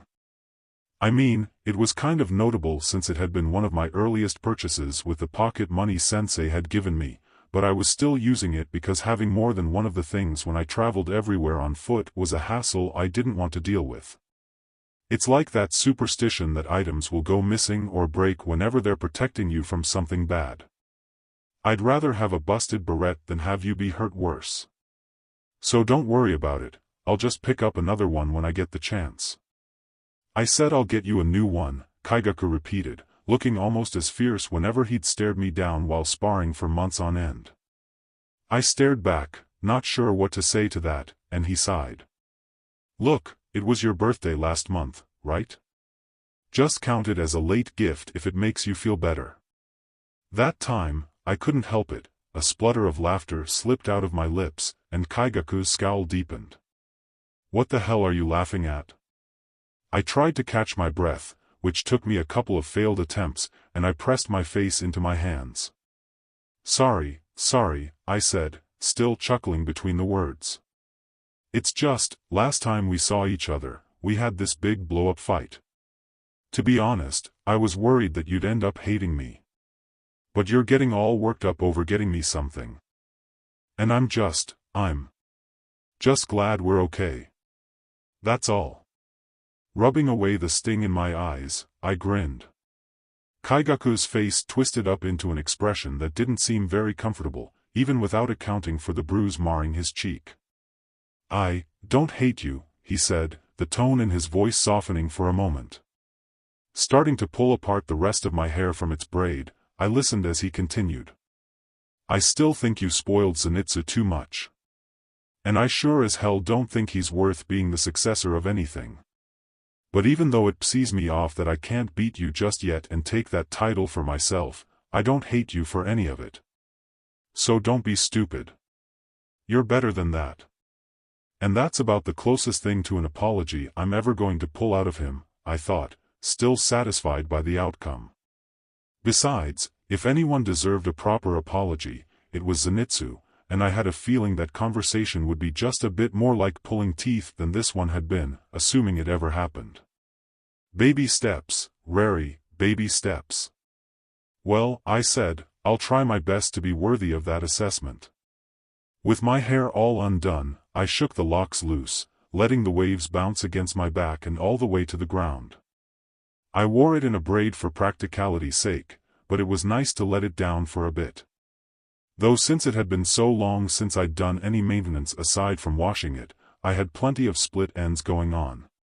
Did the wisteria houses happen to have someone who could give me a trim while I was there? Kaigaku, who had to be thinking about more important things than my need for a haircut, watched me for a moment before opening his mouth again. Rary-senpai. Rary-kun. We both started at the voice, and I blinked in surprise. On the path below us was a familiar figure in a core uniform and a wave-patterned haori, and I raised my hand in a wave once I recognized her. Shimizu-chan. She glanced at the hill, then bounded up the sides until she was on the same level as us. Were you headed out to a mission? Nope, I'm headed back. I was going to stop by the closest wisteria house for a bit, though, Shimizu said. I raised a questioning eyebrow at her. No, this isn't another case of, I got to see you because of an awful injury. She puffed out her cheeks in a pout, and I laughed at the sheer ridiculousness of it. I just started to get the sniffles, so I wanted to grab some cold medicine before it could get worse. Her eyes skimmed over me first, then the bruises across Kaigaku's cheek if I was reading her gaze right. I take it you guys weren't so lucky, Rari-kun. My earlier joyful laugh dwindled into a nervous chuckle, and I lifted my left foot. I just managed to roll my ankle. Nothing serious, but nothing fun, either. Shimizu nodded, still looking at Kaigaku, and I realized that introducing them to each other was a good idea. Shimizu-chan, this is Kaigaku, the elder kōhai I mentioned. Kaigaku, this is Urokadaki Shimizu-chan, the one I teamed up with at final selection. As per usual, Shimizu's smile was a level of pretty that transcended all levels of common sense. It's nice to meet you, Kaigaku-kun. Kaigaku grunted. Yeah, well, the feeling isn't. I jabbed Kaigaku in the ribs before he could finish, and he glared at me, rubbing the spot I'd just elbowed. It's nice to meet you, he said in a purposeful monotone, but it was a slight improvement, so I let it slide. He brushed stray grains of rice from his breathes before moving back into the squat to let me onto his back again. Come on, Rari-senpai. We've finished our meal break. Let's get moving. Oh, yeah, you should get that ankle checked out, Rari-kun. Shimizu rushed to assist me with climbing onto Kaigaku's back, which just made the whole process harder, and then she'd hopped to her feet as he stood. Just let me know if you need to trade off, Kaigaku-kun. I'm glad to help. I couldn't see it, but Kaigaku's eye roll was all but audible. I think I can take care of my own senpai, thanks. You're a water-breathing user, right? Don't be surprised if you can't keep up. Oh my FNG god, I said, but the sound soon disappeared in the wind as Kaigaku sprinted off once more. You're headed out on a mission right now? We'd been at the wisteria house for not even a full hour, and Kaigaku was already leaving. Sure, he looked better with the muck from the woods cleaned off his face, but the bruising was still pretty nasty, not to mention the bags from lack of sleep under his eyes. I, in comparison, was delegated to the expected bedrest for at least the next few days, while Shimizu had been offered medicine and a bed to sleep in so she could head off the sickness before it got worse. The sole reason I wasn't napping right now was because I was getting that bath I earned, damn it, and someone was running the water for me. Don't give me that look. The doctor checked me out. Nothing was broken, Kaigaku said, his tone making it seem like having someone else feel concern for him was equivalent to some sort of illness. Well, too bad for him, because I cared for my kōhai, damn it, even when they were obnoxious little sheets. Proving my point, Kaigaku smirked. Unlike someone I know, I didn't get hurt enough to be put out of commission. I mimed a gesture of strangling him, to which Kaigaku's lips peeled back to reveal his teeth in a snarl, and I stuck out my tongue. As if that could intimidate me. Our exchange done, I let my arms flop back to my sides and sighed. Well, I get how it is. If you gotta go, you gotta go. I smiled at him. Thanks again for your help, Kaigaku. Stay safe out there. He scoffed. Try not to die while I'm not there to save your butt. I flipped the bird, he returned the gesture, and in the end we both snickered. Kaigaku turned to the door, glancing over his shoulder to say, I'll send you a new beret once I find one. Keep an eye out for it, Rari-senpai. And sure enough, not even a full week had passed before Momo found me en route to a mission, a lilac-colored beret with cobalt ornamentations clutched between her claws. I accepted the gift, asked the crow to wait a moment, undid the temporary ribbon I'd placed in my hair for the time being, put the new accessory in its place, and wrote out a quick thank you note, using my forearm as a surface to get the words down. For once, I felt that my chances of getting a reply to that letter were pretty high. Walk steady on this cruel world's path. By Aviantei. Part 11. Sustaining the Storm. I did receive a message from Kyaku, though it wasn't until spring had kicked in. The morning after a completed mission, I woke up in my most recent in-room with both Tadashi and Tanaka perched outside the window. Rubbing the sleep out of my eyes, I rolled to my feet and let the birds in, half expecting for another job to get dumped on me, but Tadashi instead presented his leg with a tiny piece of paper clutched in his claw. I made Tsukinoto, it said, little drops of ink flecked onto the side of the page, Kyaku. And then, in scribbled characters at the bottom, thanks for the gift. He replied. It wasn't much, yes, but it was a step up from his near year of radio, paper, silence. I pumped a fist in victory, then proceeded to scritch Tadashi's head. You did good delivering his birthday present, Tadashi. Did you bother him until he wrote a reply? Tadashi's feathers puffed up in pride, and I giggled. I'll get you a snack today, yes I will. Do you want an egg, little buddy? Not one to go long without attention directed. At him, Tanaka swooped at my head, scattering feathers everywhere. Message. Message from Shimizu. Calm down. If you make a racket, you're gonna get me kicked out. Tanaka pecked at my hair, and I sighed. Gimme that, would ya? I can't read what Shimizu-chan wrote me if you don't even pass me the letter. Tanaka cawed and pecked at my head one more time before landing on my forearm and letting me untie the letter from his leg. His load delivered, Tanaka flapped over to the windowsill, preening himself. I can name one bird who's not getting a special snack for his troubles, I thought before unfolding the paper and getting to reading. Hey there, Rari-kun. As I'm sure you guessed by Tanaka running DLVRY, this is Shimizu.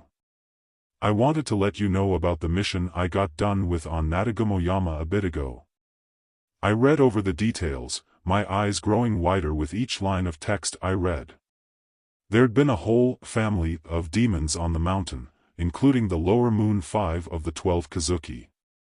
Tons of lower-rank demon slayers had been deployed, and, in the end, 2 Hashira had ended up on the scene to clean things up. Further, there was something going on with one of Shimizu's friends, whose sister had been turned into a demon, and oh, hell, that had to be Nezuko. Shimizu had met the protagonist, holy shit. Please be more careful, Shimizu-chan, I whispered. Again, aside from the very base premise, I knew Jack CRP about Kimetsu no Yaiba, but my years of otakutum meant that I could recognize the plot kicking into gear when it happened, and encountering one of the 12 Kazuki so counted as sheet going down. I wish I'd known more than a few scattered character designs, though. Was Shimizu a canon character? If so, what happened to her? Or maybe, when I helped her fight the demon in final selection, had I saved her from joining the other deceased students of her sensei? After all, fighting a demon who'd killed the former students of the protag's teacher seemed like a good plot arc, so maybe we'd stolen that job from him? I'd considered the possibility before, but now that we were dealing with events that I was presuming had happened in the plot, the idea of Shimizu ending up in an even riskier situation as time went on made panic start to well up in my chest. But wait. There was more to worry about. It wasn't just Shimizu who'd been around for the shitstorm, Zenitsu was there, too. Given that I hadn't been able to do anything about being stuck in a manga, I'd then, for the sake of my sanity, kind of blocked out the fact that my kōhai had been someone with a notable enough design that all but screamed major cast member. Dealing with Lower Moon 5 was, what? I'd say early plot still but challenging enough to be the first major difficulty spike. In terms of story tension, the next thing to do was start raising the stakes, which meant that there were going to be some nasty battles coming up. I could have gone my whole life without knowing I was in a stupid manga, F-. If it weren't for that knowledge, I could just be grateful that Shimizu and Zenitsu had made it out safe. It wasn't like encounters with the 12 Kazuki were super common or anything. There wouldn't have been anything to fuss about, and we could have gone back to our usual routine and lives. Maybe not the best description, sure, since we all fought demons for a living, but you know what I mean. A lot of people got hurt, and it seems like a lot of demon slayers died here before our mission, Shimizu wrote, but I wanted to let you know that both I and Zenitsu are okay. We're going to be on bed rest for a bit, but we're going to recover. That said, I figured that your kōhai would appreciate a visit, and I would, too, of course, while we're here, so stop on by if you can. We're at Butterfly Manor, which Tadashi should know how to guide you to if you're busy and can't have Tanaka take you there. Stay safe, Rari-kun. Hope I hear from you soon. Urokadaki Shimizu. By the time I finished reading the letter, I had a god-awful headache starting to pound between my ears, and I rubbed at my temples. I hated understanding where I was because there was no comfort at all in it. I didn't know how strong this series was willing to go. Did anyone have reliable plot armor? Or had the manga already stopped mattering a long time ago because my presence had impacted the world enough to make a sizable difference? Hell, I could have been in some AU where the original plotline meant jack shit in the first place. I had no goddamn idea. But I did know something important. 2 people I cared about very much were injured, and the best thing I could do right now was visit them when I had the chance. I pushed loose strands of hair out of my eyes and looked to Tadashi. Do I have another mission to take care of? He shook his head, and I went to gather my meager things. Butterfly Manor it is. Once I saw it, Butterfly Manor reminded me far too much of Sensei's home in terms of aesthetics, though it seemed to have a larger grounds. A wall also surrounded the estate, and I had followed along its side for quite a while before I found the gate. I could have just jumped over the whole thing, but that would have been rude. Whenever I stepped inside the yard, I managed to find a young kid with black pigtails, done up with blue butterfly clips, which was fitting to the location, tending to some flowers out front. They wore a corps uniform but had no sword at their hip, so I guessed they were on support, or maybe an off-duty Kakushi. Their sapphire-colored eyes flicked over me, assessing my condition. You don't look like you're in bad shape, they said. Since Butterfly Manor was the home base of the insect Hashira, the Corps' most advanced member in terms of medical care and demon poisons, this place could serve as a recovery point for more severe injuries than wisteria houses could handle, assuming it was safe enough to transport them. Did you need something? I waved my hand, as if shooing off the kid's concern. I'm not injured, just between missions. I heard that some of my friends were involved in the Natagumoyama mission and were recovering here. Agatsuma Zenitsu and Urokadaki Shimizu? I just wanted to check on them. Though the kid had been frowning before, please lighten up, child, you deserve to not be grumpy all the time, their expression softened a bit at my request. Come with me, they said, pivoting on their heel and headed towards the closest door on the manor. You're lucky that you got here early, they haven't started their training for today yet. Training? Even though they're recovering? Well, if they could get up and practice, they couldn't have been hurt too bad, which was an even greater blessing given the situation that they'd gone through. I followed the kid through several halls that seemed like hell to my abysmal sense of direction, and then they stopped in front of a door. This is where they've been resting. They should both be in here. Thanks a bunch, I said with a little dip of my head. The kid retreated into the halls, maybe heading back to the flowers, and I put my hand on the doorknob. Pardon the intrusion. Within seconds, there was a loud gasp, and then Shimizu had launched herself out of her bed with her hand raised in a wave. Rari-kun. Huh. Oh, senpai. Zenitsu's expression brightened up to an intensity that could rival the sun. God, my kōhai was so precious, my heart might burst. I'm glad you're here. It's been way too long since I've seen you. That sure was right. Just like with Kaigaku, I hadn't seen Zenitsu since that day at home in the orchard. At least he'd written letters, but seeing people in person was a special treat in its own. For the time being, Zenitsu was in a pair of light green pajamas, which seemed to be the infirmary's, given how Shimizu was dressed the same. I crossed the distance to Zenitsu's bedside and ruffled his hair once. He laughed, a happy blush dusting over his cheeks. "It's good to see you, kōhai. I'm glad that you're okay." Shimizu joined me at his bedside, and both her hands caught onto my shoulders. "Rari-kun," she said, looking me dead in the eyes, "you've done such a good job with him." I'm glad you think so." I mean, yeah, Zenitsu was great, but I couldn't take all the credit for the strong work he put into improving himself. Given where he started, I was so proud of his improvement, all the way up to becoming a proper member of the Demon Slayer Corps. But, hey, everyone got worked up over different things. I had no room to judge Shimizu for it, though I considered doing just that as she shook me by the shoulders. "You should have seen it. He pulled off this super cool Hekureki Isen against this enemy, and it was amazing." "Oh, yeah?" A little thrill of excitement went through me, and I extracted myself from Shimizu's hold to turn back to Zenitsu. "How's your Hekureki Isen coming along? How much have you managed to build it up?" Zenitsu flushed redder under the attention, and his hands gripped onto the blankets. Rokuren. Rokuren? I shouted without meaning to. "Oh, so very sorry, other people using this infirmary." But in comparison to the twofold variation he'd demonstrated for me last summer, it was a vast increase in capability. Letting my enthusiasm get the better of me, I pulled him into a hug. "That's amazing, Zenitsu. You've done great, I'm so proud of you." Zenitsu made a muffled sound, and then I remembered that the whole reason I was visiting him was because he was injured. I rushed to pull back. Sorry, I forgot that you're still recovering, I should have been more careful." It's fine," Zenitsu said, looking a mix of embarrassed and pleased by my praise. "I don't have a lot of external injuries. Now I'm just recovering from the poison as my body grows back to its normal size."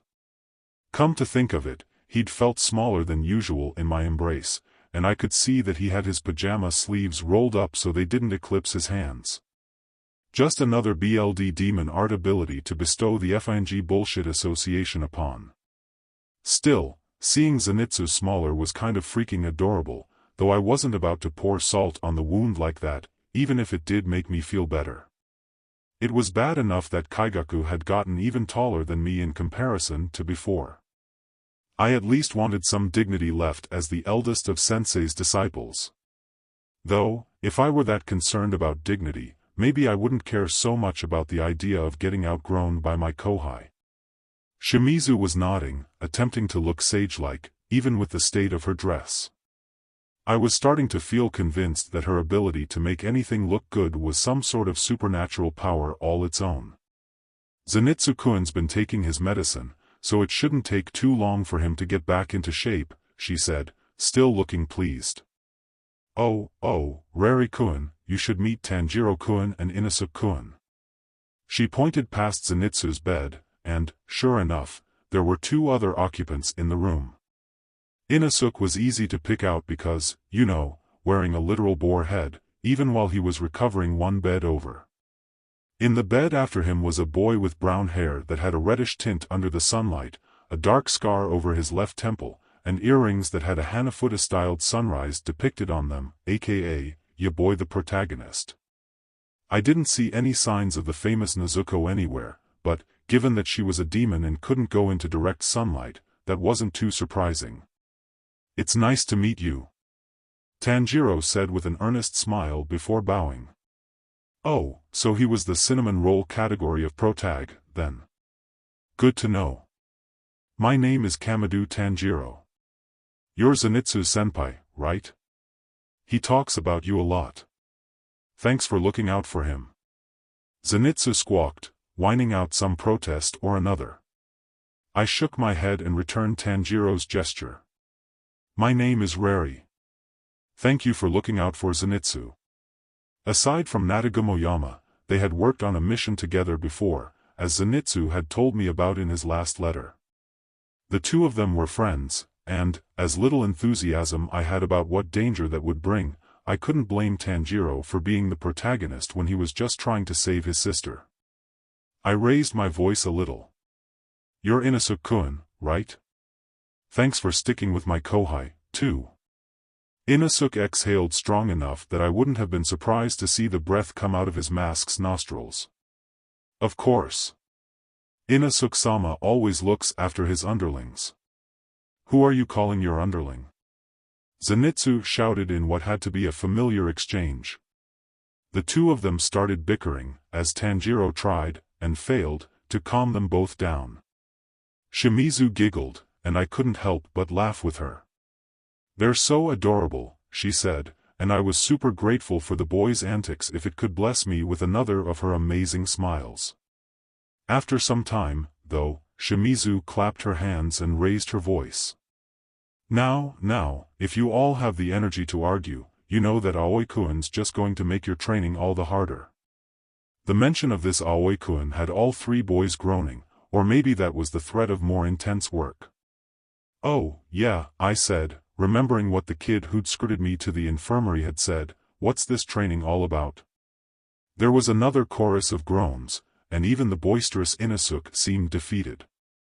Zenitsu grabbed onto my haori sleeve and looked up at me with watery eyes. "It's awful, senpai. They put us through this hellish training every day. I know it's gonna help us get stronger, but I feel like I'm gonna die." "It's super strong." Tanjiro nodded. "We've made a lot of progress, but it is difficult. We can sometimes get the better of Aoi-san, but Kaneo-san's way faster." "Oh, but Shimizu-san can do it." Shimizu let out a pleased little laugh. "That's just because I've been a demon slayer for longer than her. I have a little bit more experience. If we'd started at the same time, I'm sure she'd outclass me, since she's a Tsuguko and all." Tsuguko was the term used for those who received special instruction underneath an active hashira, and they were trained to succeed their patron's title. People like that had an advantage over those who didn't receive any extraordinary considerations, so it was no wonder that the boys would have trouble overcoming her in whatever it was they were supposed to do. Shimizu put her hands together and beamed at me. "Why don't you come and participate, Rari-kun? I'm sure that the boys could learn a lot from watching you." Zenitsu blinked, but then his expression lit up. "Will you, senpai? You're amazing, so I'm sure that you can do it." Tanjiro and Inosuke were also looking at me now, in what I assumed to be curiosity. Well, Inosuke has harder to judge with the mask in the way, but I still got the impression that I'd caught the attention of a wild animal. Had Zenitsu talked me up that much? He was giving me the puppy dog eyes to imply so, and Shimizu was also bearing an expectant smile. Trapped between their gazes, there was no way I could resist. "Well, I guess I'm all ready." "Here," I said, and Zenitsu and Shimizu cheered. The training didn't seem too bad at first, but that was an assumption based on the verbal description I got. Watching, it was obvious that it was rougher than expected. Three young girls with butterfly clips in their dark hair and matching white outfits, save for the different colored sashes around their waists, Naho, Kyo, and Sumi, took care of stage 1, which was an extensive stretching routine that pushed the subject's flexibility to the limit. Deciding it was worth a shot, I subjected myself to the treatment while observing what else was going on. In comparison to how I'd been before I got dumped in the Taishō era, I was way more flexible nowadays, but those three little girls stretched out muscles I didn't even know existed. And, yeah, it hurt, but the burn was kind of gratifying in the end, and that feeling increased since I could feel that my movements were way more limber by the time I was done. The other two stages of training were more about physical prowess than anything. First was the reflex test in the form of a one-on-one competition to see who could splash medicinal water on the opponent before the other. On a low table were several cups, and those playing could block the opponent's moves. If the other player put their hand on top of a cup you grabbed, you weren't allowed to pick it up. You had to have the kinetic vision to see what was going on, the reaction time to block your opponent's attacks, and the speed to pick up a cup and splash it without getting caught yourself. I watched on as the boys did their best, managing to score regular victories against Aoi, the pigtailed kid I'd met outside, and always getting outclassed by Kaneo. If you were to catch sight of her, she didn't look like much, a slip of a teenage girl. She had a knee-length skirt and white western boots under her Demon Slayer jacket, as well as a white cape over her shoulders, and she wore her dark hair in a side pony with a pink and green butterfly ornamentation. But she'd earned that core uniform, no doubt about it. Her expression didn't waver from a serene-looking smile, but her violet eyes were sharp, and every game with the cups versus her ended up with the boys soaked in medicinal water. She was also victorious when it came to training number 3, which was Total Concentration Enhanced Tag.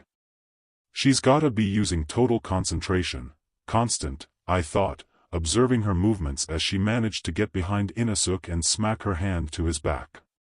Shimizu had mentioned that Kaneo was a flower-breathing user, which had branched off from water-breathing somewhere a long time ago. I could catch the similarities between the movements, and Kaneo was overall efficient yet graceful as she moved without a single wasted effort. Though Zenitsu had improved his max speed with thunder breathing since I'd last seen him practice, there wasn't any way he could keep up with someone who was always enhancing their movements, instead of in little bursts. In the end, all 3 boys were exhausted and sprawled out on the porch to dry, while Shimizu was smiling from the sidelines. Since she'd already beaten Kaneo several times, she'd stuck to observing and offering pointers, giving the boys more time to improve. You see, senpai? Zenitsu gasped out between wheezing breaths. It's ridiculous. I know that Shimizu-chan pulled it off, but there's no way. Don't be silly, I said, nudging him in the side with my foot as I stood over him. Yeah, it's tough, but this training has nothing on senseis, and you know it. Zenitsu grimaced, knowing my words as truth. If Sensei were giving this lesson, he'd never give us the time to rest and recover like this. You just haven't built up the right technique or experience to pull it off yet. I'm sure you'll get it in time. Zenitsu nodded, though he still looked worn out. In comparison, Kaneo didn't even look out of breath, despite having obtained a perfect streak of victories. You think you can do it, senpai? Probably. I wouldn't be perfect at first, but I bet I could get it down. And that statement just earned me another trio of expectant stares from Zenitsu and company. Shimizu also beamed at me. Fine, I get it. Excuse me, Kaneo-san. Mind if I give it a go? Kaneo's expression didn't so much as shift as she turned to me, but she did nod. Kyo, Sumi, and Naho got to work on setting up the table and its cups right away, and I sat down across from Kaneo when everything was prepared. My hand still in my lap for the starting position, I breathed, ready to give it my best since everyone else was watching. I had to at least put on a good show in front of my kōhai and his friends, not to mention it would be nice if Shimizu thought I was cool. Ready, Aoi said from the sidelines, her hand raised before she dropped it as the signal to start. Go! Both Kaneo and I moved at the same time, our hands snapping to cups to pick them up and to block the others' movements in rapid succession. I'd noticed that she was excellent at cutting off her challenger's movements, and, though I felt that I moved faster than any of the boys had, she had no issues keeping up with me. Shimizu had mentioned that she was part of the same final selection group as the boys, but that special Tsuguko training had done Kaneo plenty of favors. There was one problem with her approach, though, and that was how reactionary she was. She was DMN good at seeing where you were moving, and her palm often slapped down on the cup you were aiming for before you could even reach it. And maybe I wouldn't have been able to take advantage of that if I'd faced her without any prior knowledge, but watching her 3 matches with the boys was more than enough to recognize the habit and exploit it. Blocking off her most recent attempt at picking up a cup with my right hand, I shot my left towards a cup on Kaneo's side of the table. She slapped down for a block before I could arrive, which was fine with me, because I was feinting to snap up a cup from my side of the table. She tried to get her other hand in to cut me off, but I'd already lifted the cup and splashed the medicinal water at her, trying to avoid the face at least, before her palm smacked onto the now vacated spot on the table. Kaneo blinked at me, and there was a beat of silence before cheers broke out on the side of the room. Zenitsu was shouting, "Did you see that? Did you see that? That's my senpai," while Tanjiro's face had lit up in admiration as he breathed, "Amazing." Even Inosuke, who'd taken off his boar mask to reveal his dark shoulder-length hair, green eyes, and super bishy face at contrast with his brash attitude, was staring me down with an intensity one hadn't expected. Shimizu's excited grin, on the other hand, made me feel like I'd struck the goddamn lottery. "Thanks for indulging me, Kaneo-san," I said, giving her a polite smile. "You've got a lot of great skill. Do me a favor and use that to help out my kōhai to improve, will you?" Kaneo's expression didn't so much as twitch. I felt bad for thinking it, since she was a living, breathing person in front of me and not just some lines drawn on a piece of paper, but I guessed she was one of those characters that started out with a limited emotional range and ended up growing a lot by the end of the series. I stood up, smoothing out the folds in the front of my uniform. "If you don't mind, could I have a game of tag as well?" Kaneo nodded once more and, after a few minutes to dry off her cape with a towel that Naho provided her with, we stood on opposite ends of the training hall. Just like before, Aoi was the one to give us the signal to start, but, remember everything I said about thunder-breathing users having the advantage when it came to speed? Yeah, that kinda took all the challenge out of it, and I'd caught up to Kaneo in under a minute, my hand tugging on the edge of her cape to another round of cheers from the spectators.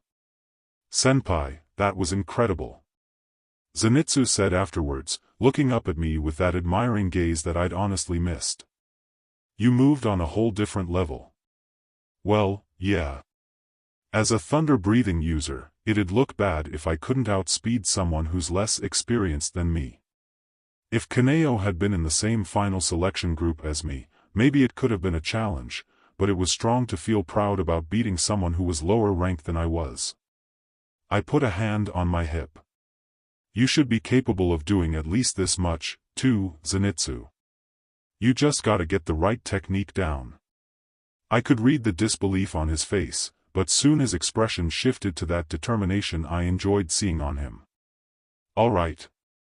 If you say so, I'm sure I can do it. Please help me out, senpai." "Me, too, please," Tanjiro said, his burgundy eyes shining. "I'd love to have you help me out, Rari-san, Rari-senpai. Be grateful." Inosuke shouted, getting up in my face. "I've decided that you're worthy of helping me with training, Kairi." From seeing him interact with the others, I was well aware it was useless to try and correct Inosuke on my name. Instead, I held up my hands, trying to get some personal space. I guess I can help. I don't know when I'll get sent out on another mission, but I can at least try to give you pointers." Was it a good idea to try and help out the main characters? What if I gave them bad advice and F'd everything else up in the timeline?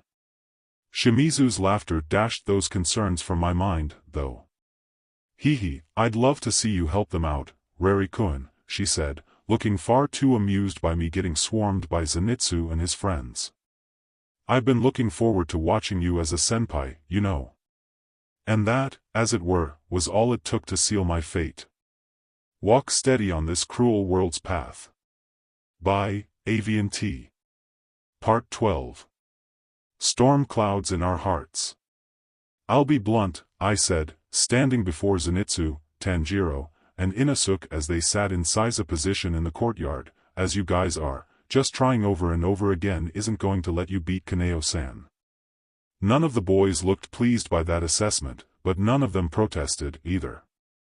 Since they'd been at this for at least a week, they were already aware of the wall they were up against. Now, I could tell you why that is, but being able to point out your own flaws is an important part of improving. "So, why do you think she has the advantage over you?" "The way she moves," Tanjiro said, sounding thoughtful. I don't know how to describe it, but it's the same way that you and Shimizu-chan do, Reri-senpai. I nodded, that much was true. You're on the right track. Now, what do you think lets all of us move on that different level? Because you're strong, Inosuke said with a huff. People who are strong are always better. Well, yeah, but natural talent isn't the only factor. If it were, you'd never be able to improve enough to win, and I'm sure you wouldn't be satisfied with that. Inosuke winced, which was telling enough, and all three of the boys' brows furrowed as they tried to figure it out. Well, I just wanted them to assess where they were. It wouldn't hurt them too much to give a little hint. The key is something you all already know how to do, you just don't know how to do it the right way to score a victory. That's what separates you all from someone like Kaneo-san, though you're all from the same final selection group. Now, what's a skill that's essential for being a demon slayer? There were a few beats of silence, until Zenitsu gasped. Tanjiro's and Inosuke's eyes snapped over to him. Breathing, Zenitsu said, managing to get on the right track. It's something to do with total concentration? Bingo, I said, pointing at him. Zenitsu beamed with pure joy at the praise. You don't need to change the way you're doing total concentration. You just need to change when you're doing total concentration. And now was the trickiest part to describe and make it sound plausible. Total concentration, constant. Kaneo-san, Shimizu-chan, and I are always enhancing ourselves with total concentration, even when we sleep. Hashira do this, too. If we're always bolstering our physical abilities, it's easy to outpace you guys, who just use total concentration in moments where you think you need it. As expected, Zenitsu, Tanjiro, and Inosuke's expressions all shifted to pure shock. Don't worry, boys, I know how you feel. It sounded ridiculous when I first heard it, too. But I promise it's possible. It didn't take long before they looked to Shimizu, who was observing from a seat on the edge of the manor's porch. It's true, she said, earning another fresh round of gaping stares. I know that it sounds tough. You three are all still at the point where even using total concentration a few times makes you feel drained, huh? Zenitsu and Tanjiro nodded, while Inosuke's look of dissatisfaction was answer enough that he was the same, but he just didn't want to outright admit it. Shimizu wagged a finger. You won't be able to do it right away, you gotta build up the endurance for it. But if you don't try, you'll never reap the benefits, you know? She'd said what I would have, so I let those words sink in. The boys all exchanged wary looks, but Tanjiro was the first to clench his fists and nod. If Reri-senpai and Shimizu-san say it's possible, then it's gotta be. I don't know how good I'll be at it, but if that's the secret to getting stronger, then I won't back down. He sucked in a deep breath, paying attention to the rhythm, though when he let out a tired-sounding exhale a few moments later, he didn't give in, getting up and running off to practice more. Shimizu cleared her throat, raising her voice. This sort of thing is a super basic technique, she said, and I could all but see Inosuke's ear twitch at the words. If you can't do it, then it's just something you can't do. But since it's so basic, even someone at you guys' level should be able to pull it off. Ha! Inosuke said, bristling. I'll show you, Gimigu. This is something Inosuke-sama can handle, no problem. He let out a scream that was more of a roar, sprinting off after Tanjiro further into the courtyard. That meant just one person was left, and I squatted down to be on eye level with my kōhai. Zenitsu, I said with the same patient smile I'd learned worked best on him, and he looked up to me with those watery eyes. Don't forget what I said before. So long as you keep trying to improve, it's okay if you screw up. He nodded. You know how to put the work in. Your Hekareki Isen is just one piece of proof of what you can do when you're determined. I won't say it'll be easy, but I know you can pull this off. And if you want to whine and beach about it, you can always come to me, yeah? I'm still your senpai, so I'll listen. Zenitsu teared up a little, but I could tell by the smile on his lips that it was a happy kind of cry. He wiped his eyes on his pajama sleeve, and, when I could see his face again, his expression was set with determination. "All right," he said, clenching his hands into fists. "It sounds impossible, but I know you wouldn't make me do something I couldn't handle. So I'll give it a shot. I'll make you proud of me, senpai. So as long as you give it your best and keep trying, I'll always be proud of you, okay?" Another rush of tears sprung up, but Zenitsu blinked them away and jumped to his feet, following after Tanjiro and Inosuke, who seemed to be working on sword drills while trying to pay attention to their breath at the same time. I watched him go with a smile and decided to join Shimizu sitting on the side of the porch. "You're the one that told me about total concentration, constant in the first place," I said, leaning back on my hands. "You didn't mention it to them?" "I was planning to," Shimizu said, tucking some hair behind her ear. "But I wanted them to see how far they could get without it, so they could be aware of how much they progressed." She turned to me, a mischievous little grin on her face. "I'm glad I waited. You showed up just at the right time, Rari-kun. You're the perfect senpai to help Zenitsu-kun out." I flushed, the warmth rushing over my face like an unrelenting summer heatwave. "He just needs a little bit of encouragement. He gets anxious, and his self-confidence isn't the best. I just try to remind him of what he's capable of accomplishing and to be there for him whenever he needs it. I couldn't guarantee anything about the impending plot, but I could at least help him in small moments like this, for whatever little it was worth." Shimizu nodded. "And that's what I mean by you being the perfect senpai for him." She hopped up to her feet, pirouetting as she turned to face me, leaning over with her hands clasped behind her back. "Well, it'd be a shame if we didn't take this time to improve, too. Would you be willing to face me in the training games, Rari-kun?" Since Shimizu was also an experienced total concentration, constant user, it would be a good exercise, and even if it hadn't been, there was no way I would be able to turn down a request from her.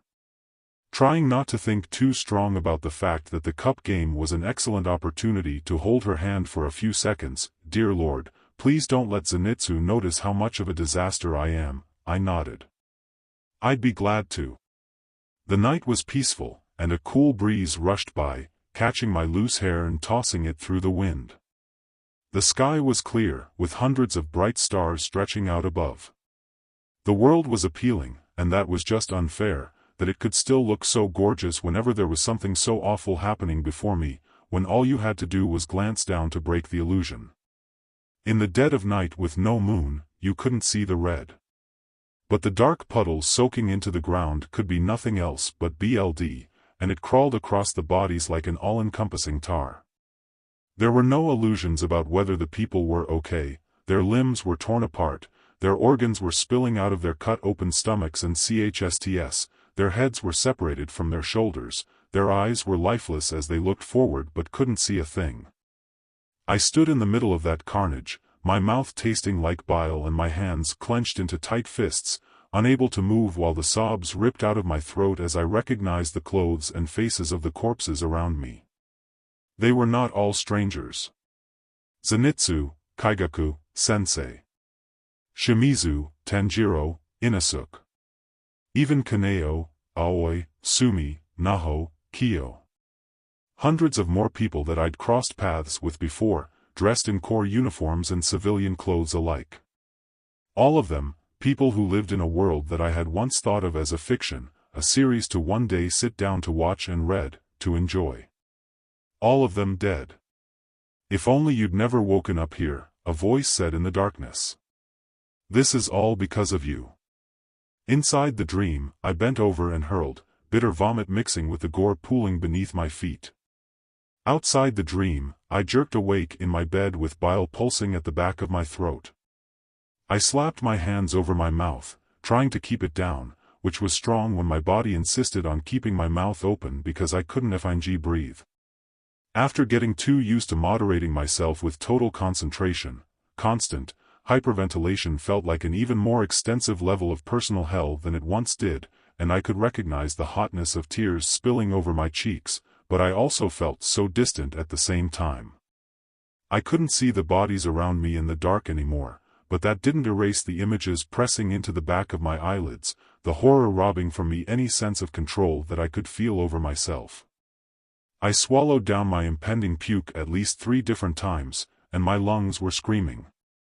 I knew I was having a panic attack, as would always happen after I had another one of my nasty nightmares, but I couldn't find the usual rhythm of my breath that would make it possible to calm down, to reconnect to myself, and every nerve in my body seemed to protest at the very idea of existing any longer. If only you'd never woken up here. This is all because of you. I managed to have enough breath in me to sob, and I attempted to stifle the cry, hating how broken it made me sound. I was a demon slayer, someone with the rank of Tsukino. I killed monsters in the dark, but I couldn't kill the fears and panic that dwelled inside me, that plagued my sleep, no matter how much stronger I got. If I couldn't overcome this, how the hell was I supposed to help anyone else, to help the people in this cruel world that was only going to get harder on them? Senpai. My head shot up at the sound, uncurling me from the ball I'd wrapped myself into. I hadn't even heard the door open, but someone had come in anyways. They crossed the room towards me, panic across their face, and as soon as they were in range, I snatched onto their clothes and pulled them into a desperate hug. Zenitsu, I realized. Zenitsu whole, Zenitsu warm, Zenitsu alive. Some piece of my brain attempted to calm down, not wanting to show off this side of me to anyone, but Zenitsu had slept 2 rooms away from me for over a year, and his ears meant that he already knew, the way I would wake up in the middle of the dark, terrified, and I wailed without restraint into his chest as the already crumbling dam inside me burst open. After an eternity, my body started to feel like mine again. My mouth still tasted awful, but I didn't want to throw up anymore, and I was no longer trembling, though I could feel a lingering vibration all the way in my bones that would cling to me for some time. Zenitsu had been rubbing circles into my back, pulling me back to awareness, and I sucked in my snot as I focused on the sensation and at long last remembered how to breathe, first in an even rhythm, then in the pace of total concentration, constant that I'd worked so strong to maintain these past months. Sorry, I whispered. I must have been loud for you to hear me all the way over here. I'd been granted a guest room to use in the manor for the time being. Though it was in the same wing as the infirmary Shimizu and the boys were in, it was in a different hallway. No one but Zenitsu could have heard me from that distance. I didn't mean to wake you up. Don't even, Zenitsu said, and it was such an oddity to have him scold me that I couldn't even protest. I heard you because everything else was so quiet. And I'm glad I woke up, so I could help you. Goodness, what a great kōhai he was. I hadn't pulled back from the hug yet. And I gave his shoulders an appreciative squeeze. Then thank you for coming to help when you didn't have to. Sure, I would have recovered otherwise. My body could only panic so much before it worked things out of its system or, failing everything else, the light of dawn tended to help me snap back to my senses, but having someone else around helped. It was a privilege I hadn't had since I became a demon slayer, where I was on my own during nights like this. Of course I came. It's the least I could do after all the times you've helped me out, senpai. Feeling steady enough, I released Zenitsu, allowing us to regain some semblance of personal space, though he sat on the side of my bed, in reach if I needed him.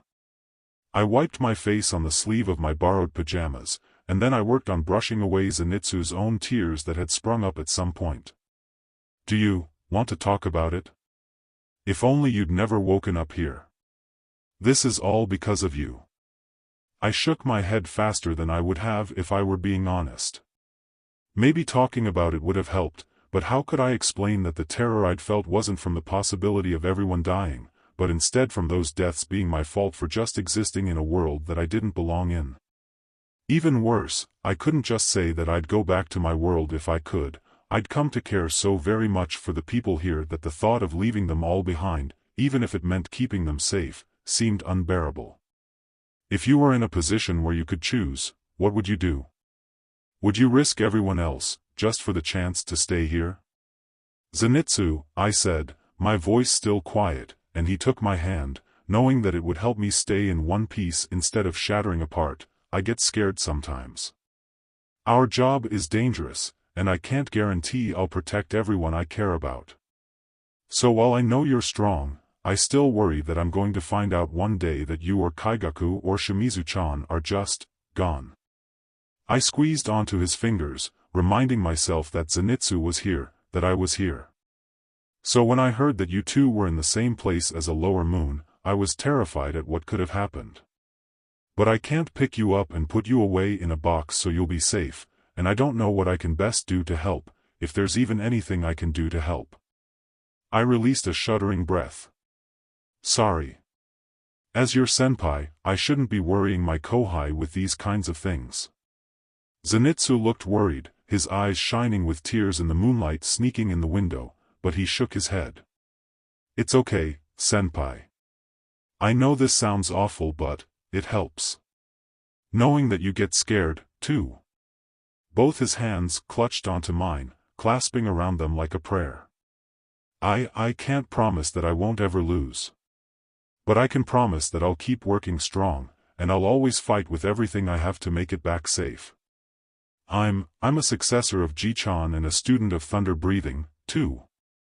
So please keep believing in me, senpai, and I promise I'll keep believing in you. And of course, Shimizu-chan and Aniki are stronger than me, so they'll give it their best, too. Okay? Despite every worried thought and panicked emotion running through my brain, I could feel myself start to smile a little. Okay. Zenitsu looked relieved at the words, and I used my free hand to ruffle his hair. You've grown a lot, Zenitsu. I remember when I used to be the one comforting you all the time. Even in the dark, I could see the color rush to his face. Like I said, I want to make you and Ji-chan and Aniki proud of how I've grown. So I can give back to you all as much as you've given me. He sucked in a breath, then stood up, tugging on my hand. I know it's strong for you to go back to sleep after you've woken up like that, so come on. I want to show you something, senpai. I raised an eyebrow but didn't argue, instead untangling myself from the blankets and letting Zenitsu pull me along. Oh, yeah? What are you gonna show me? Zenitsu beamed, a flash of sunlight in the middle of the night. I want you to see how my Hekureki Isen is coming along. Walk steady on this cruel world's path. By Aviantei. Part 13. Thunderclaps and distant echoes. The night was peaceful, and a cool breeze rushed by. The sky was clear, with hundreds of bright stars stretching out above. Again, I was struck by how incredible the view was in this time where the light of cities didn't wash out the majesty of the dark, but I couldn't appreciate it as much as I wanted to. Most times, breathing in the crispness of the night air would have helped me relax, but now I was instead reminded of the environment of my dream, of that vast and empty field scattered with the bodies of people I'd caused to die, if the voice in the dark were to be believed. Desperate, I clutched tighter onto Zenitsu's hand with my left and onto the scabbard of my sword with my right. Both sensations helped, Zenitsu's warmth to remember that I wasn't alone, my katana's coolness to remember that I was a warrior who could fight. Zenitsu squeezed my fingers back, managing to keep a reassuring smile. Just a little bit farther, senpai. There's a nice place I found. I nodded, keeping pace with him without much trouble, though I did keep looking over our surroundings. We'd left the walls of Butterfly Manor, since thunder-breathing techniques in general were not very conducive to letting nearby people sleep thanks to the loud booms they made, and a boosted version of Zenitsu's Hekureki Isen would be even less so. Zenitsu led the way through the surrounding woods. I could smell the familiar aroma of wisteria trees in bloom that would keep any potential demons away, if there were even any that were stupid enough to stick around near a Hashira's residence in the first place. I wasn't aware that exploring the nearby wildlife was part of your recovery plan, I said, so I wouldn't have to feel like the silence was going to swallow me up. Zenitsu's laugh had a nervous tinge. I might have run away after the first couple of days of rehabilitation, he said, and I couldn't help but smile while thinking of his early days of training. While frustrating at the time, the memory now made me a bit nostalgic. But then Shimizu-chan told me she invited you here, and I remembered you and Ji-chan encouraging me, and I wanted to give it my best, so I went back to it the next day. He came to a stop, and soon I could see why. But I did manage to find this place, so maybe you can forgive me? I whistled, taking in the view. While it would have been nice to see it in the daytime, the flower field was still pretty under the moonlight. The plant's collective sweet scent was soothing, making it easy to forget the acid taste of vomit threatening to crawl up my throat. He found this on his first try. Someone let that boy do some gotcha rolls. I'm sure he'd pull his best boy/girl/NB every single time. That image was enough for me to snicker, and Zenitsu looked so relieved at that small expression of mirth that he didn't even question it. It is pretty nice. I let my hand slip out of Zenitsu's and urged him to go forward. While I like the flowers, I do want to see your hekureki-isan. Do you mind? Oh. Of course not, senpai. Looking the most confident I'd ever seen him, Zenitsu strode forward, finding a place to stand that didn't end up crushing flower petals underfoot. I sat down on a patch of grass, crisscrossing my legs and setting my sword across my knees. I'm sure I can improve even more when I get total concentration, constant down, but I've gotten a much better handle on it since last time I showed you. While Zenitsu had once taken his time to breathe, taken his time to get into position, his hand snapped to the hilt of his sword with an undeniable certainty that sent a shiver straight up my spine, and his breath sked in with lightning sparking around him. Kaminari no kokyu, ichi no kata, hekureki-isan, rokuren. Unlike when I'd watched his Nirin back in the peach orchard, I knew what to expect this time. Even so, following along with his movements was a challenge, and I ended up watching his afterimage and the blur of yellow light left behind more than I was seeing him. Zenitsu completed 6 different dashes, each one of them further augmenting his already impressive speed, and when he swung his sword at the end I was sure it could have felled a tree if he'd bothered to attack anything. His katana slipped back into its scabbard with a click, and Zenitsu exhaled before the focused expression on his face melted away to one of expectation as he looked at me for feedback. Appealing, I said, which was the first thought that came to mind. Zenitsu's everything lit up at the praise, and I tried to think of something else constructive to say as a senpai. You've brought that technique a long way, and I know that I couldn't pull something like that off without a ton of strong work. I'd found my niche as a flexible all-rounder, even if the consequence was that both of my kōhai could outpace me in terms of raw power. You need a lot of skill to take one thing and hone it into something viable for combat. Keep it up, Zenitsu. He laughed, looking pleased, and I eyed the katana in his grasp. Hey, I wasn't there when you got your Nichiren sword. Let me see. I made grabby hands, and Zenitsu trotted over to join me sitting in the grass as he fidgeted a bit. Aside from the fact that his scabbard and grip on the hilt were white to complement the gold accents, rather than the purplish gray of mine, the designs of our swords matched, down to the tassel hanging off the end and the rounded 4-petaled design of the tsuba, Hanai-san's handiwork, through and through. Because of that similarity, I'd been expecting the same yellow katana that Sensei and I had, but when Zenitsu pulled the sword from its sheath, there was a silver blade, save for the jagged pattern of a lightning bolt that ran across the surface. It's not like yours, but Sensei said that sometimes thunder-breathing users get this pattern if they have the potential to become strong. Just like Kaigaku's, I said, thinking back to when I'd seen his blade drawn as we stumbled across each other in the woods, as our katanas collided, rending the enemy apart. Zenitsu winced, and then I realized what had popped out of my mouth. Sorry. I can understand if you don't want to talk about him. Zenitsu hadn't written much about it in his letters, so that I wouldn't worry, I'd guessed, but Sensei hadn't hidden that Kaigaku had gotten more and more impatient as his final selection approached. Given what I'd seen back in summer, I wouldn't have been surprised if Zenitsu had taken on the brunt of that frustration. I'd been so happy to make up with Kaigaku that I'd neglected my duty to kick his butt for being a dickweed. I'd have to correct that the next time we crossed paths. It's okay, Zenitsu said, and I gave him a skeptical look. Kyaku bullied him, and that wasn't something you could just brush aside. I mean it, senpai. I don't like the way he treats me. I hate it, and sometimes I think I hate him. But you know, I can hear things, including feelings. So even though he's angry all the time, I can tell that he's scared of something underneath that. I just don't know what. Zenitsu wrung his hands together, and I tried to process that knowledge, tried to figure out what it was that Kyaku was trying to cover up with all his brashness and assholery, but I couldn't know for sure unless he opened up to me about it. And if the past 2 years were any indication, opening up wasn't something he was prone to do. I know it's not okay what he does.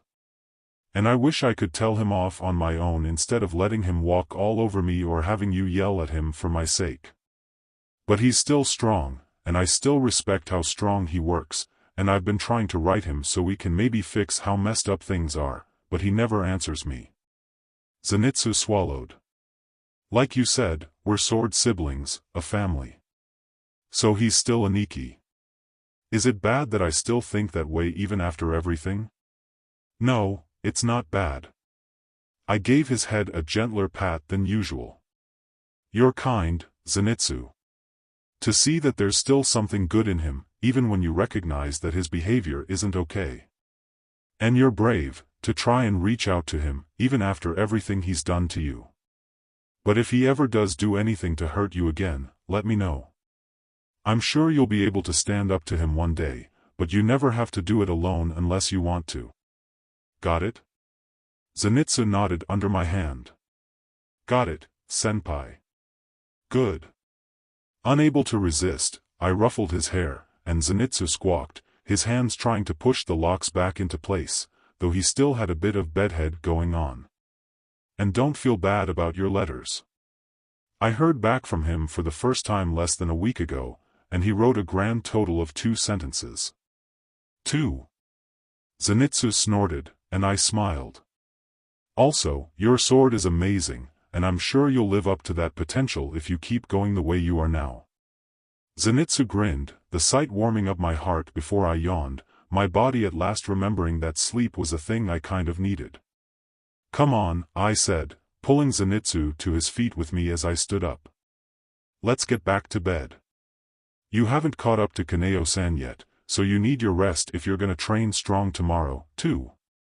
Zenitsu groaned, and I laughed, pushing him forward and letting him lead the way back to Butterfly Manor so I could avoid adding getting super FING lost to my list of experiences for the night.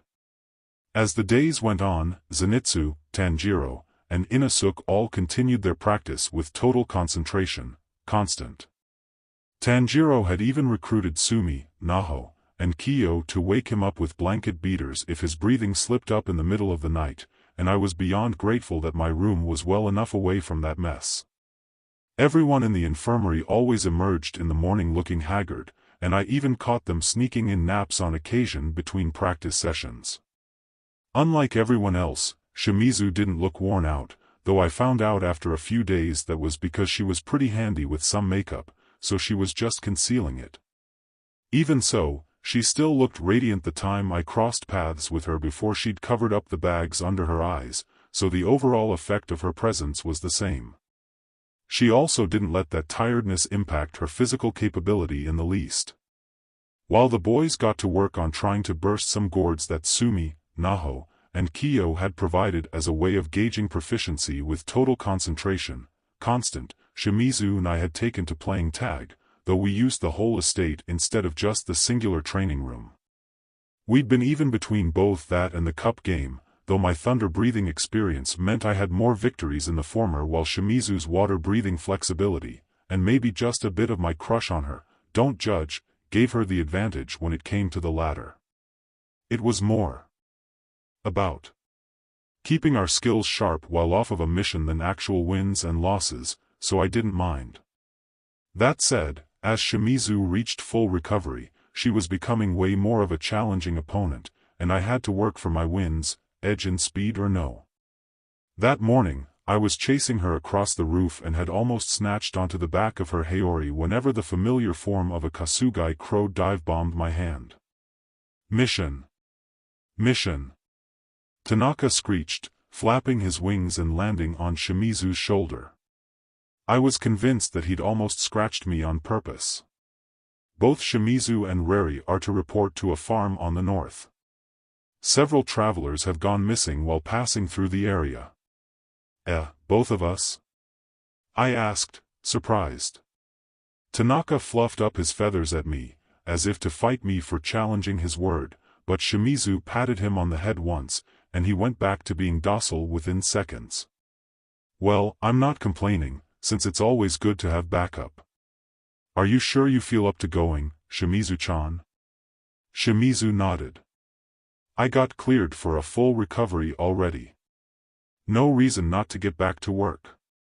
She inclined her head to the courtyard where the boys were struggling to blow apart the gourds as Naho, Sumi, and Kyo cheered them on. We should let them know before we take off, though. Plus you should give Zenitsu another one of your senpai speeches so he keeps working strong. I fidgeted with the barrette at the end of my braid, trying not to look too flustered. He's always worked strong. I'm sure he'll be fine without me.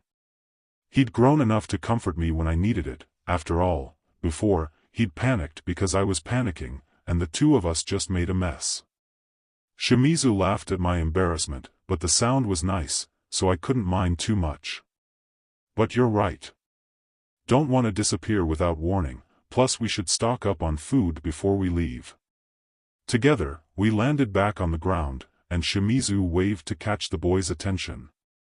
Tanjiro-kun, Zenitsu-kun, Inasu-kun, she called, and all three of them pulled back from their small-sized gourds, gasping for air. You're all working strong, yeah.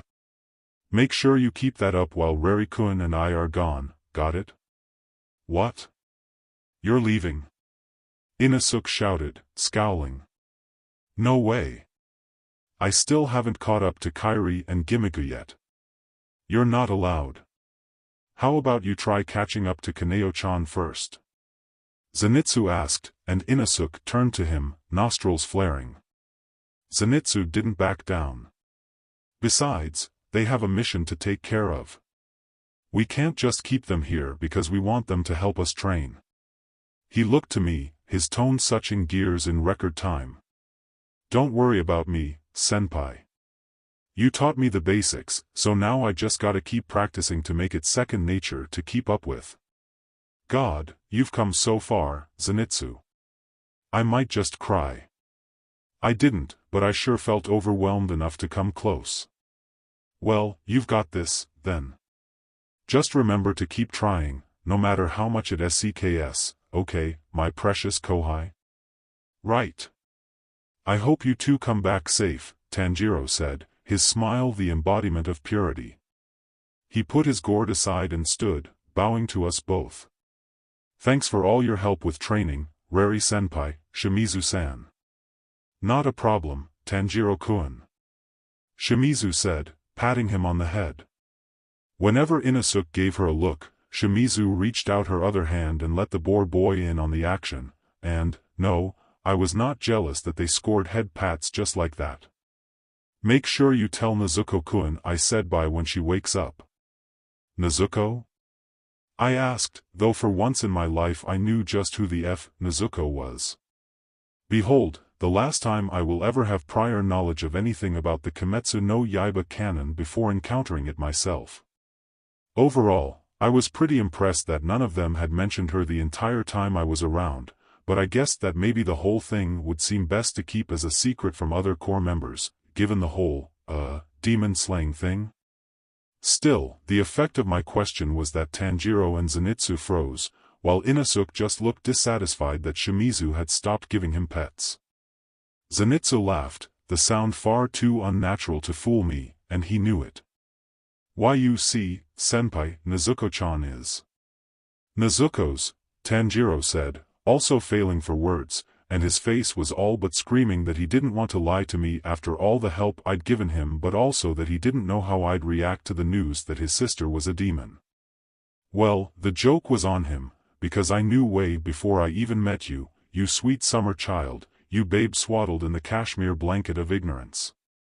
Nezuko-kun is Tanjiro-kun's little sister, Shimizu said without any shame. I mentioned in my letter, didn't I, Rari-kun? That there was a whole blow-up with the Hashira and even the core leader because he was keeping it secret that his sister was a demon? Oh, yeah, she had. I just hadn't recognized his name at all until I'd read the details. Tanjiro and Zenitsu's jaws dropped, and Shimizu put her hands on her hips and pouted. Don't look at me like that. Rari-kun doesn't have a problem with it, or they would have said something already. You should trust your senpai more, Zenitsu-kun. I suppose that most people would not take the news well, all things considered. But I'd already been initiated into the Yamato Protection Club long beforehand, so there wasn't anything to fuss about. Shimizu-chan said that your sister hasn't eaten anyone, Tanjiro-kun, so it's not a problem. Besides, it's not like she chose to become a demon or anything.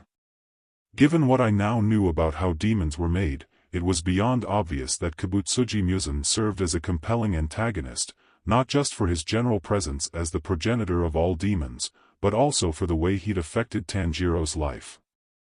As such, that also meant I could blame Kibutsuji if anything demon-related hurt my loved ones, ever. Not to mention that you didn't seem bothered by it, Zenitsu. I trust your judgment on this one, alright? Alright, Zenitsu said, sounding somewhat winded. Tanjiro also seemed shocked, though he dropped right down in another perfect 90-degree bow after a moment. Thank you so much for believing in my sister, Rari-senpai. Now, no need to shout about it. Just make sure you and Nezuko-chan keep doing your best, okay, Tanjiro-kun? He gave a resolute nod, and I tried not to think too strong about how his status of protagonist meant that he was likely to have the hardest time of them all in the long run. I wish I knew more. I wish I could help you all. But the best I can offer you is luck here and pray that you'll all be okay. Zenitsu, Inosuke-kun. You two keep doing your best, too.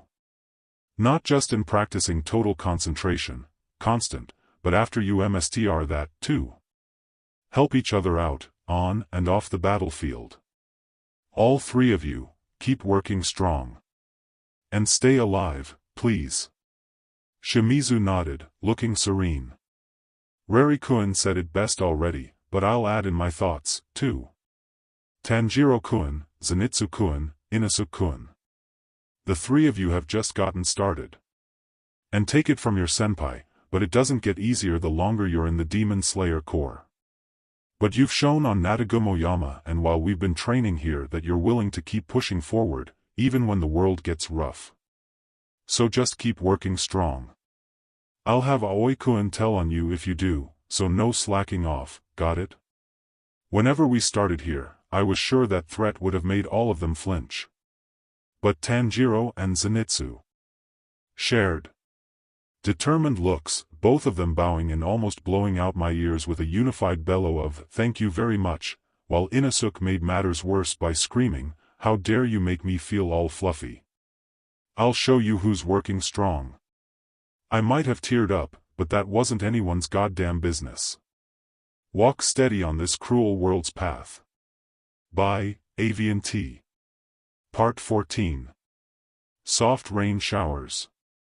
Someone shook my shoulder, and I awoke with a gasp, trying to catch my breath. My dream had been another nightmare, though it hadn't been as bad as the night Zenitsu had come to comfort me. Still, having another bad dream so soon after the last one wasn't a good sign in the slightest, and I was surprised that what I'd woken up from hadn't gone as far as the one from that night at Butterfly Manor. Rari-kun. The soft call of my name reached me, and I at last recognized Shimizu leaning over me in the dark. Right, we'd stopped for the night while traveling to our next destination, sharing a room in a rest house that had been kind enough to let us stay. I could still feel the pressure of Shimizu's hand on my shoulder, and her worried expression made my chest ache. "Sorry," she whispered. "You sounded like you were having a bad dream, so I wanted to wake you up. Zenitsu-kun asked me to look after you, so Don't worry about it. I shook my head, letting myself sit up. I'd worried Zenitsu enough that he was looking out for me, even when we weren't in the same place. Sheesh, what kind of senpai was I? I have nightmares every now and then, and they're not fun. So thank you for waking me up. It wasn't an ideal situation, but having someone else around did help me feel better, so I mustered up a smile. Sorry for disturbing you. Shimizu squeezed my shoulder. Don't worry about it, Rari-kun. I'm glad I could help out, even just a little. She spread open her arms. Would a hug help? I paused for a moment, then nodded, leaning forward into Shimizu's embrace. We hadn't changed from our uniforms, occupational hazard and all that, but she was still warm to the touch, and it was easy to relax into the hug. I rested my forehead on her shoulder and focused on my breathing while her hands patted my hair. Come on, I know I said that I was jealous about the head pats, but it would have been nice if I were getting them in a less pathetic situation. If I could still have thoughts like that, then I was fine. Sighing, I sat back up, receiving Shimizu's gentle smile when I looked to her. Feeling better, Rari-kun? Yeah. I wound my braid around my fingers, grateful for something tangible in my hands as I felt over the gemstones in my barrette. Right by the side of my futon was my katana, ready should I need it. Thanks for waking me, Shimizu-chan. I don't know what all Zenitsu told you, but my dreams can hit me strong sometimes. That one wasn't so bad, so I'm okay, but I swallowed down the lump in my throat. Shimizu-chan, I said, my voice even quieter than before, do you ever worry that you being around might make things go wrong? Like, that because you got involved with people, they might end up hurt? Shimizu gasped, looking at me with worry and, oh, great, I made her cry again. It wasn't as intense as back at final selection, sure, but I still felt guilty about it regardless as a few tears leaked down her cheeks before she scrubbed them away. Her arms wrapped around my shoulders again, and I stiffened before trying to rub comforting circles on her back. Rari-kun, she said, her voice clear, I know what you mean. I promise I do. But you don't need to worry about that. Because you've improved the lives of the people around you, just by being here. I know my life's better because you're around, and Zenitsu-kun adores you. Once he found out we knew each other, he was so excited to talk about you. And while he's not as obvious about it, Kaigaku-kun cares about you as well, or he wouldn't have been so insistent on taking you to the wisteria house that time. Shimizu kept her arms tucked around my neck but pulled back enough that I could see her expression, filled with warmth. Yes, sometimes we're responsible for hurting other people. And sometimes people get hurt for reasons outside our control. But even if that happens, you deserve to be here anyways. She tapped my forehead with her knuckles, almost like she was scolding a puppy. I'm in your care, remember? Unable to give any other response, I nodded. Right. Whether it's a good thing or not, I have people counting on me. I can't go letting them down, huh? I was the senpai of Kaigaku and Agatsuma Zenitsu, the successor of Kawajima Jigoro, and the friend of Urokodaki Shimizu, Kamado Tanjiro, and Hashibara Inosuke. Even if I said it was for their own safety, none of them would let me leave without a fuss. I exhaled. Thank you, Shimizu-chan. I needed to hear that. Of course. Shimizu sat back, her hands lifting up the edge of her futon as she scooted closer. When I was a kid and I had bad dreams, I'd end up crawling into my older brother's bed, and he'd hold my hand. It was like the nightmares couldn't reach me anymore. Once our futons were lined up at the sides, Shimizu flopped back down into the blankets, her fingers resting on the edge of mine. I don't know if it'll do any good, but you're free to hold my hand if it helps you sleep a little easier. While all the gay thoughts had been blunted behind the general icky feelings that clung to me after a nightmare, it was time for my panromanticness to come back in full force. I deflected it by falling back onto my futon, face planting into my pillow. For the sake of not worrying Shimizu further, all following screams were internal as I fumbled to take her hand. Her skin was soft, even if her palms and fingers had calloused from wielding a sword all the time, in the dark. "Thanks, Shimizu-chan," I said, or at least a muffled approximation of those words. In response, I got a delighted giggle. "You're welcome, Rari-kun." Rari-kun left. "Thanks." Following Shimizu's warning, I twisted and swung my katana, managing to block the incoming strike of the demon's claws. It looked delicate at a glance with its thin frame, but its hand had plenty of force behind the blow, typical demon fare.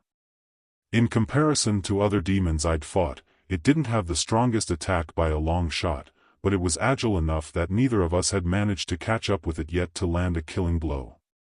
The demon flipped backwards and away from my sword, landing on its feet as its kimono swayed around it. Its face and skin tone had warped enough to make its species clear, but that wasn't even the most obvious part about it. Oh no. This thing had triangular ears atop its head, and a long tail poked out of the back of its clothes. In other words, it was so a cat. "Nyahaha. You two think you can catch up with me?" The demon cackled, looking beyond amused as it leapt out of the way of Shimizu's incoming attack, water-breathing seventh form, the Shizuku Hamansuki. "You may be demon slayers, but I've already eaten tons of people. I'm way stronger than you. Wanna FNG bet?" I shouted, already beyond having lost my patience after chasing this stupid cat around for the last 20 minutes. "If you're so strong, then you shouldn't mind taking my sword to your neck." It just had to be this kind of opponent, didn't it? "No thanks. You can't even catch me, why should I bother to let you try to kill me?" I breathed in strong enough to send sparks off around me. "I haven't been," this said, "off in a long time, kitty cat. You wanna F with me? Rari-kun, don't let them get to you." Shimizu called, and it was for the best that we'd gotten this mission together, because I would have snapped otherwise. "I know it's frustrating, but we're a team, so we can handle this. Now, Ichi no kata, Minamo Giri." Like thunder breathing, water breathing's first form was a basic/augmented by the styles element, and Shimizu looked just as much like a goddess in the moonlight while she performed it as always. The sight alone was enough to do a strong reset on my brain, and I got my breathing back under control a few seconds later. For real, losing my cool in the middle of battle? With our lives at stake? Get a grip. Shimizu's latest attack also missed as the demon dodged out of the way, but it spurred me into action. An opponent that was too fast for me? Whenever I knew full well what my sword style was capable of. Ichi no kata, Hekareki Isen. I wouldn't say that my speed was anywhere close to what Zenitsu could now pull off, but being speedy wasn't all there was to it. You had to be quick, but also had to have the awareness of where your opponent was, of where they would move. And in the split second after dodging Shimizu's attack, the demon didn't have much elsewhere to go but out of the way, and I targeted that space as I launched forward, my sword at last catching purchase. I'd landed a hit, slashing through the demon's side and rending a nasty gash through its gut. The demon screamed, even as its wound started to heal. "Good," Shimizu said, lifting her sword into a different form, and I read her intention loud and clear, "Keep going. San no kata, ryuryu mai." More water flowed from her blade in a motion that was tricky to predict.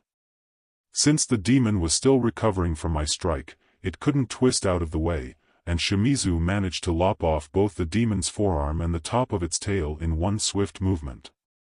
Desperate, the demon dropped down to the ground on all, well, fours wasn't the most accurate word just then, but you get the drift. However, I was in range, and I'd been watching where the demon went, so I was able to stab my sword straight down through its spine, prioritizing a capture over aiming for the kill and having it slip away. Of course, it wasn't like I couldn't score a win from this position. Go no kata.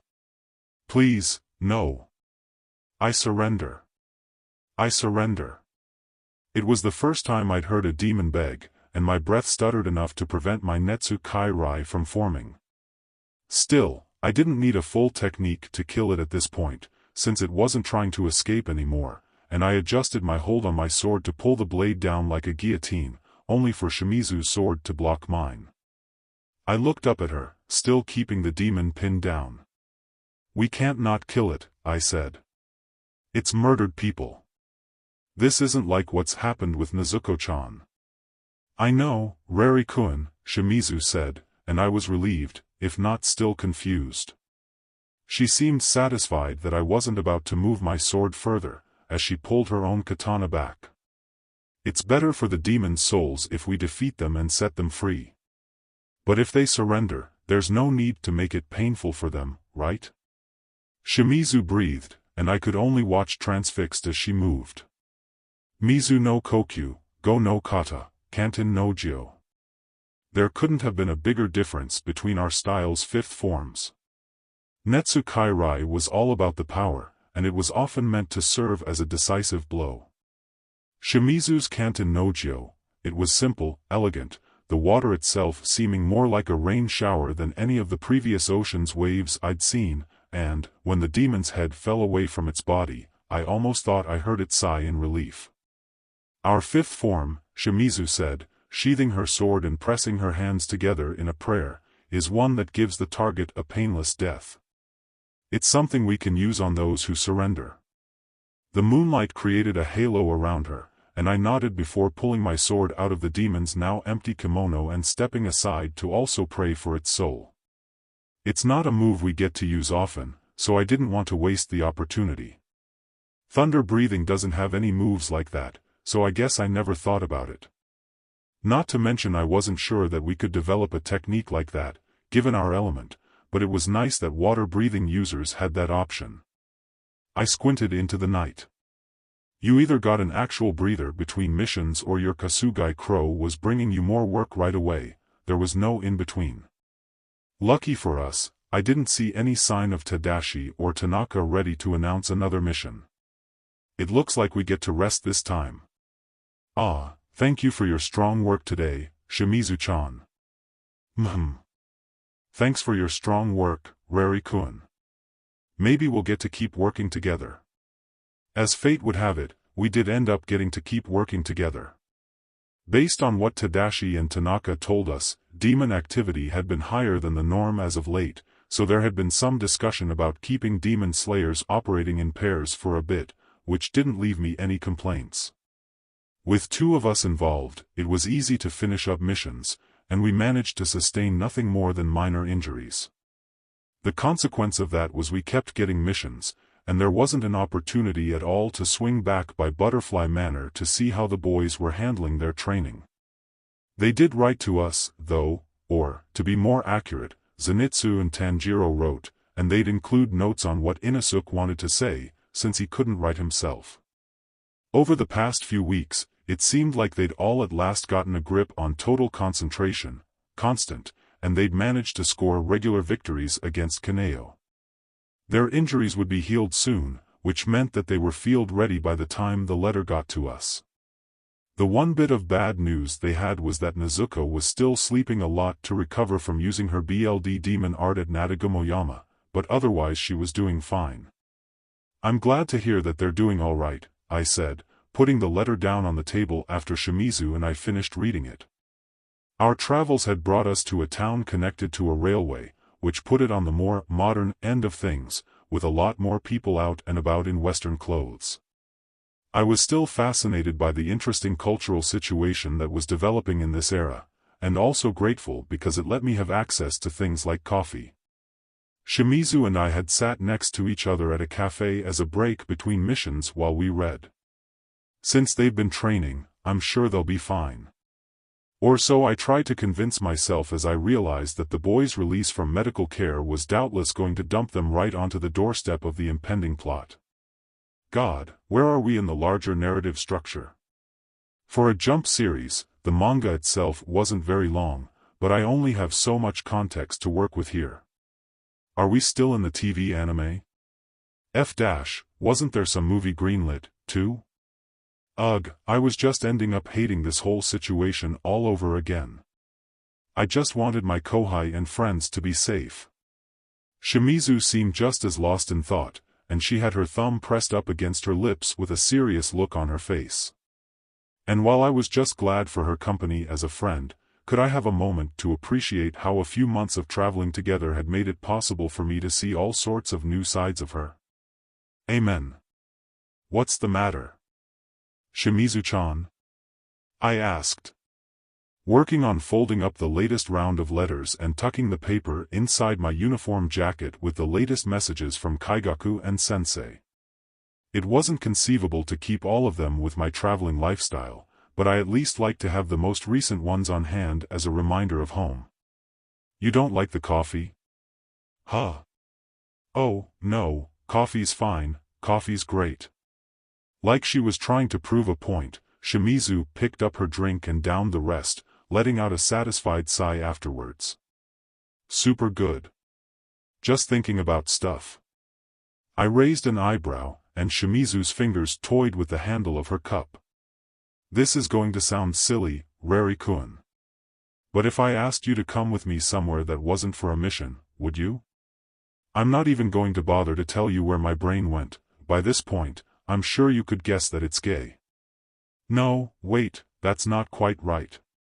But do you trust me, like, enough to listen to me if I asked you to do something that doesn't make sense?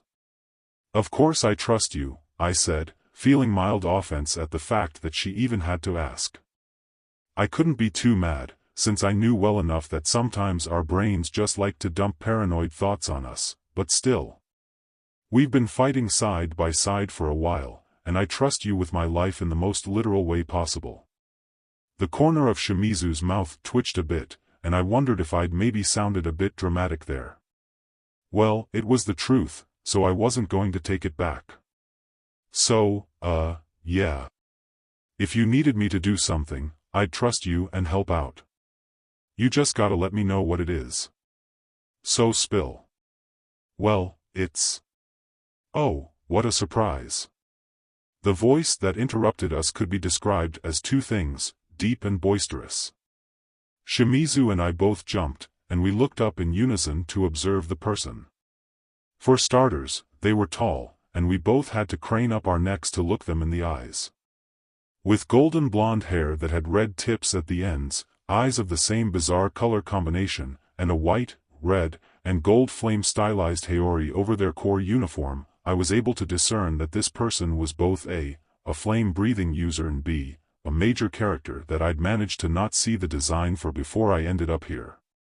And then Shimizu squawked, Rengoku-sama, confirming that both my assumptions were true.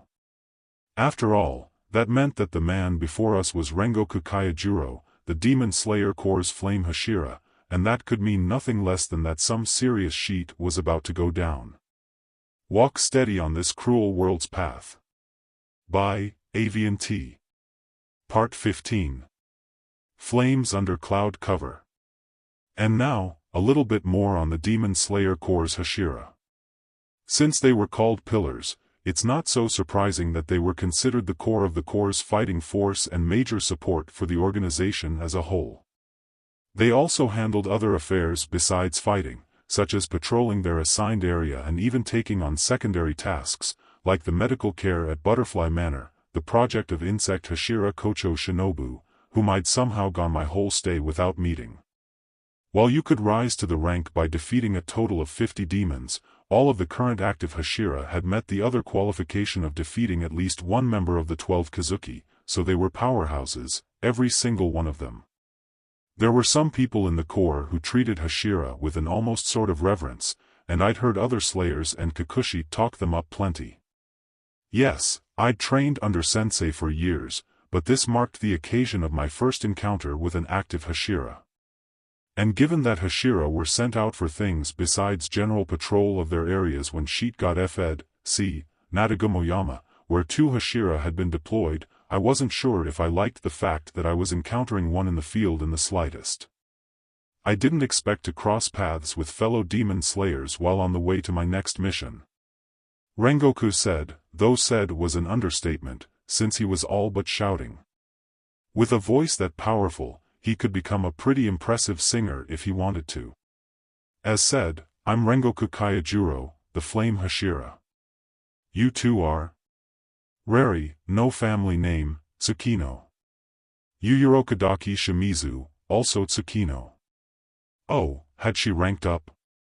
I wouldn't have been surprised if her involvement at Nadagumoyama had been a part of that, though maybe I should have noticed her promotion already, considering how long we'd been working together. Shimizu seemed to be in awe, her eyes wide. And, yeah, I could feel that, but did she have to be sparkling just while looking at the guy? You're hunting a demon, Rengoku-sama? Rari-kun and I are between missions right now. Any way we can help? My head whipped towards her, gaping. Shimizu-chan, please. If a Hashira's involved, we'll be in way over our heads. I'm already paranoid about the plot, don't make me worry about you, too. No, calm down. If it's something dangerous enough to need a Hashira, there's no way he'll agree to have two mid-ranked slayers with him. But, to my undying horror, Rengoku just laughed, nodding. I like your enthusiasm, Yurokadaki, my girl. If you two don't have any prior responsibilities, you're more than welcome to come along. Hey, you, don't just go and agree without any hesitation. All right. You can count on us, Rengoku-sama. And you. Why are you going along with him like this is no big deal? Shimizu looked at me, beaming, and I could already feel my willpower starting to crumble. Come on, Rari-kun, she said, taking my hand in hers, which was fatal damage right then and there. It's not often that you get to see an active Hashira work in person, you know. It'll be an incredible experience, trust me. So she was saying with enthusiasm, but I could see the wavering in her eyes. She was giving me a choice, but why did I have to go and say all that stuff about trusting her with my life not even 5 minutes ago? No, even if I hadn't opened my mouth, it wasn't like I could just send Shimizu off on her own into something so dangerous. Save for Tadashi or Tanaka swooping in and telling us to split up on official orders, if Shimizu was going, then I was going, too, and that's all there was to it. Okay, I said, and Shimizu's face rippled with relief before settling back into her usual peaceful expression. I turned to Rengoku, who had a broad smile. My own face was far less enthusiastic, but at least I managed to keep it polite. We're in your care, Rengoku-san. Yes. A pleasure to work with you both. Wow, you think that all the early days of training with Zenitsu would have given me a higher tolerance for loud volumes, but I wasn't seeing any of that. Oh, what I wouldn't give for a convenient stash of ibuprofen on me. Well then, if you're coming with me, it's time to get going. We have a train to catch, you too. I downed the last of my coffee, though I wished I could savor it a bit more. Shimizu nodded, leaving enough money on the table to cover the bill, provide a tip, and then some. Are we going far enough away that we need a train? I asked as we followed Rengoku outside and through the streets. Since total concentration meant you could cover long distances on foot without much trouble, I don't think I'd ever used another form of transportation since I'd gotten here. No, the train is our destination. Over 40 people have gone missing on it, including several core members, so we suspect a demon is on it. At least Rengoku had enough tact to not shout that information in the middle of a crowded street. Beside me, Shimizu was chewing on her lip, and I couldn't blame her. 40 people was a lot in terms of usual demon kill counts, and even more so when slayers had already gone after it. No wonder Rengoku had been given the job of taking care of the issue. I know it sounds like this is a formidable opponent, but if you stick with me, you'll be just fine. Oh, I'm holding you to that, Rengoku-san, I thought, my eyes on his back. And even if you can't do it, I'll make sure that Shimizu-chan gets out of this okay. No matter what. We'd boarded the train in the afternoon, but there wouldn't be any demonic activity until evening, so all we could do was learn the details of the mission, familiarize ourselves with the layout of the train, and wait. I'd never had the chance to ride a proper train before, so I was a little too excited about the prospect for someone that was from the 21st century, but at least I fit in with the other passengers well enough. Even so, there was a limit to how much I could entertain myself with while waiting, so I tucked in for a quick nap in preparation for the long night ahead while Shimizu and Rengoku chattered about something or another in the seats beside me. When Shimizu shook me awake, it was evening, the sun was setting outside the windows, and my stomach was growling. Rengoku was nice enough to buy us dinner at the very least, so that earned a point in his favor. I'd never had the opportunity to eat a train bento before, and I was also maybe a little too excited about that prospect, but it was pretty damn tasty, so I'll consider my reaction valid. At least I wasn't like Rengoku, who'd eaten at least 10 of the things, shouting, "Delicious," every other bite. I mean, yeah, it's good, but does he need to say that every time he takes a bite? Maybe Kimetsu is one of those series where everyone who has a lot of power is a weirdo in one way or another. Shimizu looked amused, at the very least, so I'd give it a pass, even if Rengoku's behavior was drawing a lot of attention to us. But if we were going to talk about a list of things that drew a lot of attention, would say the sudden shout of "Senpai," followed by Zenitsu almost crashing into me was pretty high up there. At least I'd finished eating, so it wasn't like food went everywhere, but it still took some adjustment to deal with my newfound case of sudden kōhai in my lap to the tune of other passengers muttering amongst themselves. "I thought I heard you," Zenitsu said, looking giddy. "What are you doing here?" "Got recruited by the Flame Hashira to help out," I said, pointing to said offending party. And, yes, Shimizu was also partway at fault, since she'd suggested it, but Flame Boy over there had agreed, and he was in a position of seniority, so I was pretty sure he was liable for whatever the F was about to happen. "What are you doing here?" "Oh." Tanjiro wanted to ask the Flame Hashira some questions about his breathing style, plus we got a recommendation from Shinobu-san because of it, so we all came. Zenitsu glanced the direction he came from, and, sure enough, Tanjiro and Inosuke were with him. Shimizu waved to them, and the expected round of greetings went around. And I participated, yeah, but I was also trying to keep my mounting panic very much internal as I put together an obvious equation. Protagonist squad plus Hashira sheet about to get so FNG-F'd. Maybe I was overreacting. For living here as long as I had, I knew it wasn't just a story. This was a real world with real people, and that didn't mean things would escalate just because of prior events. But it had been a month or so since the Natagumoyama mission, and what I'd heard from the boys about their own escapades sure seemed to be following shonen manga pacing.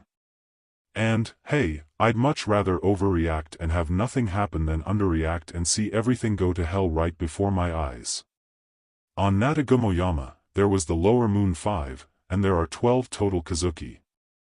Lower Moon 5 is way tougher than any other rank-and-file demon, but low enough on the boss level structure. Like Rengoku-san said, the core thinks this is connected to a Kazuki.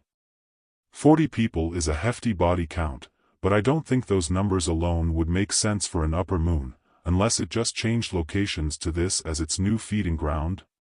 I'd guess we're about to deal with a higher-ranked lower moon, so someone in the mid-tier level, maybe low-ranked upper moon. Oh, God, either way, I think I'm going to FNG vomit. My own life in danger? Sure. But Shimizu and Zenitsu were here, not to mention Tanjiro and Inosuke. Once again, I knew nothing about canon. Once again, I was the variable, the one that could make things go better or worse. And the boys have ended up plenty hurt while in the core so far, so Kimetsu is willing to give them injuries, or maybe that's just because this is reality, so things are different. No, forget the DMN manga. Any time you step into battle, there's a risk of getting hurt, a risk of death. My stomach, still full from the train bento I'd been so excited about before, twisted as a familiar acidic taste crawled into my mouth and permeated my taste buds. "Senpai?" Zenitsu asked, peering at me from the window seat he'd taken beside me. "Are you okay? You sound a little Sheet, Zenitsu could hear feelings, and we'd known each other for long enough that he could read me with plenty of accuracy. Even if I kept my mouth shut and a neutral expression on my face, my body would be broadcasting my panic like a beacon to him. Sorry, I said, settling on a half-truth since he'd be able to pick out a bold-faced lie if I gave one. My stomach started to feel kind of upset. I'm sure it'll settle. A crease formed between his eyebrows, and I made sure to pat his head in reassurance. Those two are talking about Rengoku-san's breathing style, then? Shimizu said with a nod while Inosuke stared out the windows of the train, fascinated. Remember when Tanjiro-kun was talking about being able to turn the dance his father taught him into a breathing style technique? Oh, yeah, he'd mentioned about it in passing while we were still back at Butterfly Manor. Since it manifested fire, who else would you ask about that besides Rengoku-sama? That was a fair point. That said, as far as I knew, there wasn't a fire-breathing style, and the wording for any total concentration techniques was specific in every source I'd read. Still, if anyone would know anything, it would be the Core's Flame Hashira. A little curious myself, and more than glad for a distraction from our impending doom, I looked to the seats opposite of ours on the aisle where Tanjiro and Rengoku were talking. So that's it, huh? Rengoku said once Tanjiro had finished explaining what had happened on Nadagumoyama. Based on Rengoku's thoughtful tone, I was sure he was about to dispense some lore, but he only beamed with the brightness of a hot flame himself and said, well, I don't know. And this is the first time I've heard of the Hinakami Kagura. But it's great that your father was able to apply the Kagura to fighting. And that's enough of that topic. Changing the subject just like that? I couldn't help but think. If we were talking about tropes, did Rengoku count as my pace, then? Tanjiro's expression seemed just as disbelieving as I felt. Huh, he asked. Can't you help a little more? There has to be something you can do, Rengoku-sama, Shimizu said, putting her hands on her knees and leaning a little bit across the aisle. Hasn't your family passed down the title of Flame Hashira for generations? You must have some records about your breathing style somewhere. Maybe there's something in those that could help Tanjiro-kun out? Rengoku laughed. I suppose you're right, Urokadaki, my girl. While the Rengoku family does have such documentation, I haven't read them. And any information about breathing styles is well protected, so it's not something I'd be able to just lend out. In the span of a few sentences, Tanjiro's expression had rotated between hopeful and dejected. Rengoku, on the other hand, had the same broad smile as always. However, there's an easy solution to that.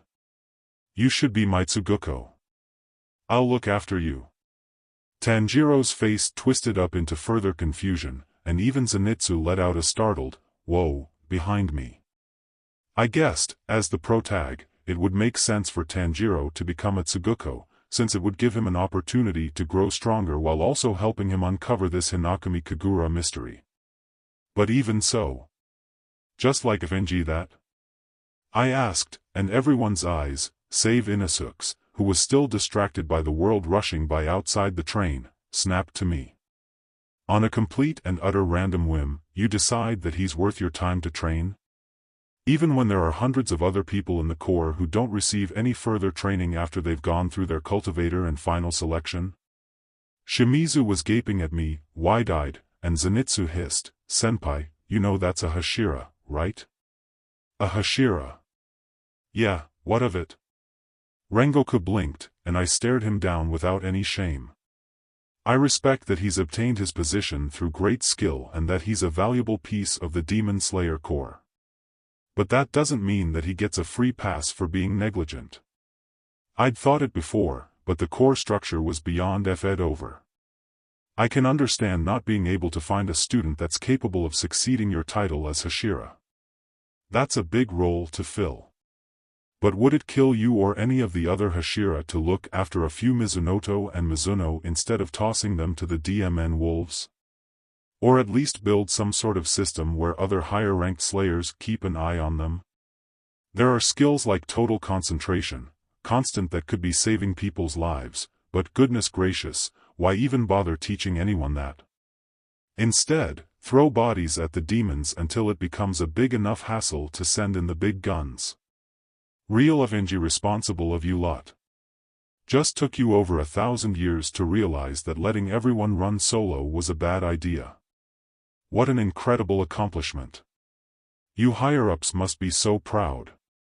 It wasn't until I started talking that I realized how much it set me off, the way this whole system worked.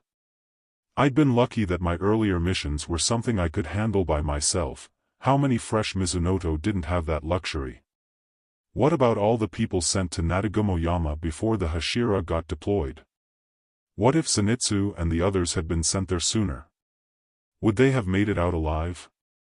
Was that supposed to be okay, an acceptable loss? Bull of Inji sheet. You're in charge.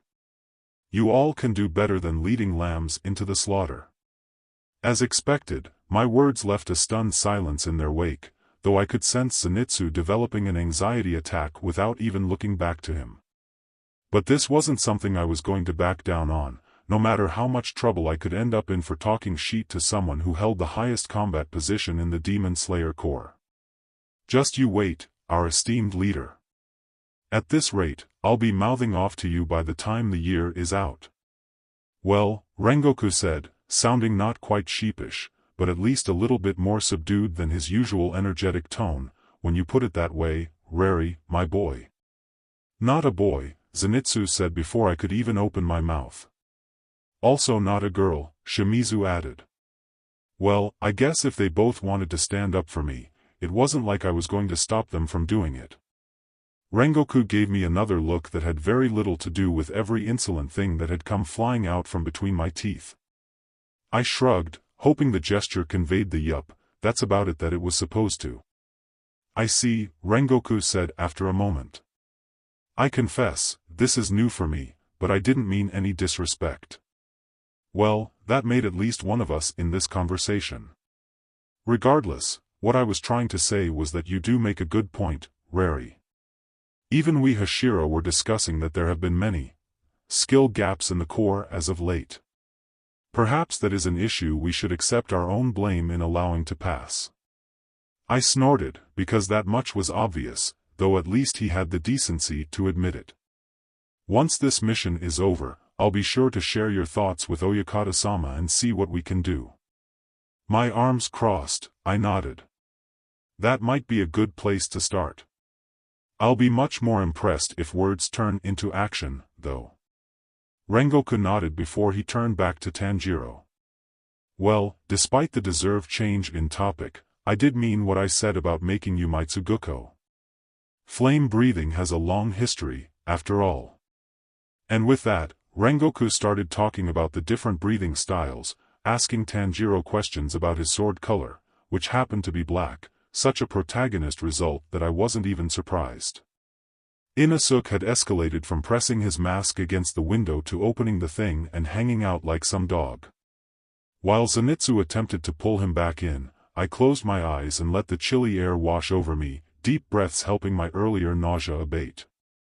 Somewhere in the middle of Shimizu explaining to the boys that there was a demon on this train, the conductor came by to punch our tickets, and I passed mine over without much thought.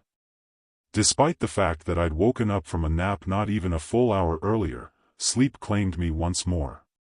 Walk steady on this cruel world's path. By Aviantei. Part 16. These cloudless days, overturned.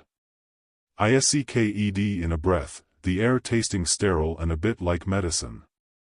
Fraction by fraction, I opened my eyes, finding myself in a white hospital room. It was overall peaceful, though I could still hear the bustle of activity beyond the door.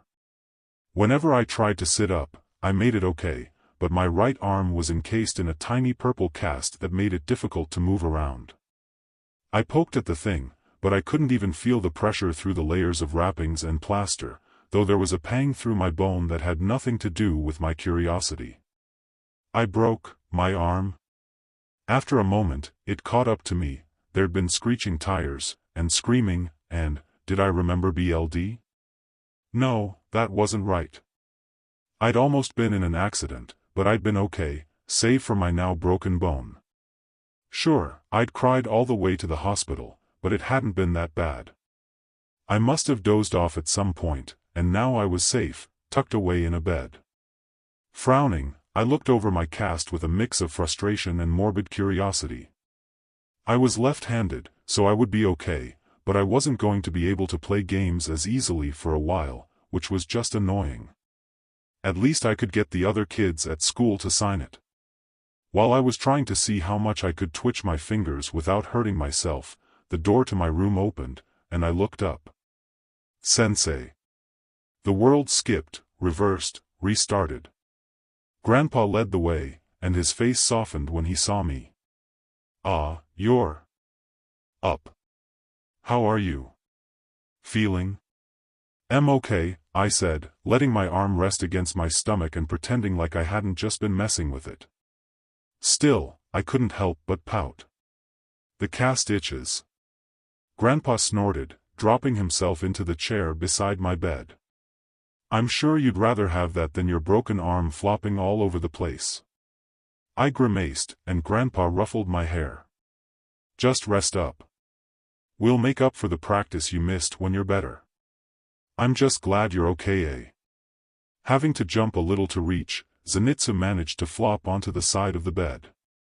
Tears and snot ran down his face onto the blankets as he wailed with all the shamelessness you'd expect of a 6-year-old. That looks like it hurts so much. Kyaku caught onto the back of Zenitsu's shirt and hauled him back. Knock it off. What do you even have to cry about? They're the one that got hurt. But. I don't mind, he's just worried, I said. Kyaku almost pouted, but he still released Zenitsu, who tossed himself back on the edge of the mattress. The hospital bed was plenty big enough for 2 small kids, and then some, so I scooted over and patted the spot beside me. Zenitsu hauled himself up to my side, and I patted his head with my non-casted hand. It's okay, Zenitsu. I'm going to be alright. Zenitsu let out a watery, but he still clung to me anyways. Grandpa passed over the box of tissues from the bedside table. Kyaku seemed as sour as ever, but he still sat at the foot of the bed, his turquoise eyes flicking over me, like he was looking for something wrong with me, well, besides the obvious. Grandpa, did Mom and Dad say when I'm allowed to go home? Grandpa hummed. They're busy with work today, but they're coming to pick you up this afternoon. I nodded. It was sunny outside the window, so that shouldn't take long. The boys were just worried about you, so I figured I'd bring them over to see that you were okay. Zenitsu scked a large portion of snot back into his nose and cried, I thought you were gonna die. We told you, Kyaku said, it's just a broken arm. Of course they're going to be fine. But I could see the relief on his face, anyways, and I failed at holding back a giggle. He flushed and looked away. In the back of my throat, I tasted something sour and rotten. Something in my thoughts felt like it skipped, like something was out of place. I wasn't 8 anymore. These people hadn't been here. The first people I'd seen had been my parents. The atmosphere had been much more somber. And at some point, I'm sorry, there. The world skipped, reversed, restarted. I swallowed, the bitter taste melting away like it had never been there in the first place. Even so, I couldn't erase the sense of unease that washed over me as I at last remembered who had been with me when the car had barreled down the street towards me. Jaden, I said, almost in a whisper. Jaden was there. They helped me. They saved me. Are they okay? Grandpa, Zenitsu, and Kyaku all stared at me for a minute, the silence stretching out. Panic started to hitch in my chest, my breath spiraling out of control as my throat tightened, and I slapped my hand to my mouth. Jaden's. The world skipped, reversed, restarted. Jaden's fine, Grandpa said, reaching out to pat my shoulder, and a sigh of relief rushed out of me as I plopped back onto the pillows. Zenitsu yelped as he fell over with me, but he nuzzled back into my side right away. His presence was comforting. I didn't even care that he was getting snot all over my shirt. They just got a few scratches. They were much more worried about you since you got hurt. Really? I looked at Grandpa until he nodded. I want to see them. See who, kiddo? I shot up in my spot, dragging Zenitsu along with me, again, and sending a sting of pain through my arm. I hissed, and Kaigaku said, "Take it easy, idiot," but I didn't bother tossing back an insult. Jaden stood in the doorway, their long dark brown hair in its ponytail matching the color of my shorter locks, but their gray eyes matching Mom's. Jaden smiled, with nothing more than a bandage on their temple. Jaden in nothing but BLD, not moving, their body draped over mine as I cried, the funeral a closed casket one because they couldn't get put back together. The world skipped, reversed, restarted. Grandpa, you lied. You said they didn't get hurt. I tried to hop out of bed, but Zenitsu and Kaigaku both kept me in place. Jaden fixed the issue by walking up to the side of the bed and leaning over so they were in range for me to hug them, and then they pushed back my bangs to press their lips against my forehead. I stretched up, dropping an embrace over their bandage. You promise you're okay, Jay? Yeah, I'm fine. You got out of this way worse than me, they said, and I stared them down. Jaden's smile was genuine, so I knew they weren't lying to make me feel better, but I still didn't like the idea that they'd gotten hurt because of me. Jaden ruffled my hair. Come on, we both made it out okay. That's all that matters.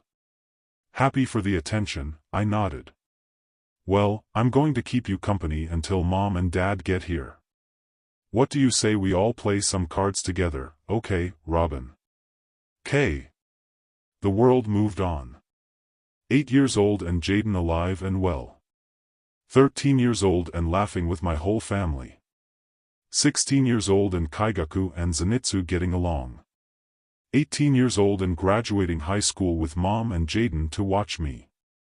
19 years old and 19 years old and staring at myself in the mirror as I tried to get ready for a date with Shimizu and working on coiling my long hair into a braid so it would behave for once in its life.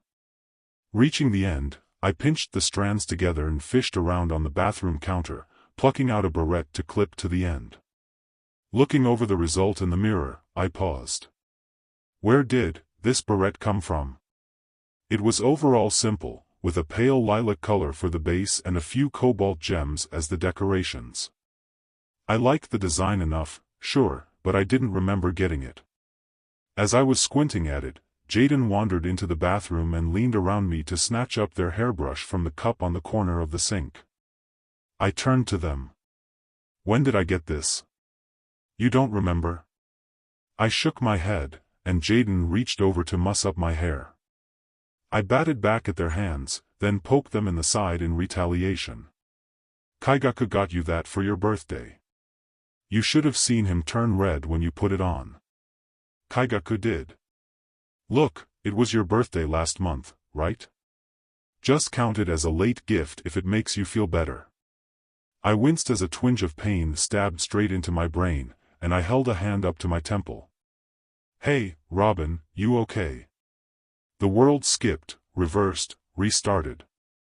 I sucked in a breath and blinked a few times, until the spots disappeared from my vision. I'm okay. Just a headache. Jaden dug into the drawers for some ibuprofen, and I accepted the pills whenever they pressed them into my hand, letting my braid fall back over my shoulder, barrette clipped into place. I can't believe I forgot that Kaigaku got me that. I must be nervous. Jaden laughed. Shimizu's done a number on you. I repeated their words back in a mocking tone, turning around fast enough that my braid smacked into their arm. Don't be mean, baby Sib. It's my sworn duty to tease you. La la la, I can't hear you over the sound of me having a date and you not. Okay, now you're just being rude. I was trying to stuff my necessities into my handbag. But Jaden caught me from behind around the waist. Though I'd gotten taller, they could still lift me off the ground without issue. I'm not putting you down until you apologize. Oh, come on. I kicked and flailed, half laughing all the way. I didn't even do anything. You're gonna make me late. Rather than be a decent older sibling and putting me down, Jaden spun around, both of us laughing. Knock it off, Jay. It's not funny. Knock it off, Jay. It's not funny. You're heavy. Jay, get up. You're not alive, I whispered, feeling like I'd been sucker punched in the chest. You died back then. Jaden bloody, Jaden collapsed, Jaden gone, even though I didn't understand, and all I could do was cry. The world crumbled. Tires screeching, screaming voices, a deafening crash, impact, weight pressed down on me, pain rushing through my arm, my head, my back, the last of Jaden's warmth fading away as blood dripped onto me. The scene of my bedroom torn into pieces, I fell into the abyss before landing on the ground, something wet and sticky squelching beneath me as an all-too-familiar metallic smell crashed into my nose and vomit pulsed up my throat. I died, Jaden's voice said underneath me, and I thought I felt something wet and fleshy moving in time with the words. I died because I saved you. This is all because of you, the voice crooned from the darkness. No. I scrambled to sit up, even as hands attempted to drag me back down to the ground, where I could feel a thick liquid pooling at my feet. No, shut up. Jaden would have never blamed me. It wasn't even my fault. The driver was the one going too fast, they shouldn't have. Something caught on my braid and yanked back, strong enough for pain to rip through the back of my skull, and I choked out a scream between my uneven breaths. You can say that all you want, Jaden said, their voice echoing in my ear. I'm still dead, sibling dearest. There was another yank on my hair, this time the grip closer to the base of my neck. Did you think growing out your hair would be enough to honor me? Or did you want to become me, to make it up to Mom and Dad for getting rid of me? Oh, wait, it didn't matter, because Mom left, too. She couldn't take it anymore, knowing one of her kids killed the other. Shut up. Just shut up. Breathing was getting harder, it shouldn't be this strong. I knew how to breathe, I knew how to control myself, but I just couldn't do it. Another tug later and the back of my head splashed through the liquid, blood, and slammed into the ground. There was another, smaller splash, and I just managed to catch the sight of the beret I'd put on earlier disappearing into the muck. Kaigaku. Kaigaku, help. Zenitsu, Shimizu-chan. Someone. Are you sure that's what you want? The voice in the dark asked. I went under, liquid closing up and over my face, but I didn't drown. My eyes snapped open, and I was upright again, though I'd seen the sight around me before. Kaigaku, his neck slit open and bled dry, Shimizu, her stomach torn to shreds and organs spilling out around her, Zenitsu, so mangled that it was a wonder I recognized him, and Jaden, always Jaden, collapsed on the concrete, their head caved in and brains splattered over the shattered remains of a face that looked so much like mine would turn out to be in the coming years. This is all because of you. I buried my face in my hands, shut my eyes, but the landscape continued to warp until I saw it, over and over again, unable to escape. Not just that, but the scenes reversed, everyone's bodies piecing themselves together before ripping apart again, the process repeating over and over. If I tried to look beyond them, all I got was more people I knew, Dad, Grandma, Sensei, Tanjiro, Inosuke, God the FNG kids from Butterfly Manor, each of them going through their own personal dismemberment and reassembly. The taste of it all flooded over my tongue, but my body wouldn't even vomit, too frozen to do anything. Poor Robin, the voice in the dark crooned. If only you knew how to protect yourself, Jaden wouldn't be gone. If only you didn't stumble into places you didn't need to go, then the people you love wouldn't have to die. I felt something like a claw run down my spine, but, when I whipped around in a panic, nothing was there. It didn't stop the sensation from repeating, though, and the voice in the dark laughed. It's always because of you, you know. No. No, F off. I grasped around in the muck, not even caring that the blood I splashed through was still warm, that I could feel bones bump against my fingers. I'm not a kid anymore. I'm not weak. I can fight. A familiar texture pressed against my palm, and I pulled my katana into my grasp, the blade metallic yellow and almost gleaming as I stood up, assuming an opening stance. I don't know what you are. But you don't just get to F with me. You want to fight? The voice said, except it wasn't speaking from the dark, but from Jaden's mouth, and they spread their arms out, leaving themselves defenseless.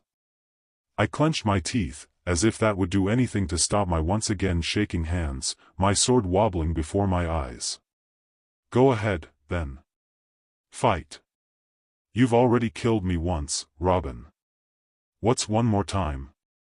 No, I choked on my voice alone, and hot tears had come spilling out of my eyes that I couldn't push away. How was I still standing, still breathing, still existing? You don't get to use them like that. You don't get to just wear them like some stupid skin whenever you want. Of course it didn't listen, of course it let Jaden continue to talk in their own voice. What does it matter? Come on, Robin, kill me.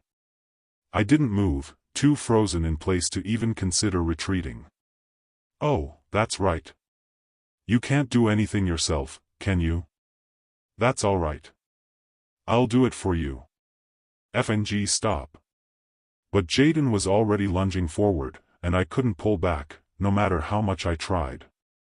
At least I could close my eyes, but that did nothing to erase the sensation of weight landing just right on my blade, of a body rag dolling as the life vanished from it, and, when I let the fresh corpse slip away, I caught sight of where the sword had pierced straight through Jaden's eye and into their brain before they vanished into the rising expanse of blood stretching out as far as I could see. I tried to drop my sword, but the hilt stuck to my hands, my body jerking around as if pulled by puppet strings.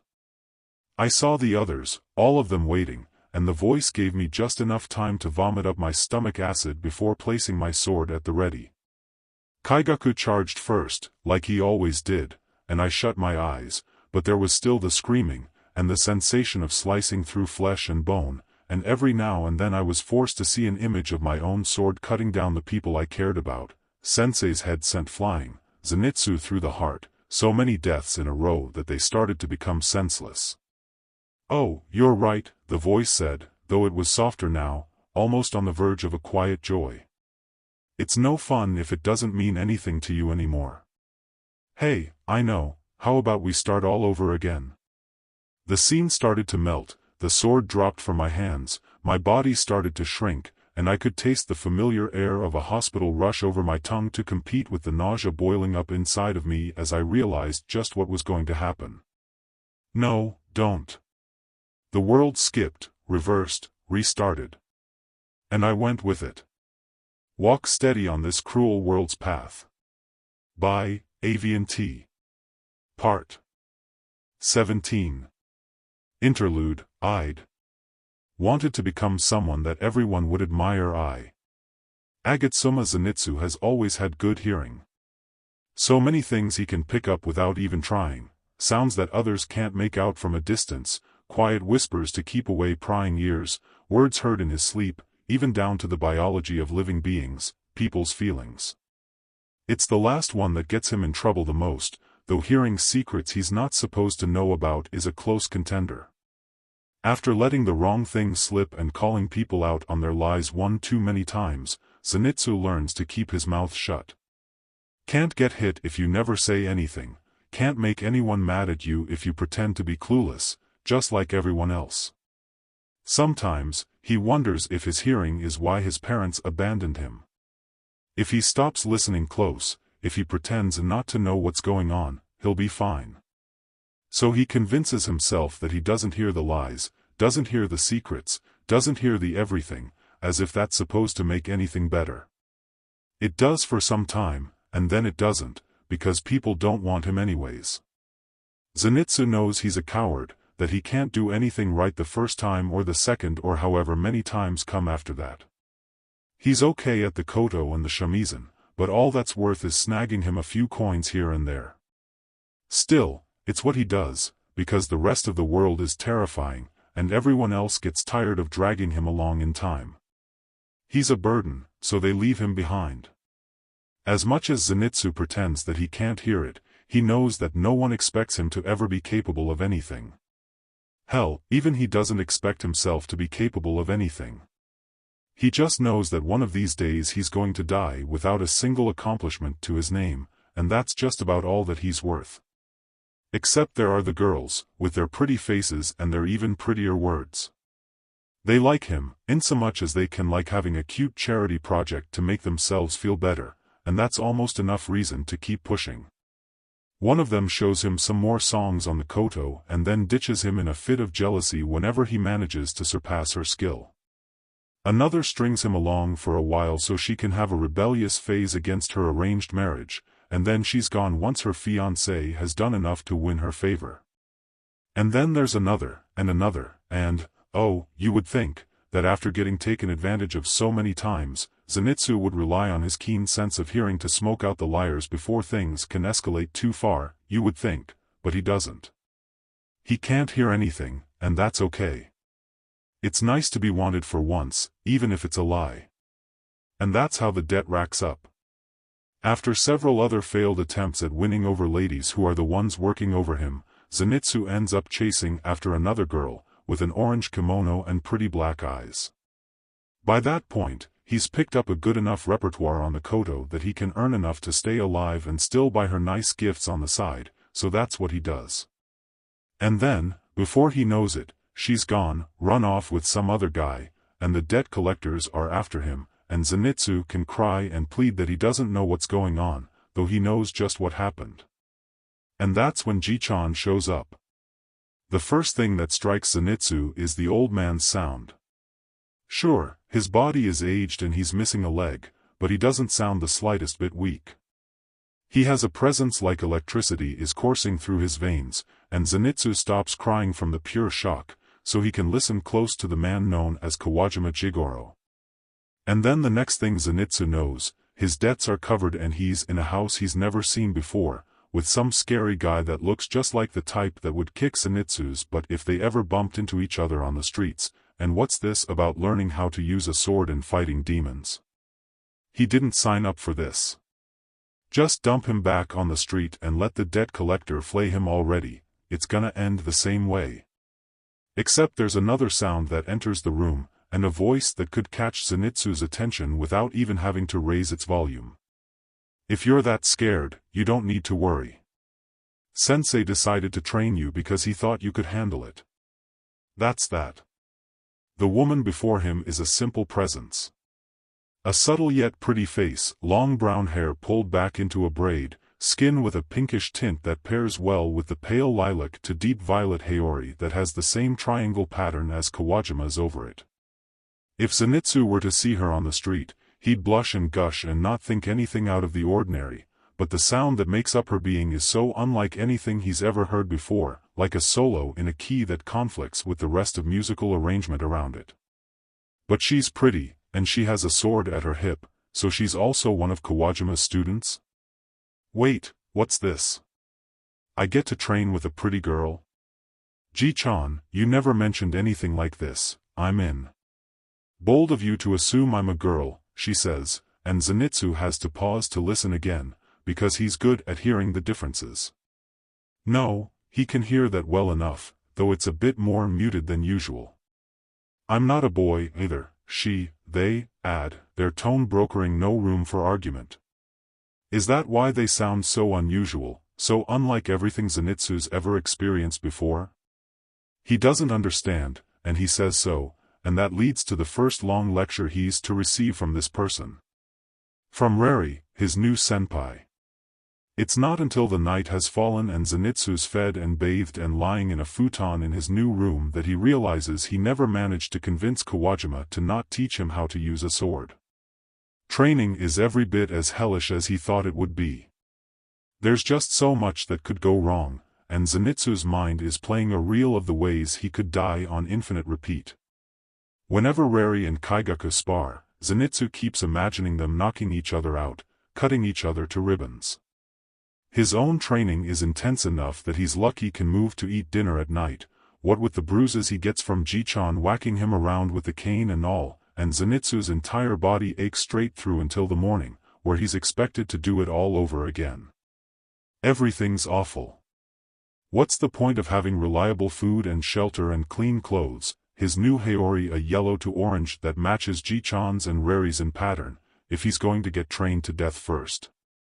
He cries and panics on a daily basis. Whenever he thinks he can get away with it, he runs, though it can't get him too far. Ji-chan is way faster than anyone would expect out of him from a glance, and he can trip Zenitsu up with ease. Kyaku and Rari aren't as speedy, they're more like the rumble of thunder than the flash of lightning that Ji-chan is, but they're quick enough to catch up with Zenitsu, and they drag him back to training, every single time. Kyaku just curses at him, tosses him back to the ground, and goes back to his own lessons. Rari also drags him back without mercy, but they're softer, even when the beats of irritation crackle underneath the surface. But I promise you, Sensei won't put you through anything you can't handle, they say one day, pulling him back to where Ji-chan and Kyaku are waiting.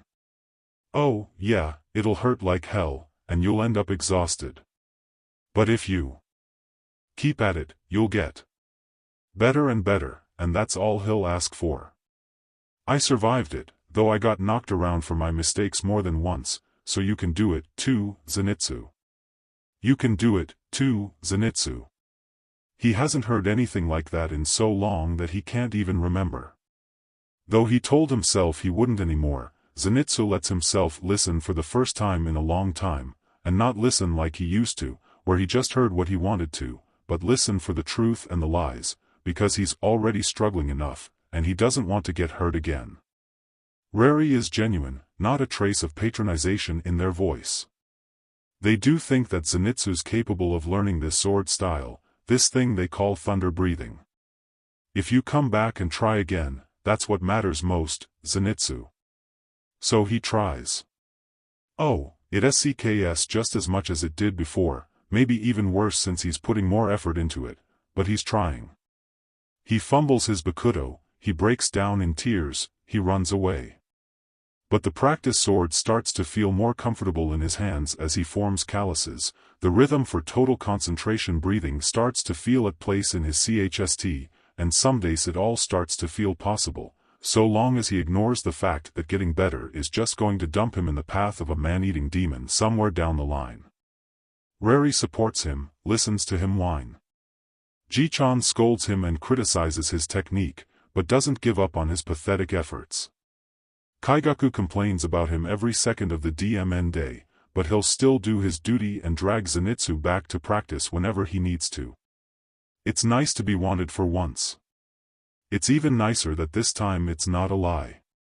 That said, Zenitsu still isn't immune to a pretty face, and there's plenty of girls in the town near Ji-chan's home that fit his tastes.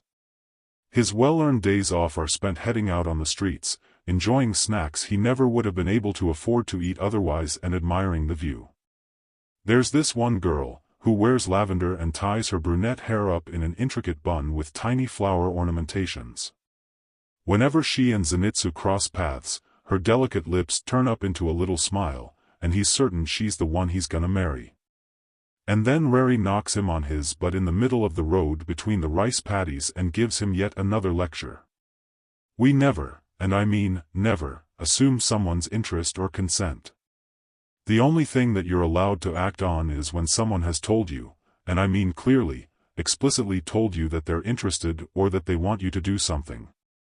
There's nothing wrong with liking girls and appreciating their beauty.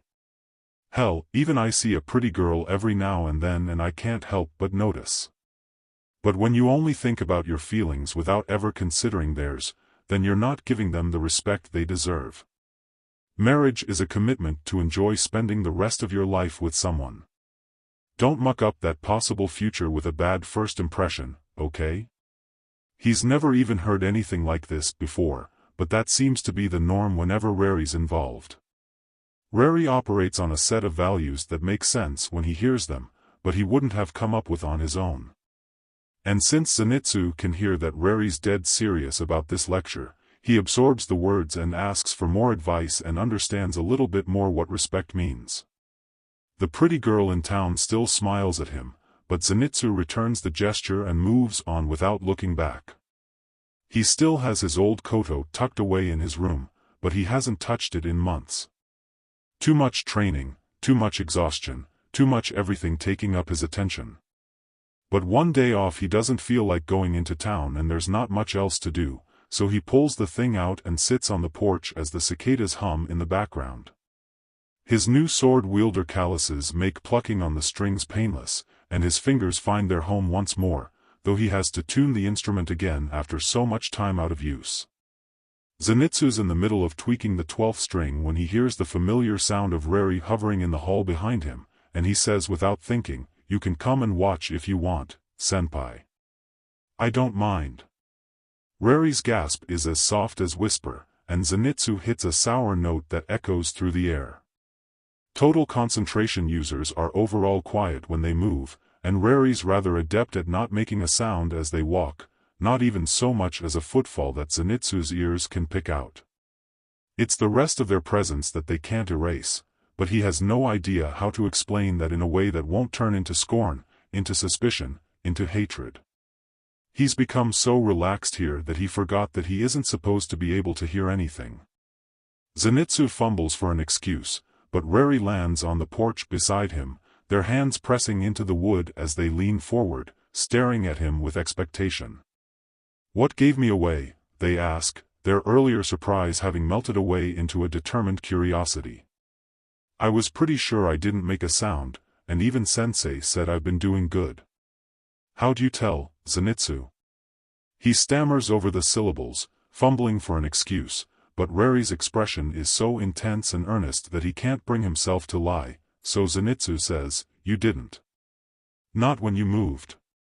"But he swallows, and his voice drops down to a whisper. "I could still hear you. Like your heartbeat and stuff. So I noticed, sorry if it creeped you out, I can just." He scrambles to pick up the koto and bolt without harming the instrument, not wanting to hear the moment where all of Rari's patience and care turns into disgust and hatred like everyone before them. But Rari catches onto his Haori and keeps him in his seat, their eyes shining. "Are you for real? That's so FNG cool." Zenitsu's jaw drops open, and the koto flops into his lap, almost tipping over his knees. "Do you have any idea how helpful that would be to have in a fight? You could hear the enemy before they're even on you, and what else can you hear, Zenitsu? Stuff moving through the air?" He's so caught off guard by the reaction that the truth comes spilling out. People's feelings. And he plucks again at the koto, this time on the 13th string. "That one's flat, so I gotta tweak it." He turns the knob before playing the note once more, the correct sound resonating through the air, and, when he strums out a familiar scale, a perfect harmony springs to life, like that. "Amazing," Rari breathes, their excitement visible and audible in unison. "You're amazing, Zenitsu." And then they smile, and Zenitsu hears a sound in his own heart that he recognizes as his pulse hitches and his face flushes, and oh, gods, he likes Rari, his own senpai. When the hell did that happen? What's he supposed to do with that information? Zenitsu is no stranger to falling for someone, but, several lectures from and talks with Rari later, he knows how he behaved before was wrong. Rari isn't someone he can just obsess over, isn't someone he can disrespect by forcing his feelings on them without any other consideration. And while they're genuine in their praise for him, do they even feel the same way, or do they just care for him as their kōhai? He's too afraid to listen close for that answer. If you think a girl is pretty, fine, but use that as an opportunity to get to know her before you even think about marrying her, the memories of Rari's voice. Tell him, and Zenitsu latches onto that. Because it doesn't matter that Rari isn't a girl, because he knows them by now, beyond just their appearance, and he likes it all. But there's still a lot he needs to do if he's going to be worthy of ever earning their affection in return. So Zenitsu swallows, breathes to steady himself, and offers to play Reri a song on the koto, the rest of the day passing in peace. The rest of his training does not pass in peace. Even when he gets a handle on total concentration and the basics of thunder breathing, his skill is moderate. The first form, the Hekureki Isen, comes easy, but he can never pull off the other 5, no matter how strong he tries. Reri can perform all 6, their movements precise and unrelenting. Kaigaku can't manage to pull off the first, but at least he can do the rest, and he spars with a force that's unmatched, even by Reri's skill. And Zenitsu knows that it makes sense, since the two of them started training before he did, but it doesn't stop him from feeling like he's not good enough, and that feeling intensifies as the first year of his tutelage under Ji-chan passes and the second begins. First it's spring again, and then it's summer, and Ji-chan announces that Reri is going to fight a demon, is going to participate in final selection to become a member of the Demon Slayer Corps. Zenitsu is scared, 100%, because he knows that it's dangerous. Reri has become a competent sword wielder, but there's no predicting what could happen in a fight, and even less so in one against a demon. He tries to keep calm, to encourage them, but he ends up tearing up anyways. If Reri-senpai can't make it through a week of final selection, Kaigaku says like it doesn't even matter, it'd only be a matter of time before some demon offs them. But Zenitsu can tell that he's worried, too, the sound hidden underneath every tough outer layer of the shell that Kaigaku has built around his heart. The weeks while Reri's gone are awful. Anger is Kaigaku's norm, yeah, but he's pissier than normal, and Zenitsu can't even keep a hold on his sword during practice, he's shaking so much. What if Reri's lying in the middle of Fujikase-nyama right now, bleeding out? What if they're already dead, consumed by a demon? The thought alone is enough for Zenitsu to start crying, and that earns him yet another scolding, though there's a note of uncertainty in Ji-chan's heart as well. After one of his worst days, Zenitsu runs away to the tree that sits at the apex of one of the hills surrounding Ji-chan's estate, beyond done with everything. If Reri's dead, there's no way that he'll be able to survive whenever his time comes, all his recent failures to figure out the other thunder-breathing forms prove it. He's even been practicing extra at night, and he's gotten nowhere. Ji-chan's at the bottom of the tree, trying to convince him to come down, but Zenitsu clings tight to the trunk and refuses, screaming and crying with gusto all the way until the moment that the storm clouds gather and the bolt of lightning strikes. Two very important things happen that day. Zenitsu's once black hair turns blonde, and Ji-chan tells him it's okay for him to only be able to perform the Hekureki Isen, so long as he hones it to perfection. Zenitsu's half convinced that the whole sequence of events was just a dream, but Kaigaku sneers at his changed appearance over dinner, and Zenitsu wakes up the next morning with his hair still yellow and orange at the tips, so he guesses it's reality. Within the next week, he hears Reri sound on the path home, and he rushes to see them, glad that they're unhurt, glad that they're still alive, and he clings to the few moments they have left. Reri may be alive, but they're a demon slayer now, and that means they'll be leaving home to put themselves in danger. Zenitsu tries not to think too much about it and trains harder. The sort of good news is that Ji-chan gives him plenty else to worry and think about, and not just in terms of harsher training when it comes to refining his Hekureki Isen. There's a night at dinner where Ji-chan mentions that it's time for him to select a successor, and the roaring of emotions that erupts among the three of them is deafening enough that Zenitsu can't even figure out who's feeling what, can't even figure out why he's worried. He's the worst of the three of them, there's no way he'll ever receive that honor. Except Zenitsu's wrong, and Ji-chan declares his intention for all three of his students to serve as his successors, as if it's the natural decision to make. Zenitsu feels an all-consuming shock. Ji-chan's more than aware of Zenitsu's flaws, so it's not like he's ignoring that. The main feeling coursing through Reri is a pristine sort of peace, and, though they're surprised, they're not upset by the outcome. It's Kaigaku's emotions that rumble and roar like a bubbling volcano, and he's a full-forced eruption as he stands and shouts. "You've gotta be kidding. I could accept it if you said that Reri-senpai would be the one to take over.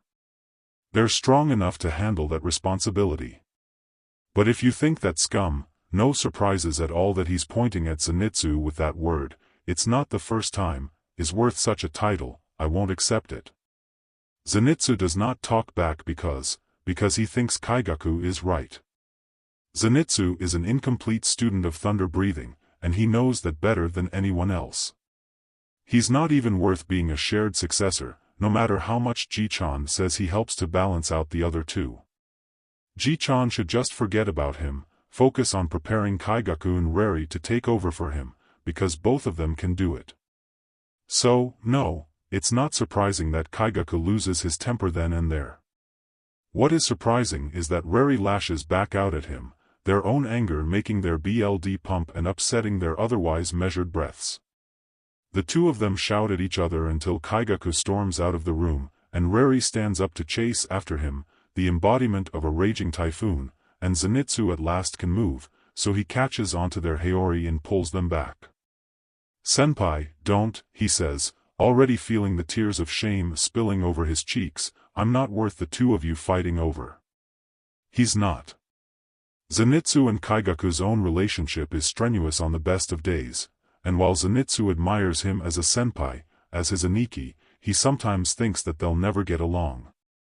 After all, Zenitsu hates himself some days, so he understands why Kaigaku hates him, too. But Reri and Kaigaku get along much better. Oh, Kaigaku won't ever say anything to that effect, but the sounds in his heart are evidence enough, and Zenitsu does not want to be the reason that the two of them break apart, not when he's already screwed up so much in his life. Reri respects his wishes and takes Zenitsu back to his room for the evening, but he can hear the sadness echoing out of their heart, even as they try to be there for him as he cries. Zenitsu needs to improve, because he never wants to hear them sound like that again. The days after Reri leaves for real are the absolute worst. There are no longer any guarantees that they'll see each other again, that Reri will survive in the Demon Slayer Corps. Sure, it's possible to survive to an old age in the Corps, Sensei is proof of that, but Sensei is also so very skilled, someone who achieved the title of Hashira, plus he had the relative benefit of retiring when he lost his leg and such to being a cultivator. And it's not that Zenitsu's doubting Reri's skill in the slightest, but he knows it's a dangerous job, being a slayer, and any day Reri could just disappear off the face of the earth without him being able to do a thing about it. He shouldn't think it, because without Reri around, the world sounds normal again, but he can't deny that the house sounds empty without them. Kaigaku's behavior also takes a turn for the worse, all his frustration boiling up inside his heart without anywhere to go. Zenitsu tries to help, tries to give him something else to focus on, but all that earns him is more insults and potshots at his already faltering confidence. Zenitsu remembers Reri's words of praise, but some days it's difficult to convince himself that they'd still say such things if they saw his efforts now. One day, he musters up the courage to ask Kaigaku for help. Reri's not here anymore, and Sensei's away on business for the day, so he needs to ask someone, and all he earns is more insults and a peach thrown in the face. You know what I'm talking about. Zenitsu does know what Kaigaku's talking about, knows better than anyone how worthless he is, and he hates every bit of it. Aren't you ashamed of crying like a baby all day long? Of course, he is. He's always been ashamed at how all he can ever accomplish with absolute certainty is breaking down into unrelenting tears. Any time spent on you is wasted. And it sure feels like that some days, now that Zenitsu's trying to forge his own path forward. What if, he can't help but wonder, Ji-chan just told me to focus on the Hekureki Isen and figure it out on my own because he's tired of watching me fail. That sure would be a fine way to pay Ji-chan back for everything he's done, Zenitsu wasting the year and some months he's been under Ji-chan's tutelage. At this rate, he won't even get approved for final selection, let alone pass it and join the ranks of the Demon Slayer Corps. Once, he thought about being able to save people, thought about becoming a Hashira, just like Ji-chan was, but now those ideas only seem like fleeting dreams, a appealing future that won't ever come to pass. Zenitsu, Ji-chan had told him on the day Zenitsu was struck by lightning and fell from the tree, perfect it. It's alright to cry. It's alright to run away. Just never give up. Something like confidence pushes the words out of his throat, but Ji-chan said. Ji-chan? Don't you speak of him in that familiar way. And so unleashes another torrent of half-deserved, half-unfair frustration from Kaigaku, one that comes to a stop whenever Reri arrives in the orchard, their anger a quiet rumble through their veins, but one no less fierce than the fury that Kaigaku always has boiling inside him. This time, the two clash with that intensity, and Zenitsu can't get any words out, even when he wants them both to stop, even when Kaigaku demands, "Why are you here, Zenitsu? Why do you insist on clinging here?"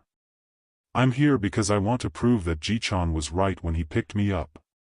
I'm here because I want to help people, because I want you all, someone, to be proud of me for once." But the words die in his throat, the familiar terror and anxiety paralyzing him, his ears picking up every rage-fueled word that flies between his two senpai, no matter how much he wants to block it out.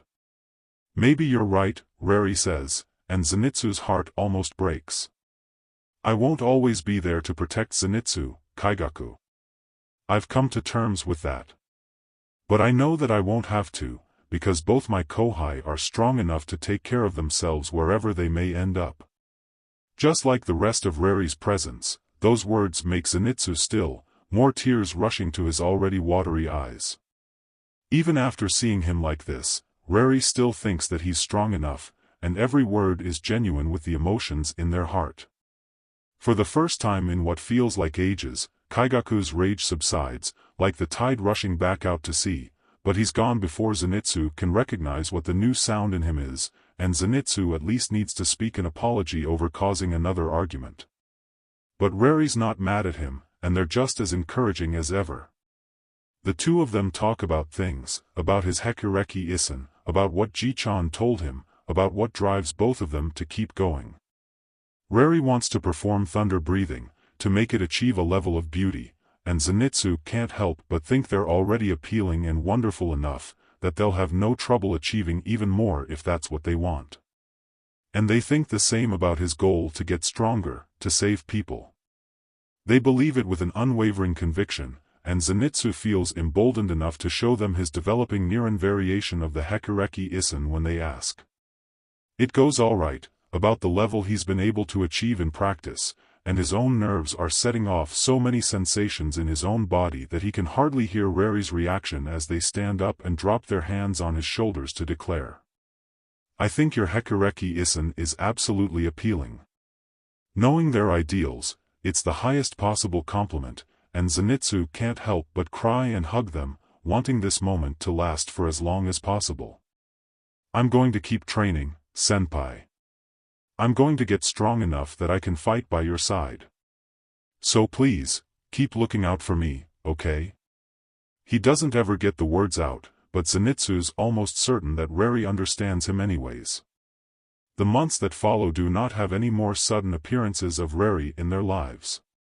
Zenitsu clings to the letters that they send, each one bringing a pure relief that Reri's still alive out there, even as the missives sometimes bring word of their injuries. He writes back every time, burdening their Kasugai crow with lengthy responses that are far longer than anything Sensei pens, keeping the connection between them as strong as it can be with such distance between them. Kaigaku will read Reri's letters, and it's the only time he sounds anything close to at peace anymore, even if he never adds a reply to the others. Zenitsu's relationship with Kaigaku is nowhere near as strong. It would be much more accurate to say that it's just short of non-existent. They don't speak to each other unless they have to, and, when they do, it's in the bare minimum of words possible. It's for the best, because otherwise they'd just be fighting all the time. Ji-chan does most of the talking during training, at mealtimes, and Zenitsu's always listening for the faintest echo of Reri's presence to show up, but it never, ever does. Summer melts into autumn, melts into winter, and then Kaigaku's slain his first demon and earned the right to go to the next final selection. When he leaves, he doesn't come back, though a coarse crow drops off a notice to let Ji-chan know that his pupil has survived and passed. That means that Zenitsu's the only one left, and he should feel relieved that Kaigaku's out of the house, where he can't lash out at Zenitsu anymore. In reality, all Zenitsu feels is that the house sounds even quieter with just him and Ji-chan in it. Winter moves closer and closer to the date in early spring when Zenitsu will have to face final selection himself, so there's nothing else he can do but continue to practice, continue to hone his Hekureki Isen. The days seem like they're going by too fast, all of them blurs filled with sparking electricity and the booms of thunder, and the next thing Zenitsu knows he's decapitated his first demon in the dark and Sensei's patting him on the back, sending him off on the road to Fujikase Nyama like Kaigaku and Reri and all the other students that came before them. Zenitsu is terrified, in tears, and uncertain he's ever going to survive, but he somehow manages to make it through final selection, and his performance there becomes an excellent predictor of his following career as a demon slayer. He heard, in passing, that people who aren't strong enough don't have their Nichiren blades change color, and he worries the same will be true for him. When the lightning bolt pattern slips up the middle, Zenitsu's left gaping, because there must have been some mistake. There's no way he could have the potential to be that powerful, not with how he is. Now that he's on the job, every mission assignment from Chuntaro makes him panic, no matter how cute the sparrow, and how come he got the sparrow, is, and Zenitsu ends up screaming before he pulls himself together to launch off a Hekureki Isen and emerge victorious. In time, he learns how to use his anxiety to his advantage. Most demons let their guard down the moment he starts to cry, and it's almost too easy to run away and have them follow into a terrain that's in his favor.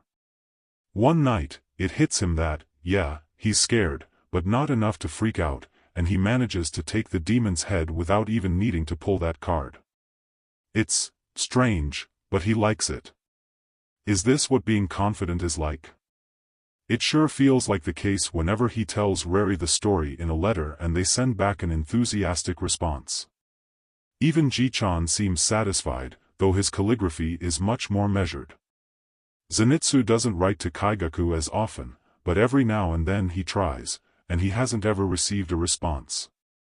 He's much less worried when he gets sent on a mission after that point, but there's still that panic, fluttering in his chest like a bird in a cage, but it doesn't feel like it can stop him anymore.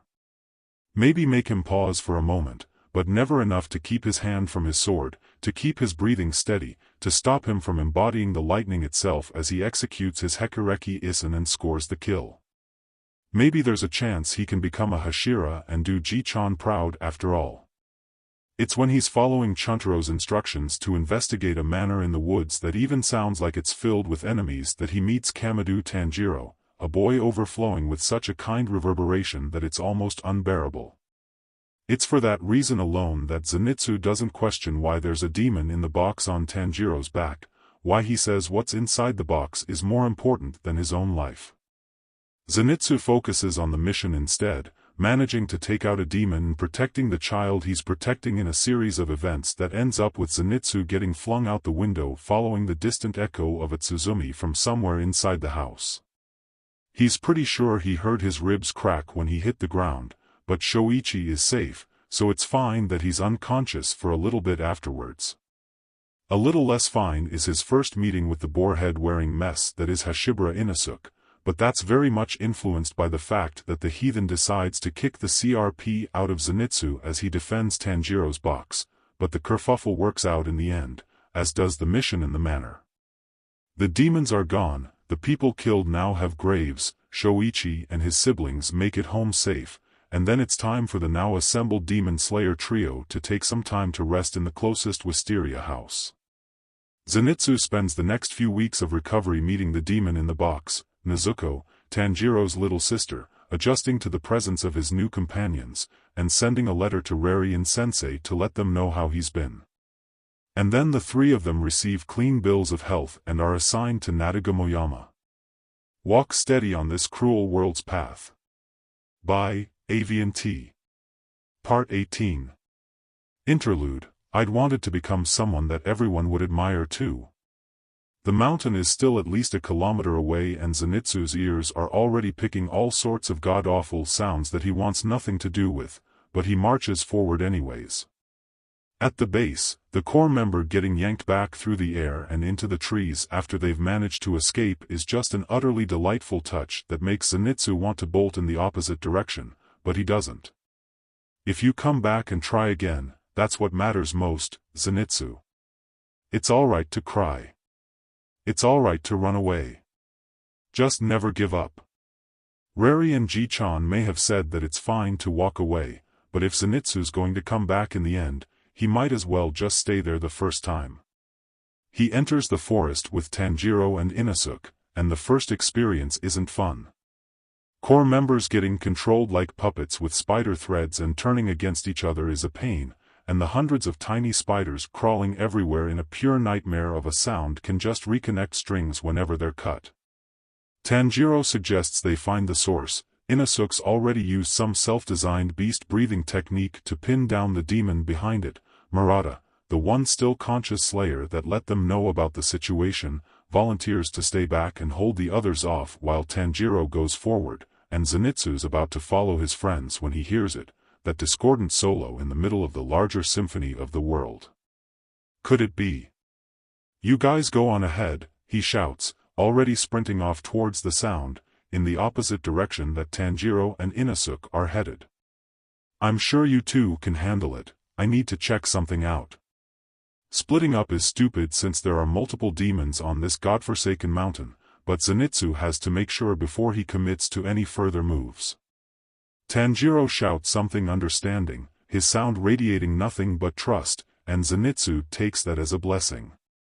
He covers ground quick, taking advantage of all his training with thunder breathing, passing by trees and pathways, that familiar sound drawing closer until Senpai. The person that turns and faces him isn't Reri. They're too short, their face the wrong shape. Their hair is cut in a bob, a brilliant teal color, and their eyes match, the hue coordinating well with the wave patterns on their haori that they wear over their core uniform. They're gorgeous, no doubt, the type of pretty that would have stolen Zenitsu's heart not even 2 years ago, but all he can feel now is a sense of disappointment because, while the sound is similar, sure, it's obvious from this distance that this person's song is its own thread, a just different enough harmony than the one that Reri plays. Zenitsu skids to a stop, his sandals gouging grooves into the dirt, and he tries to find his voice hidden beneath the lump in his throat. I am sorry," he says in response to the wide-eyed look that Demon Slayer gives him. I thought you were someone," he cuts the sentence off, remembering the position that he's in. "I'm Agatsuma Zenitsu, Mizunoto." "Ah, so you are Zenitsu-kun," the person says, their entire expression lighting up bright enough that it seems like it could kill a demon with the same radiance of the sun. They put a hand to their chest.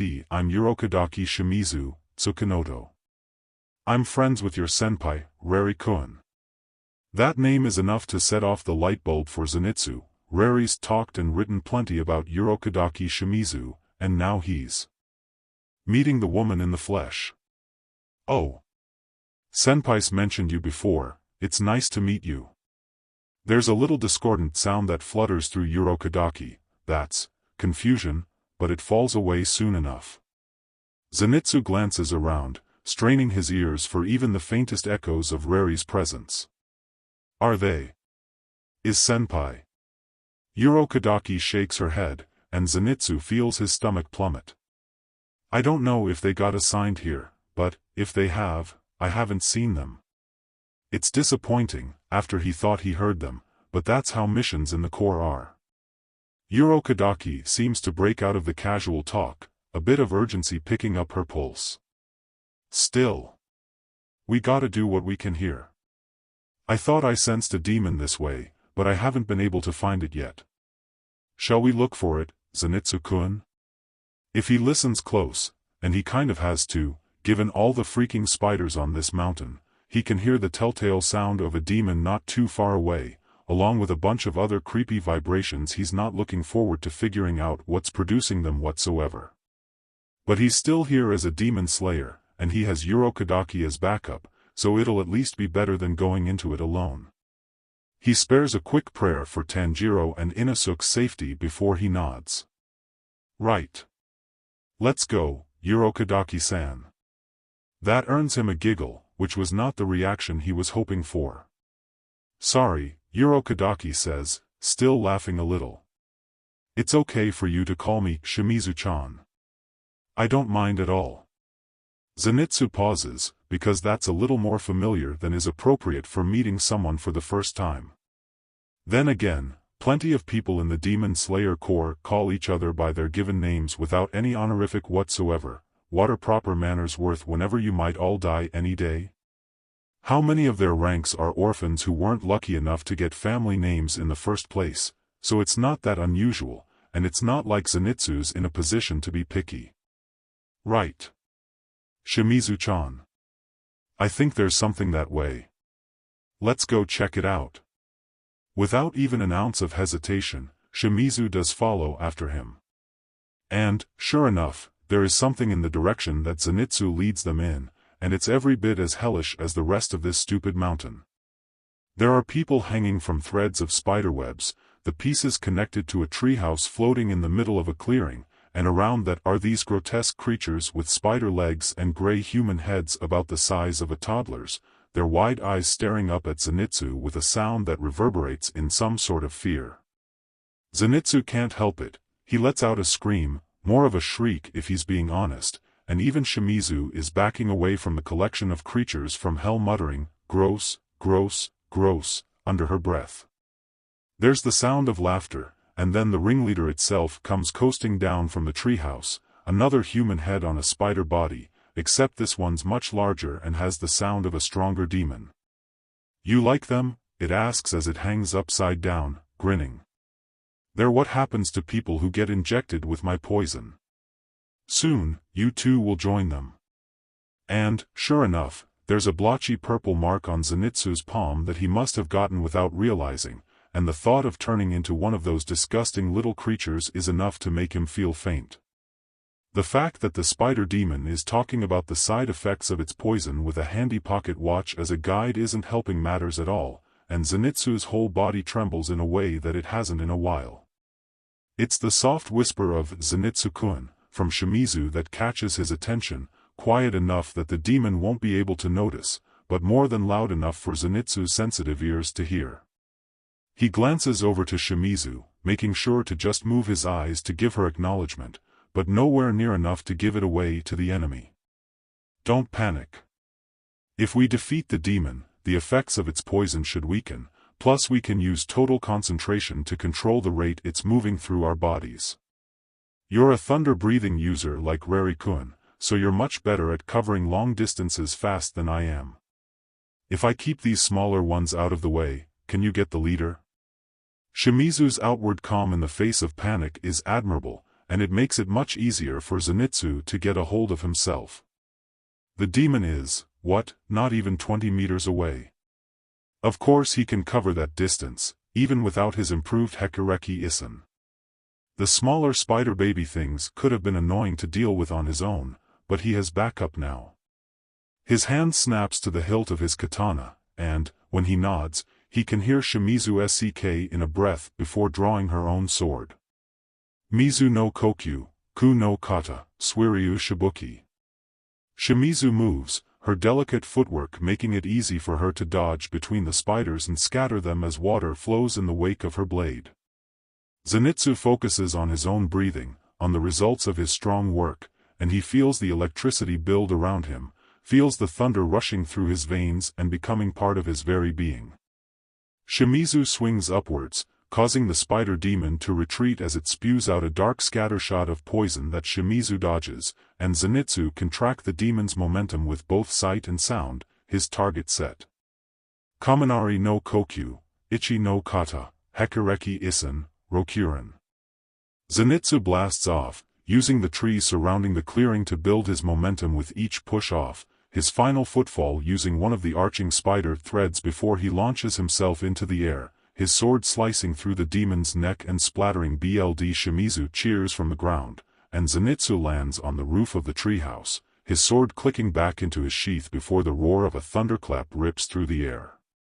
He gets to feel like a badass for all of 10 seconds before he stumbles, the bite in his hand stinging, and then he lands face first on old and musty-smelling wood. Shimizu is at his side soon enough, though she sounds a little bit winded. "Remember to breathe, Zenitsu-kun," she says, helping him roll onto his back, and he listens, not even bothering to waste his time on nodding. He counts all the people that would scold him if he went down like this, to some poison, Ji-chan, Senpai, Aniki, Tanjiro. He lists off, a faint chuckle slipping out of his lips in the moment before he inhales with purpose. "Good. Just like that. You can impact a lot in your body with total concentration if you know how. Keep that up. Someone will be here to help us soon." Zenitsu's vision is getting blurry, but he can still see the smile ghosting over Shimizu's lips. "Your technique's incredible, Zenitsu-kun. I bet Rari-kun would be proud." And Zenitsu has just enough awareness left in him to think, "God, I sure hope so," before it takes every little bit of concentration he has left to keep his breath under control without passing out. True to Shimizu's prediction, it's not long before help arrives in the form of a woman in a butterfly-patterned haori, the insect Hashira, Kocho Shinobu. She takes just one glance at Zenitsu and Shimizu before she's concocted an antidote, and then everything's a flurry of movement and voices and kikushi that ends in both Zenitsu and Shimizu wrapped up in bandages and hauled off to Butterfly Manor. It's in the aftermath that Zenitsu hears about the rest of the details, about the 4 other demons on Nadagumoyama, about Tanjiro's fight with the Lower Moon. 5. The Lower Moon 5, about how Nezuko's presence was revealed to the Demon Slayer Corps' leader plus the Hashira, and somehow the Kamadu siblings are still alive to tell the tale. What did I get myself involved in? Zenitsu can't help but think, first about the mission, then about the disgusting medicine that he has to swallow to recover from the poison, then about the exhausting rehabilitation that Aoi and the other girls of Butterfly Manor put him, Tanjiro, Inosuke, and Shimizu through. Zenitsu half considers giving up on it all and living the rest of his life with his now shortened limbs, but then Shimizu mentions that she invited Rari to visit if they get the chance, and Zenitsu knows that he can't slack off, no matter how difficult it is to not give up and do just that. And then one morning he's awarded with Rari's familiar presence, and he feels the frustration and exhaustion wash away from him like he's been cleansed under rainwater. Rari is just as wonderful as ever, and his heart skips a beat or two as he sees them and takes in their familiar sound. It's shifted a little bit, their strength having improved, but the core melody is still there, and he feels almost guilty for mistaking Shimizu for them at Nadagumoyama. Except it's when the two of them are in the same place that Zenitsu can understand why, because they do sound similar, disconnected from the world at large, but still in sync with each other, their individual sounds creating an almost perfect harmony. But it's the other little change in Rari's sound that catches Zenitsu's attention the most, because he knows well enough what that feeling is. Oh, Senpai likes. It's not surprising. Shimizu is very pretty, and the few weeks that they've been sharing the same hospital room is more than enough for Zenitsu to understand that she's also kind and charming. Of course Rari would like her, but he doesn't have any time to deal with that information, because soon Shimizu's talking up his Hekureki Isen, and Rari's as enthusiastic as ever to hear about his progress, and the moment he says Rokuren, they've caught him in a tight embrace that's full of softness and warmth, and Zenitsu can't tell if he's blushing more because of the sudden close contact or the earnest praise they're heaping on him. The good news is that rehabilitation training is intense enough that he doesn't have time to think about this love triangle that he's stumbled into. The bad news is that rehabilitation training is intense enough that he doesn't have time to think about anything. Whenever Rari and Shimizu give him and the others advice on how to improve, total concentration, constant, who the hell even came up with that, it just gets harder, though having Rari around to cheer him on does make things easier. And then Tanjiro starts to practice it while he's sleeping, and Zenitsu's convinced that he's never going to get another moment of rest ever again. What did I get myself involved in? He asks again, and then shows up for training the next day anyways. Shimizu-chan, can I ask you a favor? The news that Rari is heading out on another mission has already started to stir up the worry in Zenitsu's heart for a number of reasons, and trying to talk to Shimizu in a quick one-on-one while Reri is away gathering rations from the kitchen is just adding to the feeling. But he's already gotten the words out, and Shimizu gives him that usual peaceful smile. Sure thing, Zenitsu-kun. Whatcha need? For a moment, there's a fresh wave of anxiety that hits him. Am I overstepping my boundaries? It's Reri's business who they tell about their problems, and Zenitsu shouldn't, but the echoing of that terror and panic and sadness that woke him up in the middle of the night weeks ago is still ringing in his ears. He's listened for it for nights on end, paranoid that it will CRP up again the second that he drops his vigil, and now Reri's leaving, far enough away that not even Zenitsu will be able to hear when they need him. But Shimizu is going, Shimizu is understanding, and Shimizu is radiant enough that she'll no doubt be able to help. So Zenitsu steals his resolve once more, keeping his voice low so Tanjiro and Inosuke can't hear, and says, "Please look out for Senpai." Shimizu blinks those deep teal eyes once, but listens instead of asking. They've had nightmares for as long as I've known them. Not all the time, but often enough, and when they get bad, Zenitsu hates the way it sounds, because Reri's already strange melody always starts to feel like it's getting farther away, like they'll just disappear without warning. What I want to say is, if Senpai has a bad dream, just be there for them, Shimizu-chan. Please. Shimizu nods, her determination resonating all the way down to her heart, and Zenitsu lets out a sigh of relief. I'll be glad to help if they need it, don't you worry. I mean, we're friends, after all, so we look out for each other. Zenitsu's beyond glad. Reri will be in good hands, for at least as long as they and Shimizu will be on missions together. Shimizu's smile grows a little wider, and there's a sparkle of mischief in her expression. You like Reri-kun a lot, don't you, Zenitsu-kun? Zenitsu's face burns in embarrassment, which makes Shimizu giggle. Of course I do, they're my senpai. It's such an obvious lie that there's no wonder that Shimizu doesn't believe him. Now, no need to be embarrassed. Reri-kun's wonderful, so of course you like them. Shimizu leans closer, cupping a hand by her mouth as she whispers, "Don't worry, Zenitsu-kun. I support you, and, oh, she means that, too. Should I tell her that it doesn't matter, because Senpai likes her? No, that's not mine to tell at all. What am I supposed to do with this information?" Inside, he feels happy, because if Shimizu supports him then he won't have to compete with her for Reri's attention, but he also feels guilty, because he wants nothing but Reri's happiness, and knowing that Shimizu doesn't share their feelings is going to hurt them in the end, even if it works out in Zenitsu's favor. Shimizu seems to take Zenitsu's silence as confirmation of her guesses, which are correct, but are also not the reason that he can't seem to make his tongue work again, and lets out another laugh, standing up straight again with her hands tucked behind her back.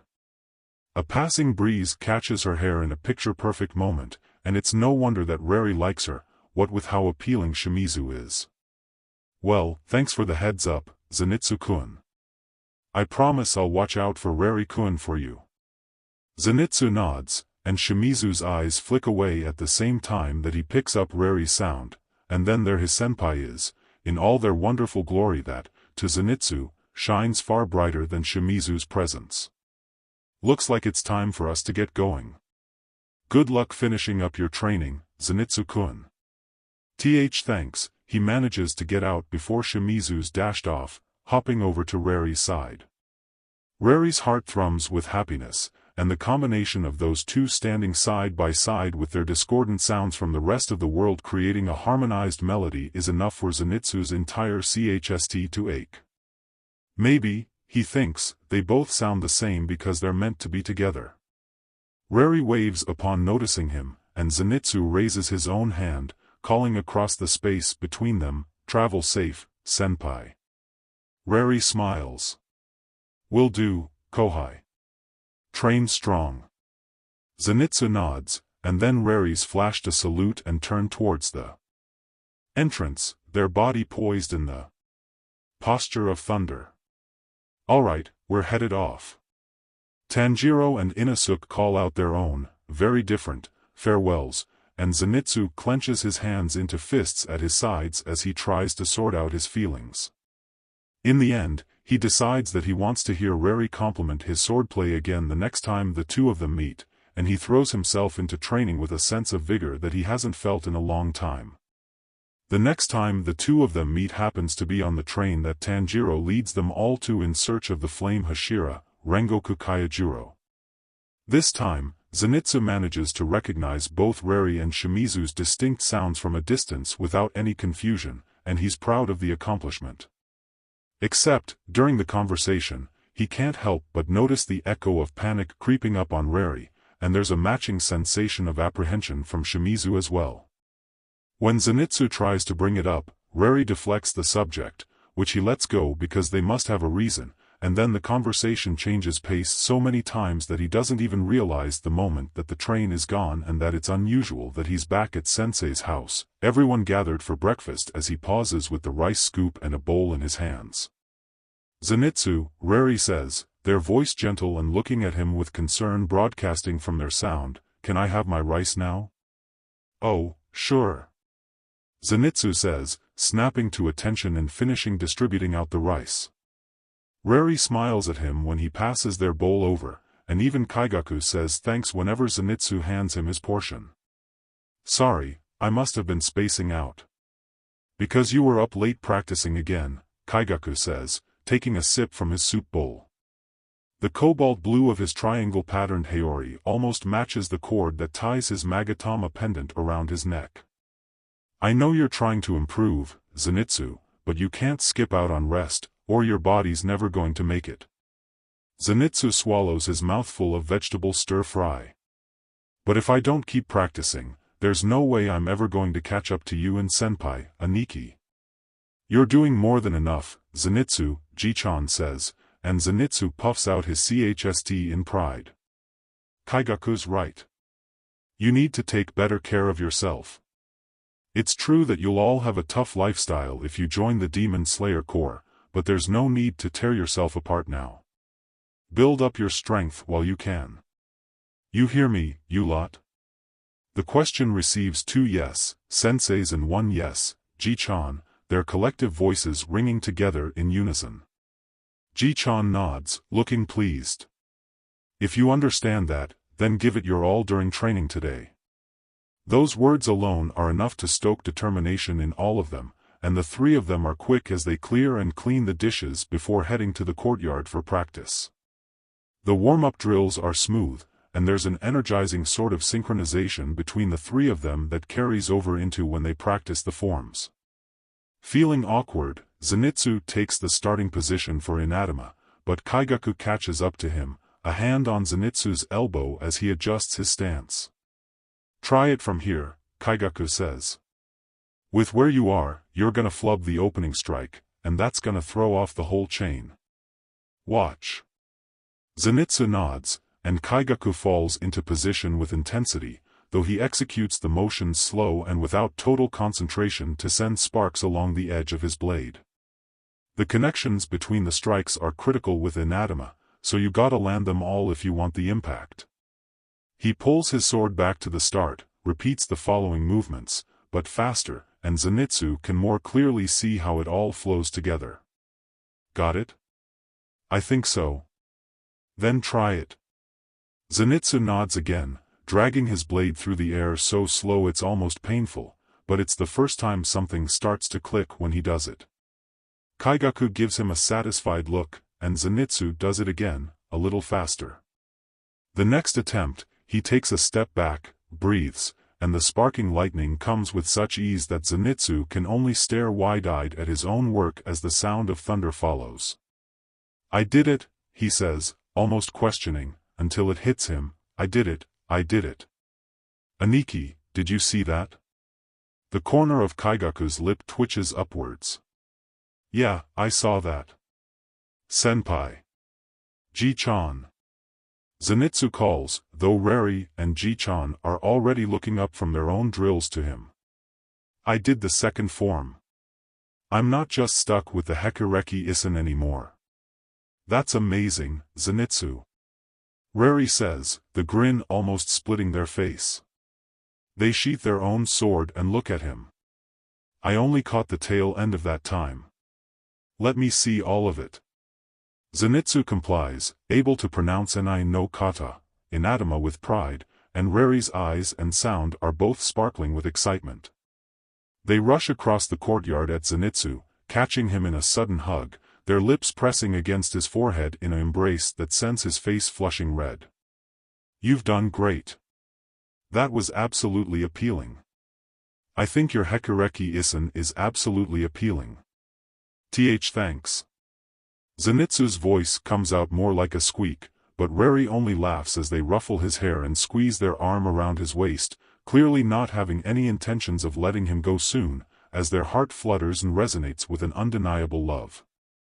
I wouldn't have been able to do it without Aniki helping me out, though. Reri gives Kaigaku an appraising look, mischief sparkling in their eyes. Look at you, being a good Aniki over there. Kaigaku rolls his eyes. Oh, shut it, he says without venom, and Reri's giggle fills Zenitsu's ear right where it's pressed against their chest. Zenitsu's more than capable, he just needs someone to fix his bad habits. I just showed him by example, that's all. He looks to Reri, then to Zenitsu, and then away in embarrassment. Help me work on the Hekureki-isan sometime, will you? Zenitsu grins so wide it almost hurts. You got it, Aniki. And you keep working on the other forms, okay? Reri says, and Zenitsu nods. They drop another embrace onto the top of his head. Well, we should celebrate that you managed to figure out the anatema. How about you and I go on a date our next day off? Zenitsu swallows and nods again before Reri ducks their lips into his hair and mutters low enough that only he can hear, and maybe when you figure out all six we can do something else special? Zenitsu almost chokes on the air, his already flaming face somehow burning hotter as he gapes up at Reri, whose smile is serene as if they haven't just, his brain short circuits just thinking about it. Kaigaku scrunches up his nose. Do you gotta flirt with him like that out in the open? Reri grins. I don't recall saying anything that you could hear. Well, it's obvious what you're doing whenever he reacts like that. Don't you worry, Kaigaku, I may be the favorite senpai, but you're still his favorite Aniki. That's not even close to what I care about. Make sure not to spoil the boy too much, child, Ji-chan says as he crosses the courtyard towards his apprentices, and Reri pulls back from the hug, their hands behind their back and their expression the very picture of innocence. I don't know whatever you mean, Sensei, Ak. Reri rubs their arm, which has just received a quick rap from the cane, but they don't protest any further. Ji-chan walks past them, standing in front of Zenitsu and looking him over. You've done well to move past being able to do a single thing, Zenitsu. I'm proud of you. If you can only do a single thing, hone it to perfection. Zenitsu's eyes water over, but he blinks the tears back. It's because of you, too, Ji-chan. If it weren't for you, for all of you, I wouldn't be able to do anything like this. So don't worry, I'll be sure to make all of you proud of me. Big words for someone that's just getting started, Kaigaku says, punching Zenitsu's arm, but the sound inside his heart is pride, just like the others. Reri ruffles his hair again, love and affection sparkling in their eyes. Well, if it's you, Zenitsu, you can definitely do it. Listen to your senpai, Ji-chan says. I'm entrusting the three of you to carry on for me as my successors when the time comes. You all need each other to grow to your full potential. Make sure you don't forget that. The three of them nod, and Ji-chan's face stretches out into a smile that's different from his usual wily grin but no less warm. You're all my pride and joy. The rest of the day is smooth sailing from there, and soon it's evening. Zenitsu is sitting on the porch surrounding the courtyard after his bath, plucking at the koto in his lap, his fingers every now and then creating a melody from some song or another he's memorized before returning to pure nonsense. He's so caught up in enjoying the idle creation time that he almost doesn't hear Kaigaku's presence as he approaches. I thought that was you, Kaigaku says, dropping down to sit next to him. What made you want to come out here, Zenitsu? Why are you here, Zenitsu? Zenitsu shrugs, winding out of a scale and into the bridge of some piece he once overheard from a kabuki performance. The weather's still nice, so I figured I should take advantage of it. I felt like playing, anyways. The song forming under his hands changes, shifting into something that sounds oddly familiar, but he doesn't remember where in the world he heard it. What about you, Aniki? Just seeing what you're up to. Nothing much else. Kaigaku leans back on his palms, and he glances to where Zenitsu's hands are gliding across the koto strings. You're pretty good at that thing. What's that song called? Oh, thanks. This one's. Zenitsu's brow furrows. He's always been able to pick up songs after hearing them once, and the titles tend to stick along with them, or at least the memory of where he heard them in the first place. He pulls back to the beginning of the melody, able to recreate it note for note, but the title still doesn't come to him, even as he repeats the measures. That's weird. I can't remember. Well, it sounds nice, either way. There are worse reasons for coming out here. Why are you here, Zenitsu? Why do you insist on clinging here? Zenitsu's hands slow, the already moderately paced music dipping into a crawl of a tempo until the notes fade out, leaving nothing but hollow echoes behind. Clinging here, he mutters, the phrase sticking in his head. Am I, clinging here? Kaigaku glances at him, raises an eyebrow, but Zenitsu's too busy staring down an empty point in space to reassure his Aniki that he's okay. What's there to even cling to? There's no reason for me not to be here. Somewhere, in distance, something stirs, and the reverberation of an unfamiliar person reaches him, even here where he's tucked away safe, and Zenitsu presses a hand to his ear as he draws in a shaky breath. What's that sound? Kaigaku looks worried now, sitting up straight. Oi, Zenitsu. Be quiet. Zenitsu snaps, punching the porch beside him. The koto strings quiver, and he slaps his palm down to mute them next, forcing his panicking breaths to slow as he listens, trying to find the problem. There's nothing wrong at first listen. Home sounds like home, Kaigaku, Reri, and Ji-chan all sound like themselves, even the echo of an unfamiliar presence has melted away. Except that's not the problem, because it was never anyone else that sounded wrong, but himself, and Zenitsu grasps at his chst, his hands nodding in his heori. Why am I here? He whispers, not knowing the answer but knowing that the answer is important. Why am I here? I shouldn't be here right now. Zenitsu, what's wrong?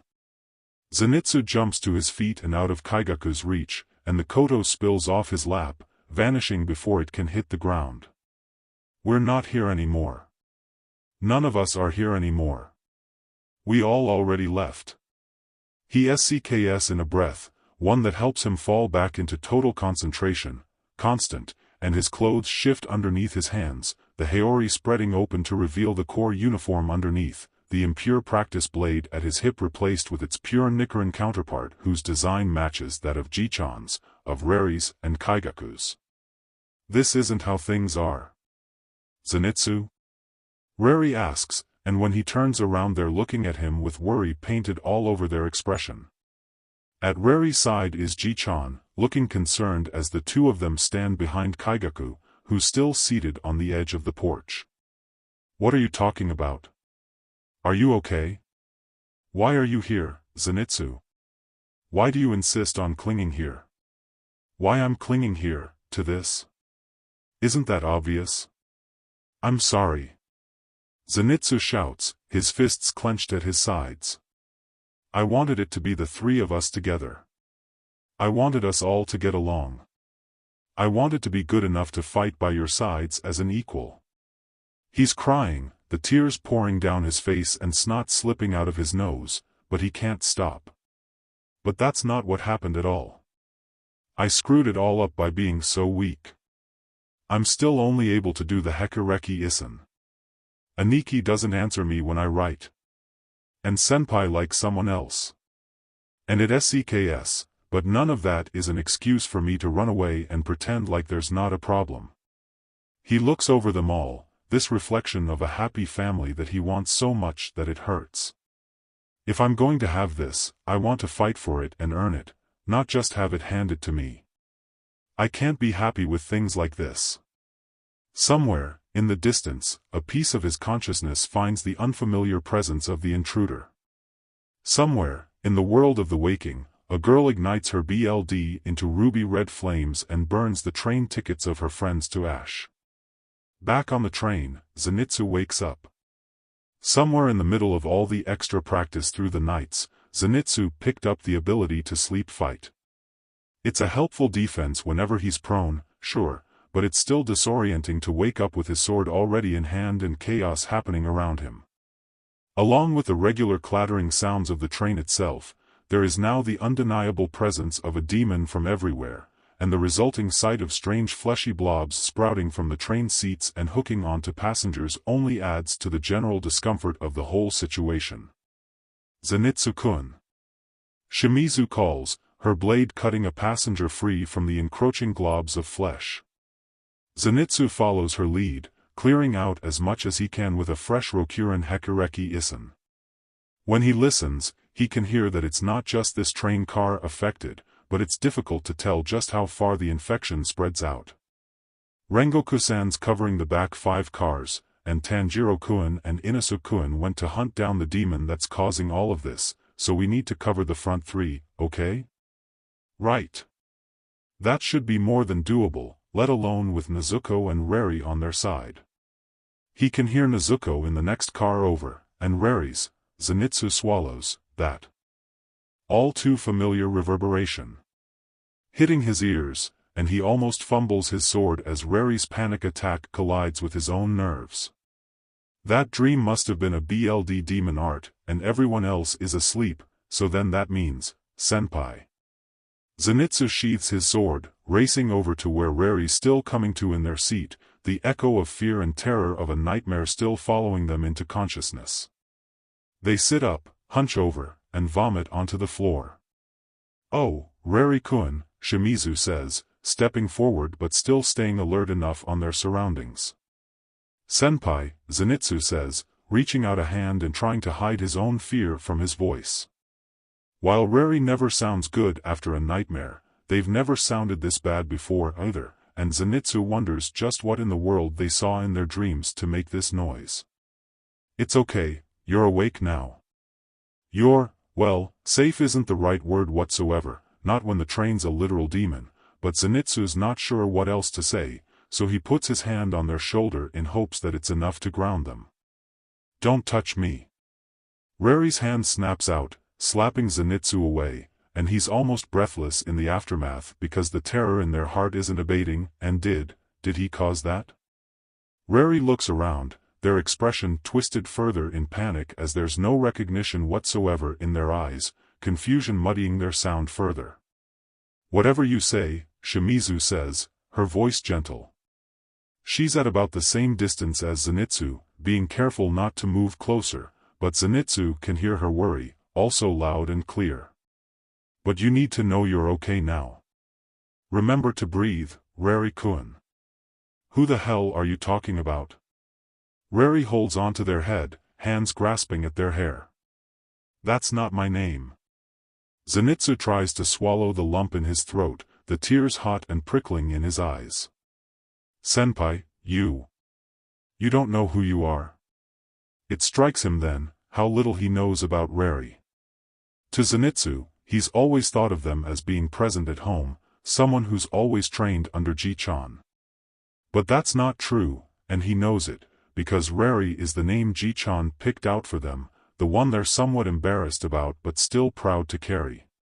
Who was Reri, before they entered Ji-chan's home, before they became a student of thunder breathing?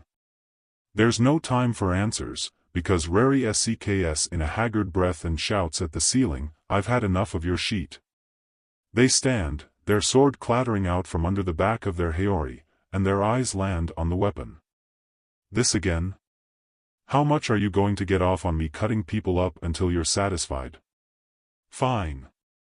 Reri snatches up the blade, their otherwise dexterous hands fumbling on pulling it from the scabbard as they take a beyond amateurish stance, their grip not even in the right position.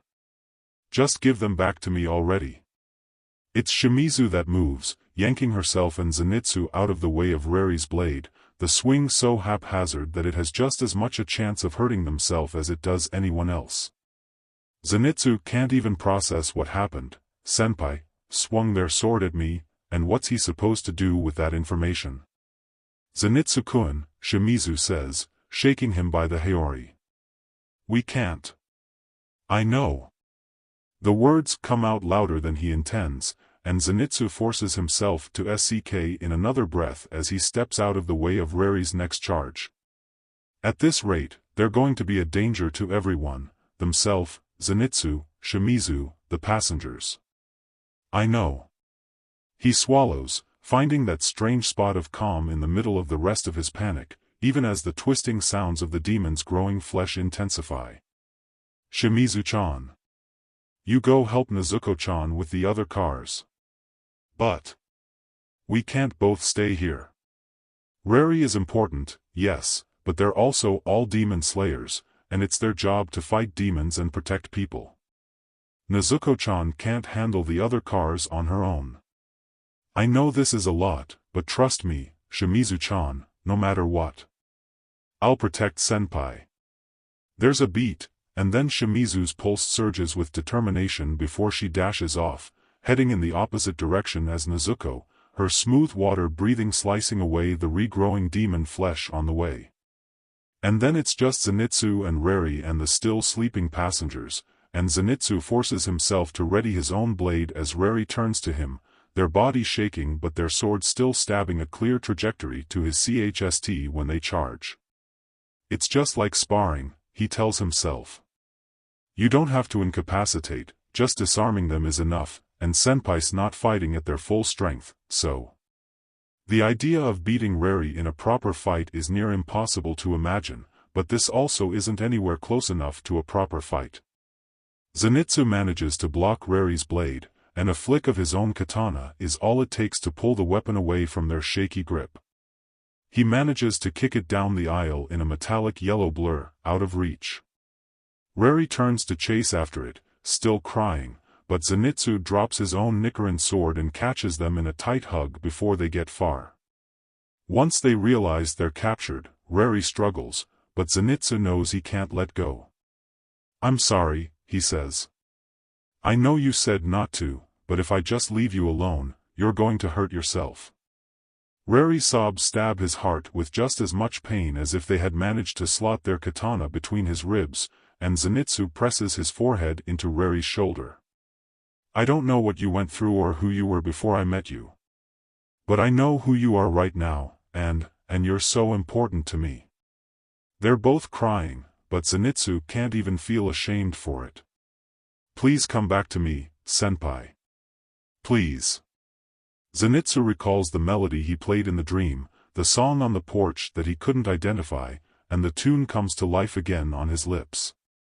This time, he remembers where he heard it before, a soft song that Reri sung to themselves while working on laundry, the afternoon before Sensei took them to fight their first demon.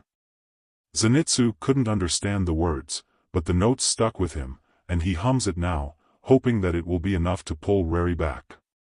And all you see, Reri sings, quiet and broken, but still following along with Zenitsu's tune once he reaches the chorus, is where else you could be when you're at home. Out on the street, are so many possibilities to not be alone. He can't understand the words, though upon hearing them again he recognizes them as maybe English, but none of that matters in comparison to the way Reri's panicked sound starts to settle, even as they're still crying. Their hands move to Zenitsu's arms, not to pull him away, but to hold on, and they hang their head. Zenitsu. Am I awake? Yeah, he says, hugging them tighter, connecting them to reality. We're all awake now. It's okay, Senpai. And when they respond to that title and fall back towards him for a moment, Zenitsu can't contain his sigh of relief. I tried to. Guilt rushes through their veins, and Reri presses their hands into their face. God, I tried to hurt you, No, it's okay. No, it's not. That's never okay. Senpai. Reri stills, sking in a breath. It's okay, Zenitsu says, turning them around to face him, his hands still pressed on their shoulders. I know you would never hurt me on purpose. And even if you did, right now, we have more important things to deal with.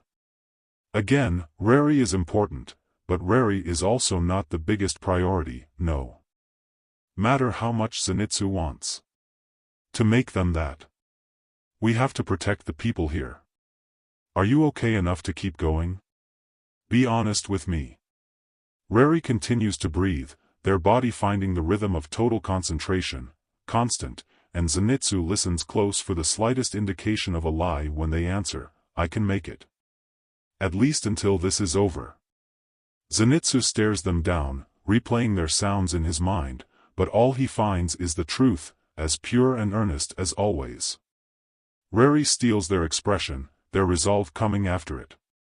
I wouldn't be showing a good example as your senpai if I just tapped out in the middle of a mission, yeah? They squeeze his hand once, then slip out of his grasp, tracking down their sword. When the hilt fits in their palm, their sound is focused and whole again, with the faintest echoes of the everything else that was waiting to consume them not so long ago. It's not perfect by any means, and it's not even great, but Zenitsu understands that it's good enough, and the two of them work on extracting the passengers from every bit of demon flesh that they can find, all the way up to the moment where the demon sound stops, the train compartment back to normal. Zenitsu has just enough time to hear the awakening passengers and Reri's small sigh of relief before there's a deafening shrieking bombarding his ears, the precursor to the train itself shaking and tipping right off the rails with enough force to send him flying through the air. Reri screams, Zenitsu, and their body falls on top of his as a shield right before his head hits something strong, the world turning first to bright spots and then to blackness.